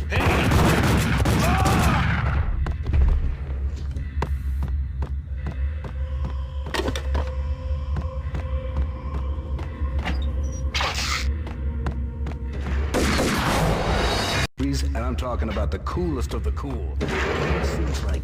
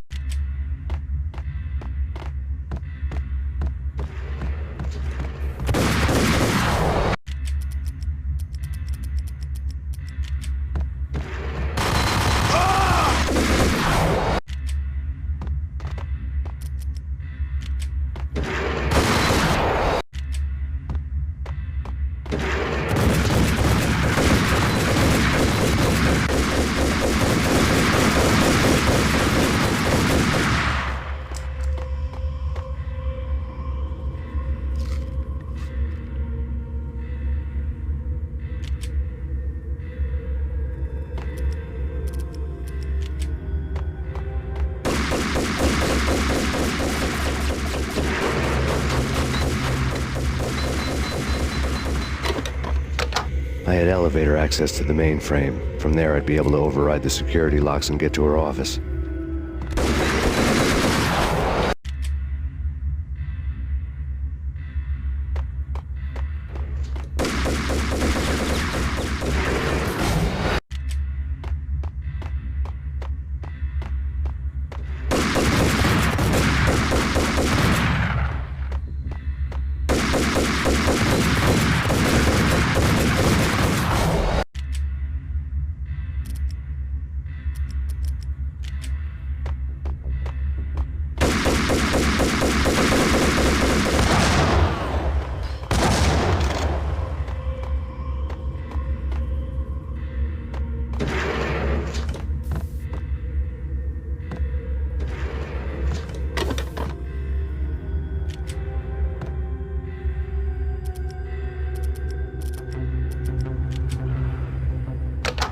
Elevator access to the mainframe.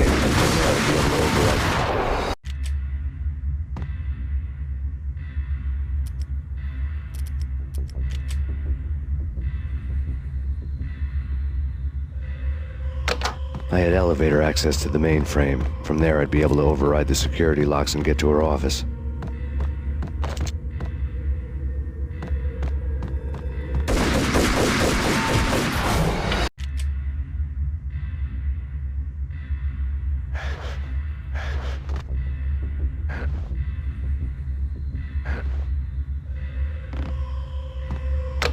I had elevator access to the mainframe. From there, I'd be able to override the security locks and get to her office.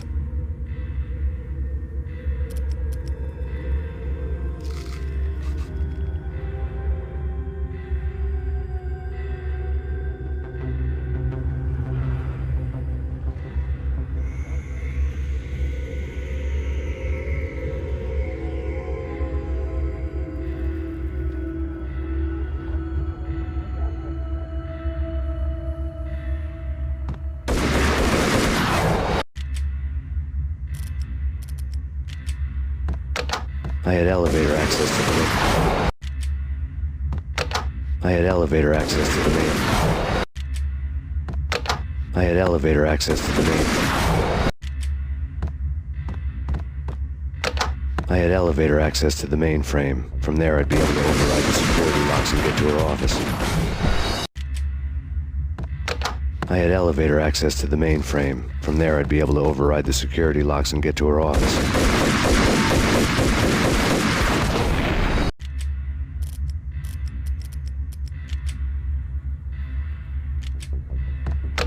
I had elevator access to the mainframe. From there, I'd be able to override the security locks and get to her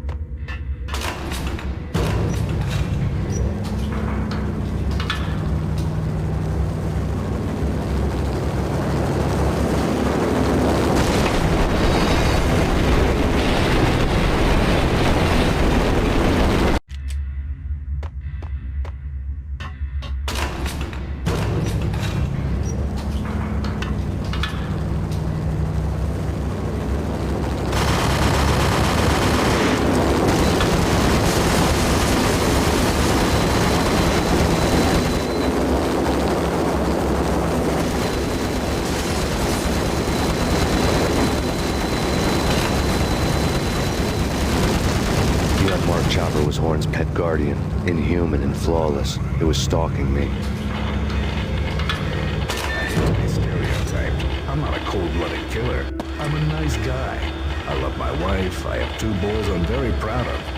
You just have to make the ends meet. And that means I have to shoot. I'm a nice guy. I love my wife. I have 2 boys I'm very proud of.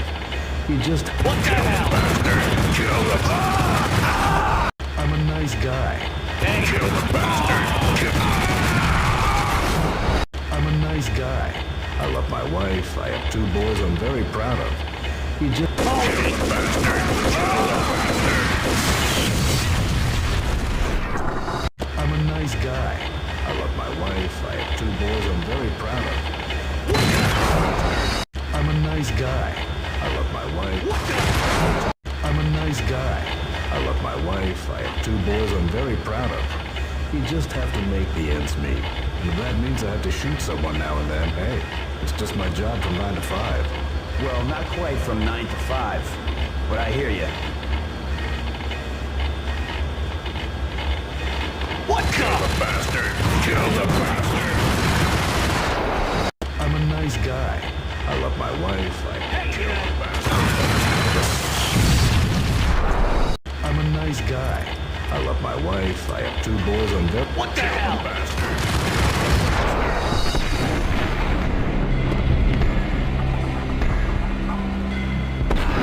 I'm a nice guy. I love my wife. I have 2 boys I'm very proud of. You just have to make the ends meet. And if that means I have to shoot someone now and then, hey. What the hell? I'm a nice guy. I love my wife. I have 2 boys I'm very proud of. You just have to make the ends meet. And kill the bastard! Kill the bastard! I'm a nice guy. I love my wife. Hey, kill the bastard! Kill the bastard! I'm a nice guy. Hey, kill the bastard! Kill the bastard!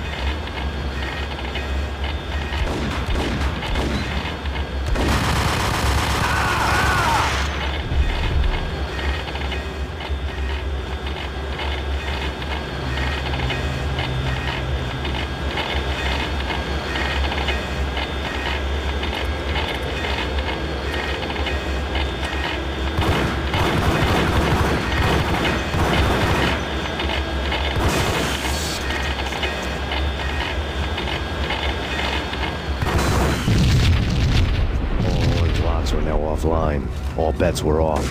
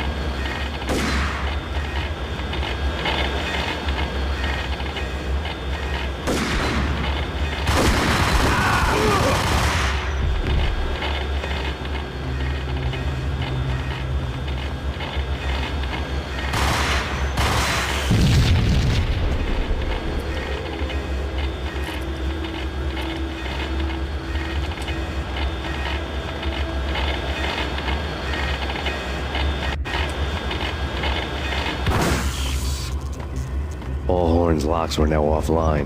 All bets were off. The elevator would take me all the way up.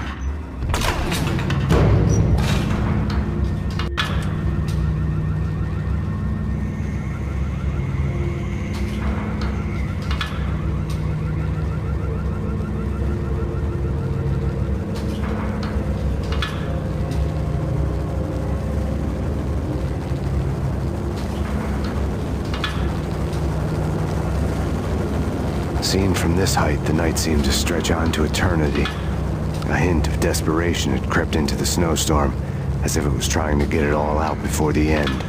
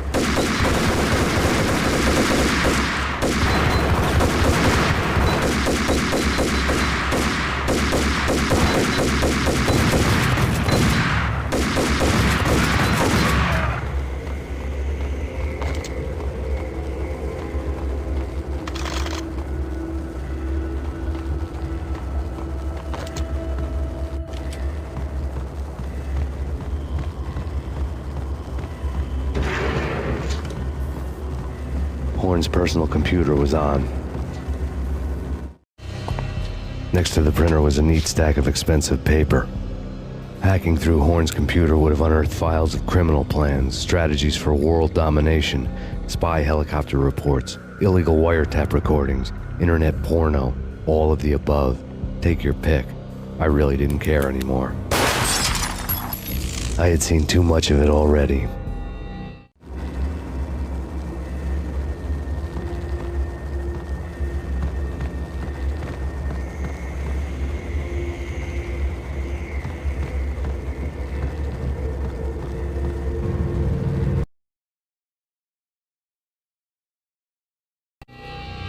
Valkyr had been meant to be a white-winged maiden that would lift you to a warrior's heaven, but it turned out to be a one-way demon ride to hell. The devil was in the drug. I knew. I had met him.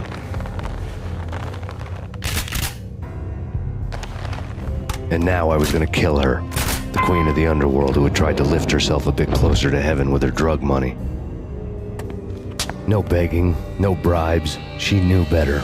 Honor among killers. We who were about to die. Both of us knew how this would end, in pain and suffering. All this because your wife stuck her nose into things that were none of her business. The cops were coming to take me away. The sirens were like a bad conscience I couldn't shake. It's ridiculous you've made it this far. You won't be alive when they get here. Stop him!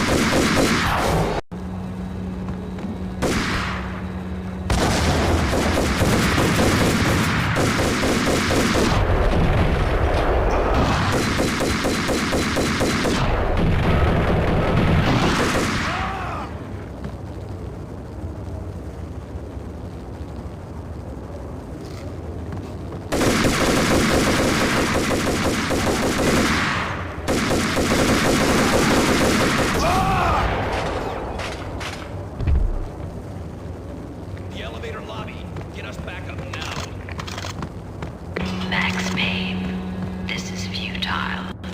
A waste of time. The deaths of your wife and daughter were necessary. Inevitable. It is done. You cannot bring them back now that you don't like it any better. A waste of time. The deaths of your wife and daughter were necessary. Inevitable. It is done. You cannot bring them back now that you don't like it any better.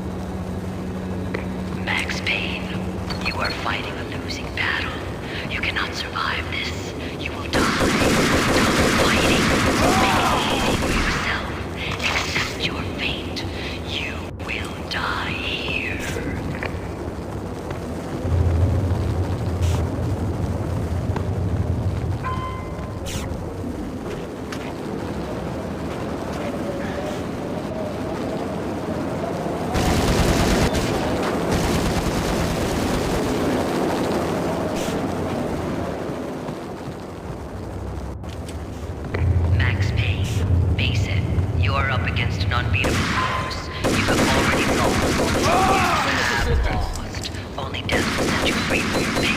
Accept it. Surrender. Max Payne, face it. You are up against an unbeatable force. You have already lost. You have lost. Only death will set you free from your pain. Accept it. Surrender. Give up.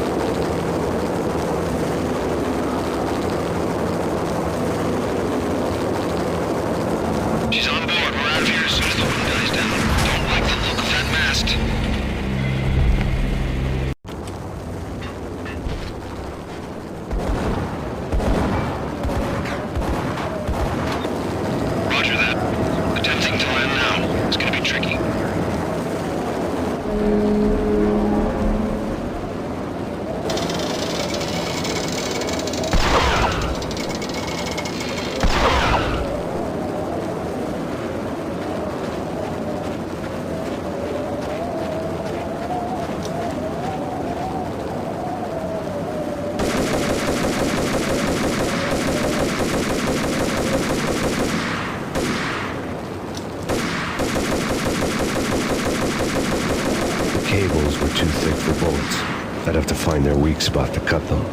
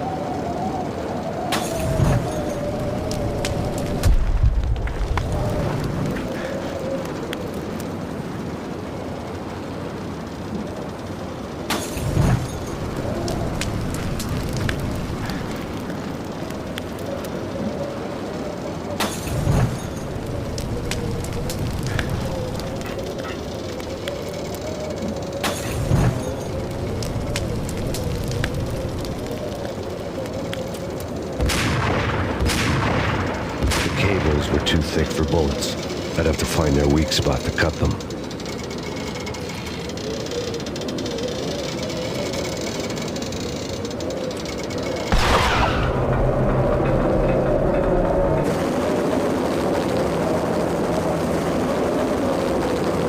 She's on board. We're out of here as soon as the wind dies down. Don't like the look of that mast.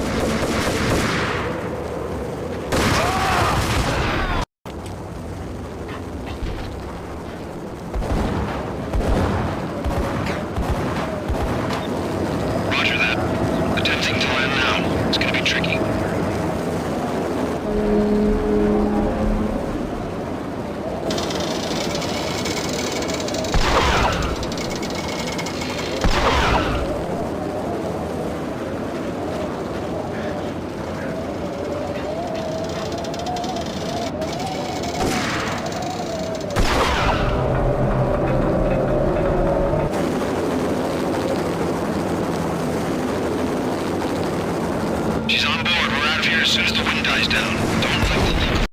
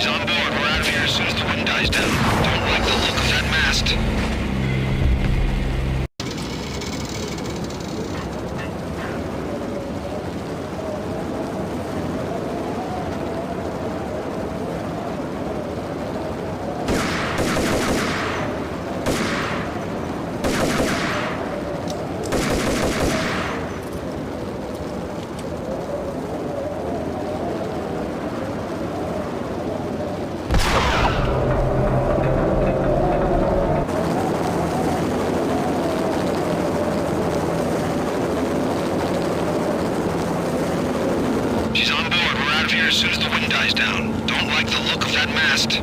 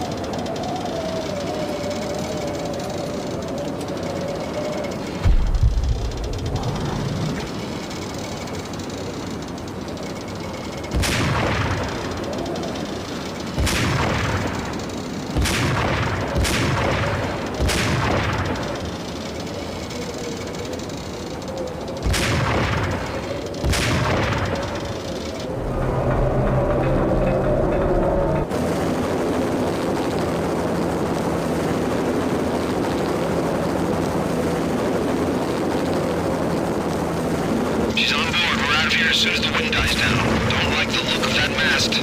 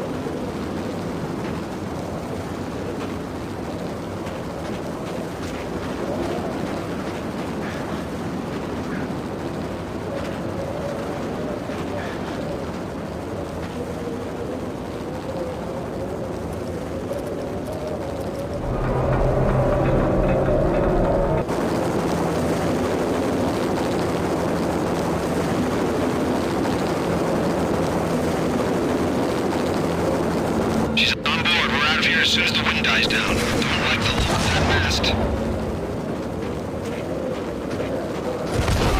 On board, we're out of here as soon as the wind dies down. Don't like the look of that mast.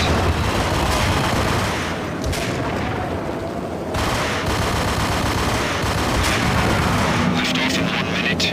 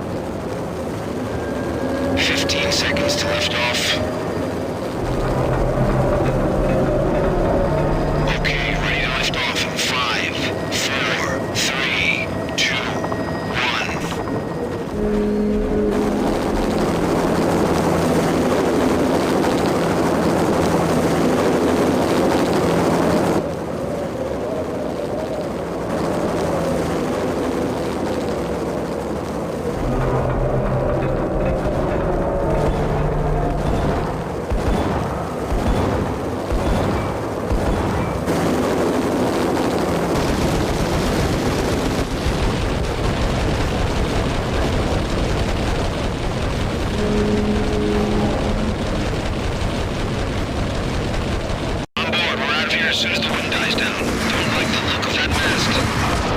On board, we're out of here as soon as the wind dies down. Don't like the look of that mast.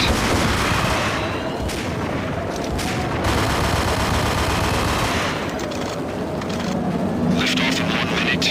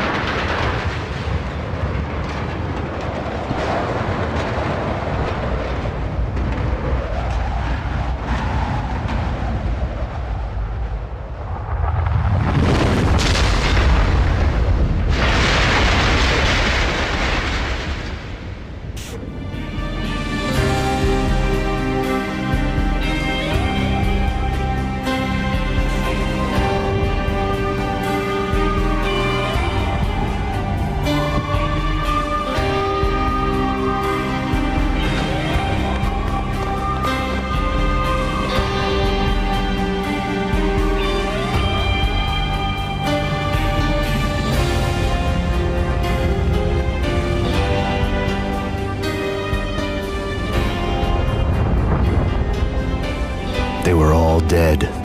The final gunshot was an exclamation mark to everything that had led to this point. I released my finger from the trigger. And then it was all over. The storm seemed to lose its frenzy. The ragged clouds gave way to the stars above. Max Payne, this is Deputy Chief Jim Bravura from the NYPD. We've got the building surrounded. Throw down your weapons and lie down with your hands behind your head. A bit closer to heaven.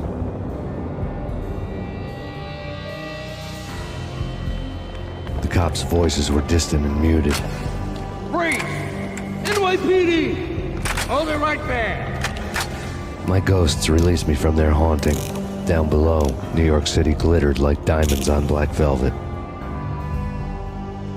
You gave us one hell of a ride. Take him down to Central Booking. You heard the man. Woden was there in the crowd, standing by the sidelines. It wouldn't be over till the man with the patch would say so. He'd say the right words. I knew he would. He'd better. Woden grinned smugly. It was the grin of a winner. That made two of us.